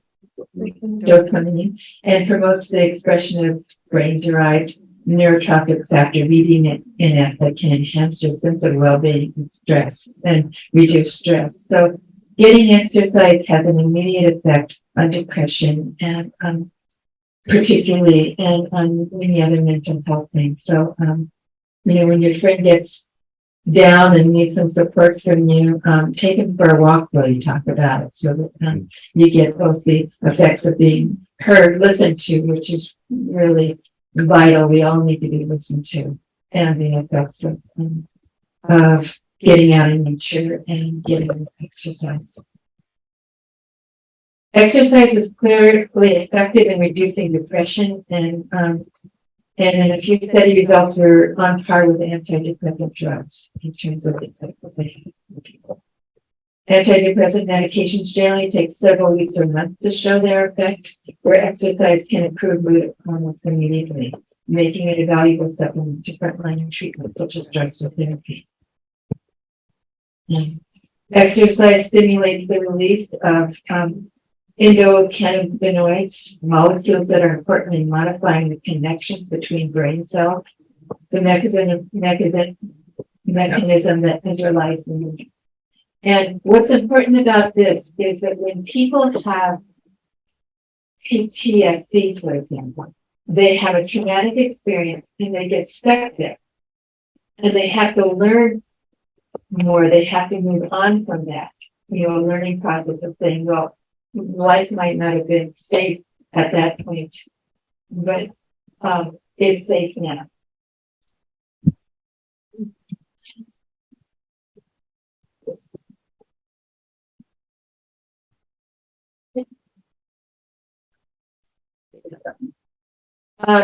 So a lot of the process of giving people help with PTSD is helping them learn a new behavior, learn a new environment, accept that things aren't the same as they were at that dangerous time in their life.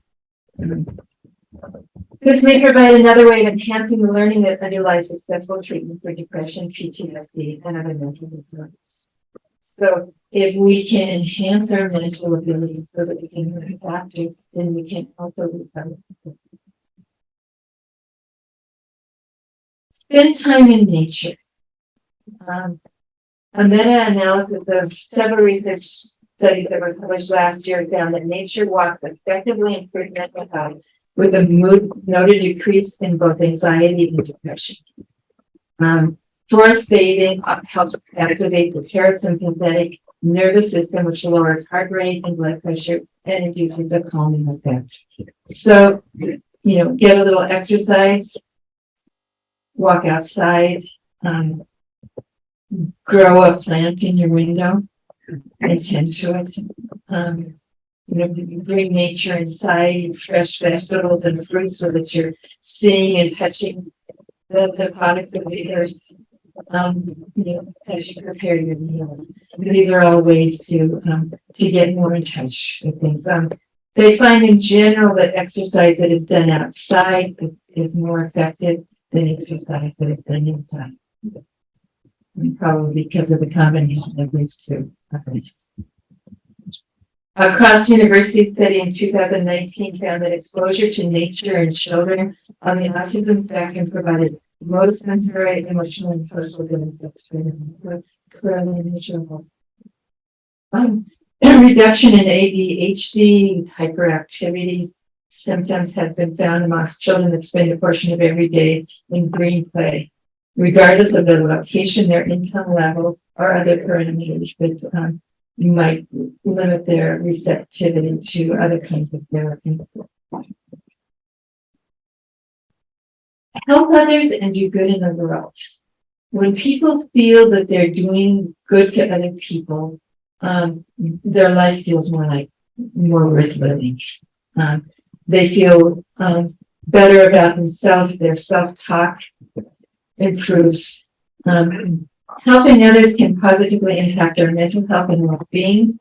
It lessens anxiety while enhancing one's sense of well-being, self-esteem, and mental things like that. According to research studies. Journaling for me is my go-to for solving problems. So when I start to get overwhelmed with things, I pull out my journal and I start writing. And when I'm done writing, I feel calm and centered. And let me see if I can get my tape to work.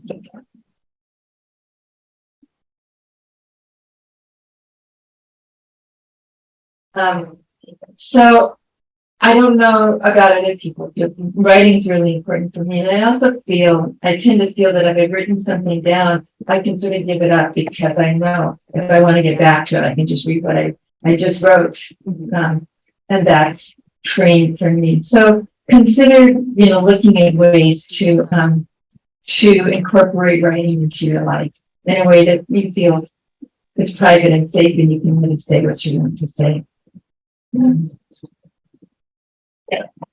Journaling can support coping and reduce the impact of stressful events, potentially avoiding burnout and chronic anxiety.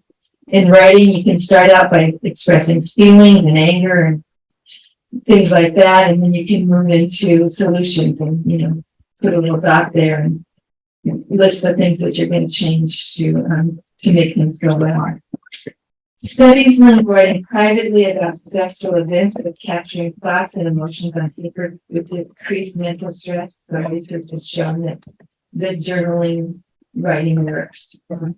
Time spent journaling about deep thoughts and feelings can reduce the number of sick days taken off work. So in one research study where they asked people to write on a daily basis, they found that people missed less work because of their ability to process it. It's free. You don't have to coordinate with anybody else much to do it, except maybe if you have 3 kids, you have to get your spouse to give you a little bit of time or whatever. But be grateful. Gratitude. Well, let me tell a story about this. There was a time in my life when I had lots of kids. I had 5 kids, and I was driving back and forth to school with the kids twice a day, and at one time I had 5 kids in 5 different schools, so there was even more driving involved. And but one of the things that I found was that as I was driving in the car, sometimes I was just feeling so grateful. I'm so lucky I have a car to drive these kids in. I'm so lucky that I have kids to drive. I'm so lucky I have a job that's flexible enough that I can leave at 2:45 in the afternoon and pick everybody up.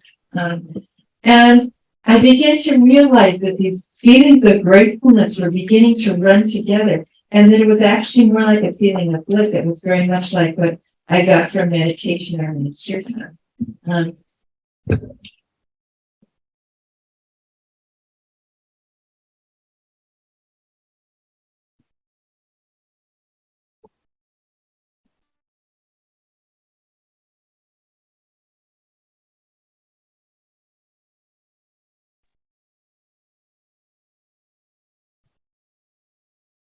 Lesson 1, 2, 3.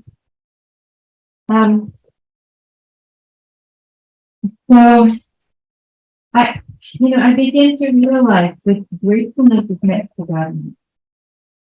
It's gratefulness. We thank God for everything that she has given us. It is a really important part of devotion. So look for gratefulness in that presence in your life. And think of all the positive things. And so research has shown that gratefulness can improve your mood and overall well-being, and that it contributes positively to for people who have health struggles. Surround yourself with support. If you are challenged, and we're all challenged at different times in our life, make sure to put together that support system at times when you're feeling together, so that you have it at times when you're falling. Connect with others. Some steps that were suggested in some of the mental health literature was the sort of 5-step process. Reach out to other people. Address conflict. That when we are going through hard times, we often mess up relationships in our life. Go back and try to repair some of that. Cultivate friendships with new people, and with the old people that you've had. Make a list of all the people who are important to you in your life, and something that you could do to enhance that relationship and support that relationship better. Quiet treatment is all. Yeah, Govinda has become much softer. I'm telling him. Please have the dog to take care of.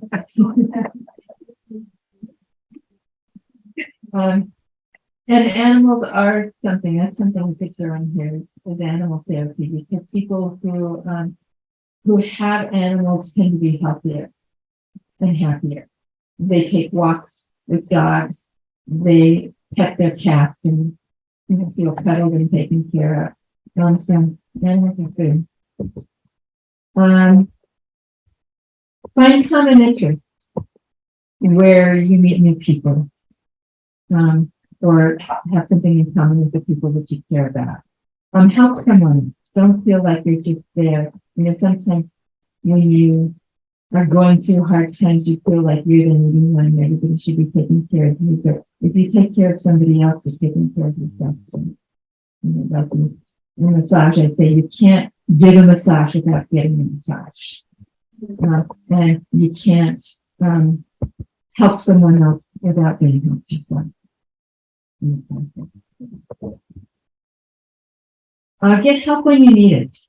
Find a counselor, join support groups, address issues you struggle with.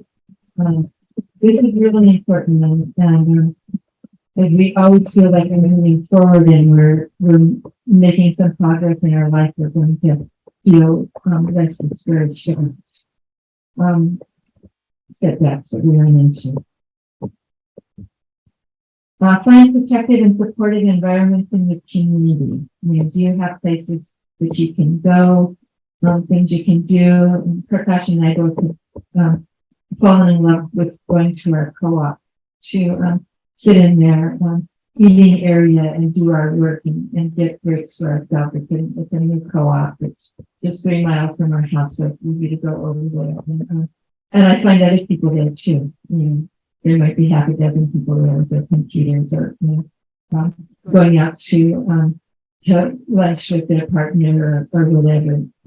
So look at what's in your community. Have places to go to when you just need to have a break from home, when you need to be out someplace or something.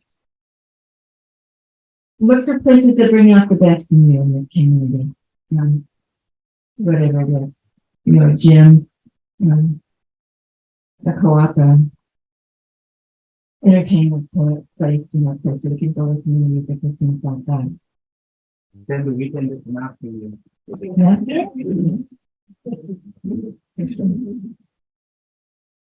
Create a family that supports you. If you feel like your family doesn't support you, then create a family that does. There's nothing in society right now that we have to stick with the people who are genetically related to us or legally related to us. We can create a family that supports us. And we can choose the members of our family that we spend more time with, if they are supportive, and less time with that being part of the stress in their life. Maintain optimum health. When we're healthy, our brain is healthy. Like I say, what's good for your heart is good for your health. But the same things that are seen as healthy heart are also healthy brain. Build up your medical research. Get regular checkups. Follow through on concerns about your health. And if you have a test that shows that you're low in B12 or something like that, follow up and check on it. Take the B12 pills your doctor told you to take or whatever. Follow up on those things, because even something small can be traumatic if you are fragile in your mental health. I came out one weekend to take care of my father, who had just moved into a nursing home for dementia, and he was just really falling apart, and it turned out that he had a UTI, a uterine tract infection, and in older people, a UTI, urinary tract infection, can cause sleeping issues, anxiety, depression, confusion, aggression, delusions, hallucinations, and paranoia. And my father was very confused, and he hit me at one point, so you're like, oh my God, things have really deteriorated in his life, but then it's better again when the UTI has been treated. Just a little thing like that makes a difference. So health is vitally important thing. And my little thing here where I'm talking to WTs, I'm talking to family people, make sure your family members get to their doctors and do the things that they need to do to maintain their health. And for you WT, make sure that you find a way to get your physical health taken care of, and you don't end up, suffering or passing away from, say, untreated blood pressure issues and things like that. Because it's so easy as an HRA to always put other people in front of themselves. But like the oxygen mask on the airplane, you need to take care of yourself so that you can take care of other people. Eat a healthy diet.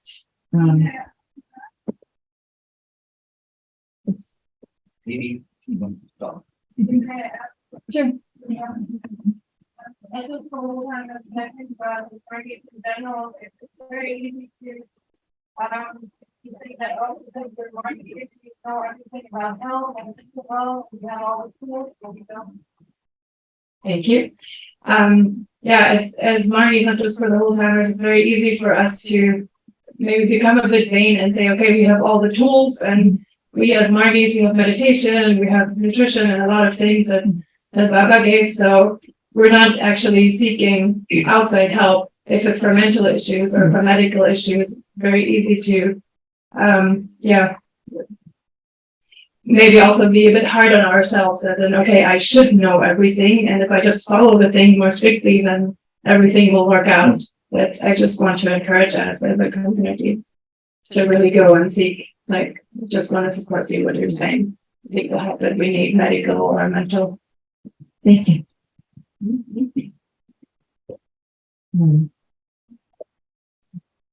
So you can eat a sentient diet and have a really lasting. For example, sugar is sentient, right? So let's eat lots of it. So think carefully about your diet. And eat at home the things that you think are really important.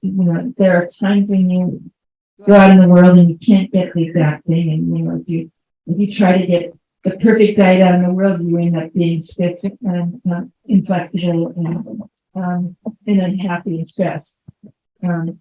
So define your diet, do the best that you can, and make sure that at home you're eating fresh and healthy food. Nutrition, all patients, all people who have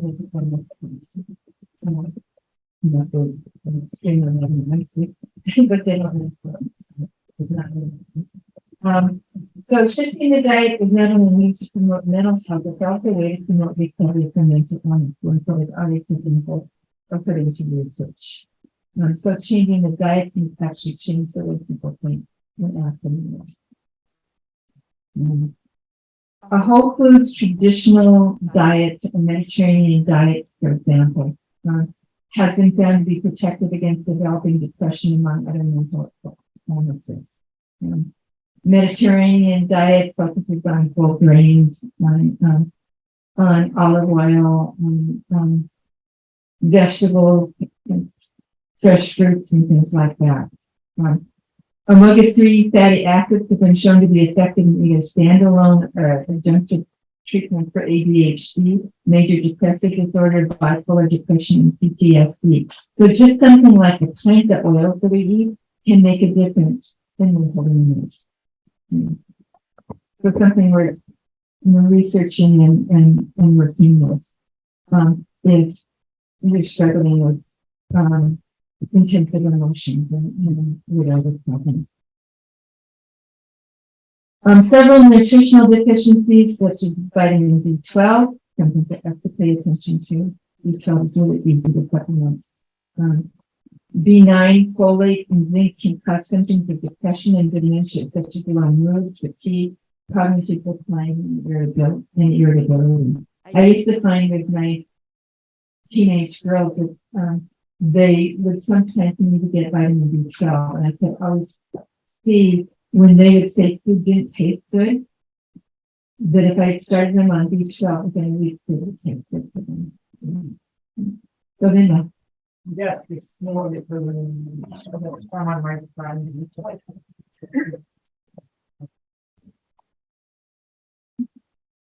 Yes, the small little hint that someone may find useful for ADHD. Doctors now prescribe saffron as an alternative Ritalin and the heavy these things. So saffron is actually really good also for mental health. Is saffron a drug or Saffron, the spice. Saffron. You know, we in Sweden we make it in for Christmas in the buds. It's yellow, you know. You can right. So it's just very natural. Expensive. Probably not more expensive than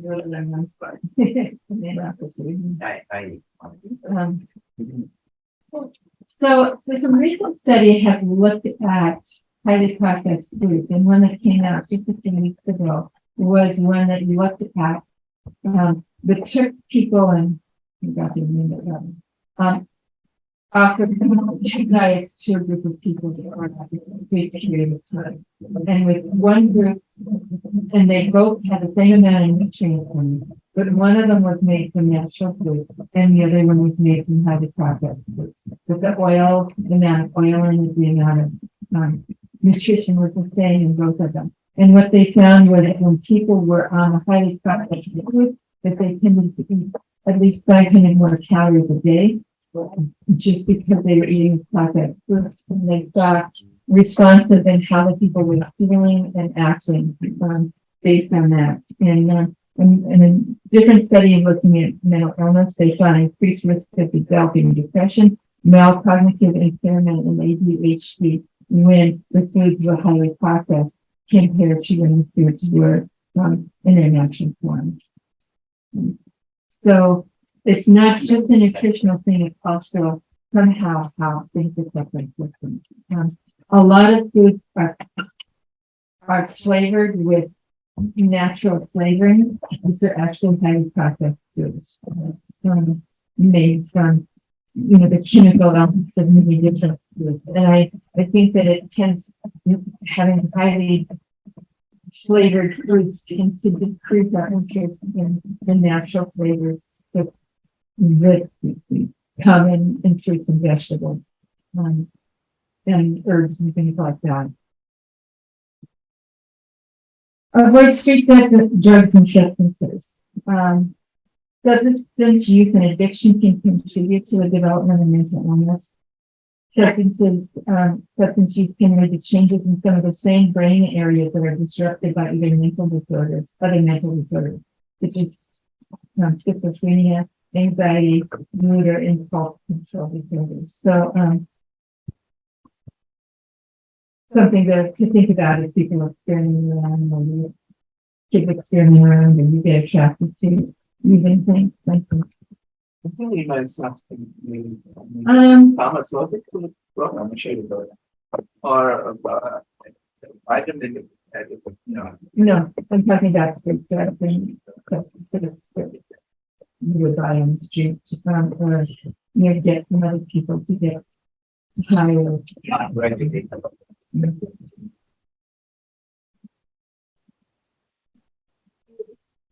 I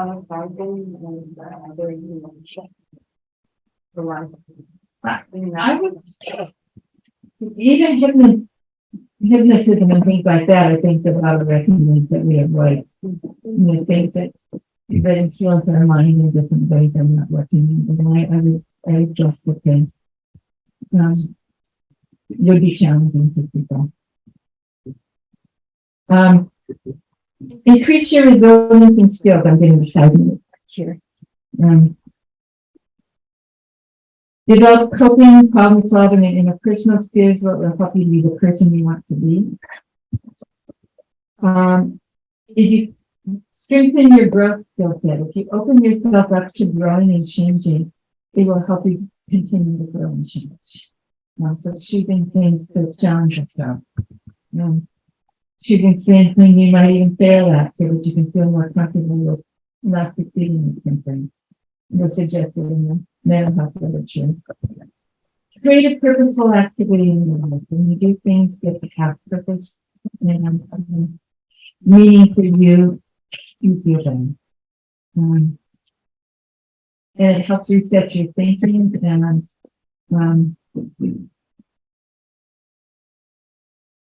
get you more active. Also, things to consider: Bach flower remedies and homeopathic. I use Bach flowers a lot to help me if I'm feeling down or whatever. I sit down and do my Bach flower book and mark the ones that are appropriate and mix up a set of 5 remedies and take it for a day or two, and it really takes me out of whatever really is on me. That's from our page. German name. Page. Flower. Okay. So in German you would pronounce Bach as what? Page. Thank you. I was talking this through with a friend of mine who's a naturopathic doctor, and she said, consider taking herbs, but take them under the guidance of somebody who's really interested in it. Because they're powerful, that they can affect moods and help with depression and like that. Exhaustion, anxiety. You often is in kirtan. These are 2 things that Baba offers us to help us. Asanas can be used to balance your hormones on all levels of your body and can help us feel more together. And also, Baba recommends kirtan anytime there's conflict or inferiority complex and things like that. So, but these days, many psychic diseases have appeared as a result of their current mental complexity. Many people are committing suicide. Many people are becoming lunatics. This is written 50 years ago. The reason is that people are unable to adjust with the various types of complexities in life. The human brain is limited, and its nerve cells also have a limited capacity. They cannot tolerate these growing complexities. Kirtan gives lift to calm solution in the mental sphere, and it also brings joy to human beings, both individually and collectively. It leads them on the path of welfare and frees them from all these complexities. It removes all the diseases of the intellect and allows people to think easily and in a proper way. And finally, I wanted to end with this one. In reality, humans want neither joy nor sorrow. They seek mental peace and quiet. In daily life, they come in contact with different kinds of people. At times, they even fight with some people. How will one then find mental peace? Those who do injustice will also suffer injustice. The people who do injustice will lose their mental balance and insight. Those who do no injustice will be able to maintain their balance and fight against injustice. This is the characteristic of a person who gets paid So following down the Yama also seems to be pretty important in keeping your mental health together. All right. I think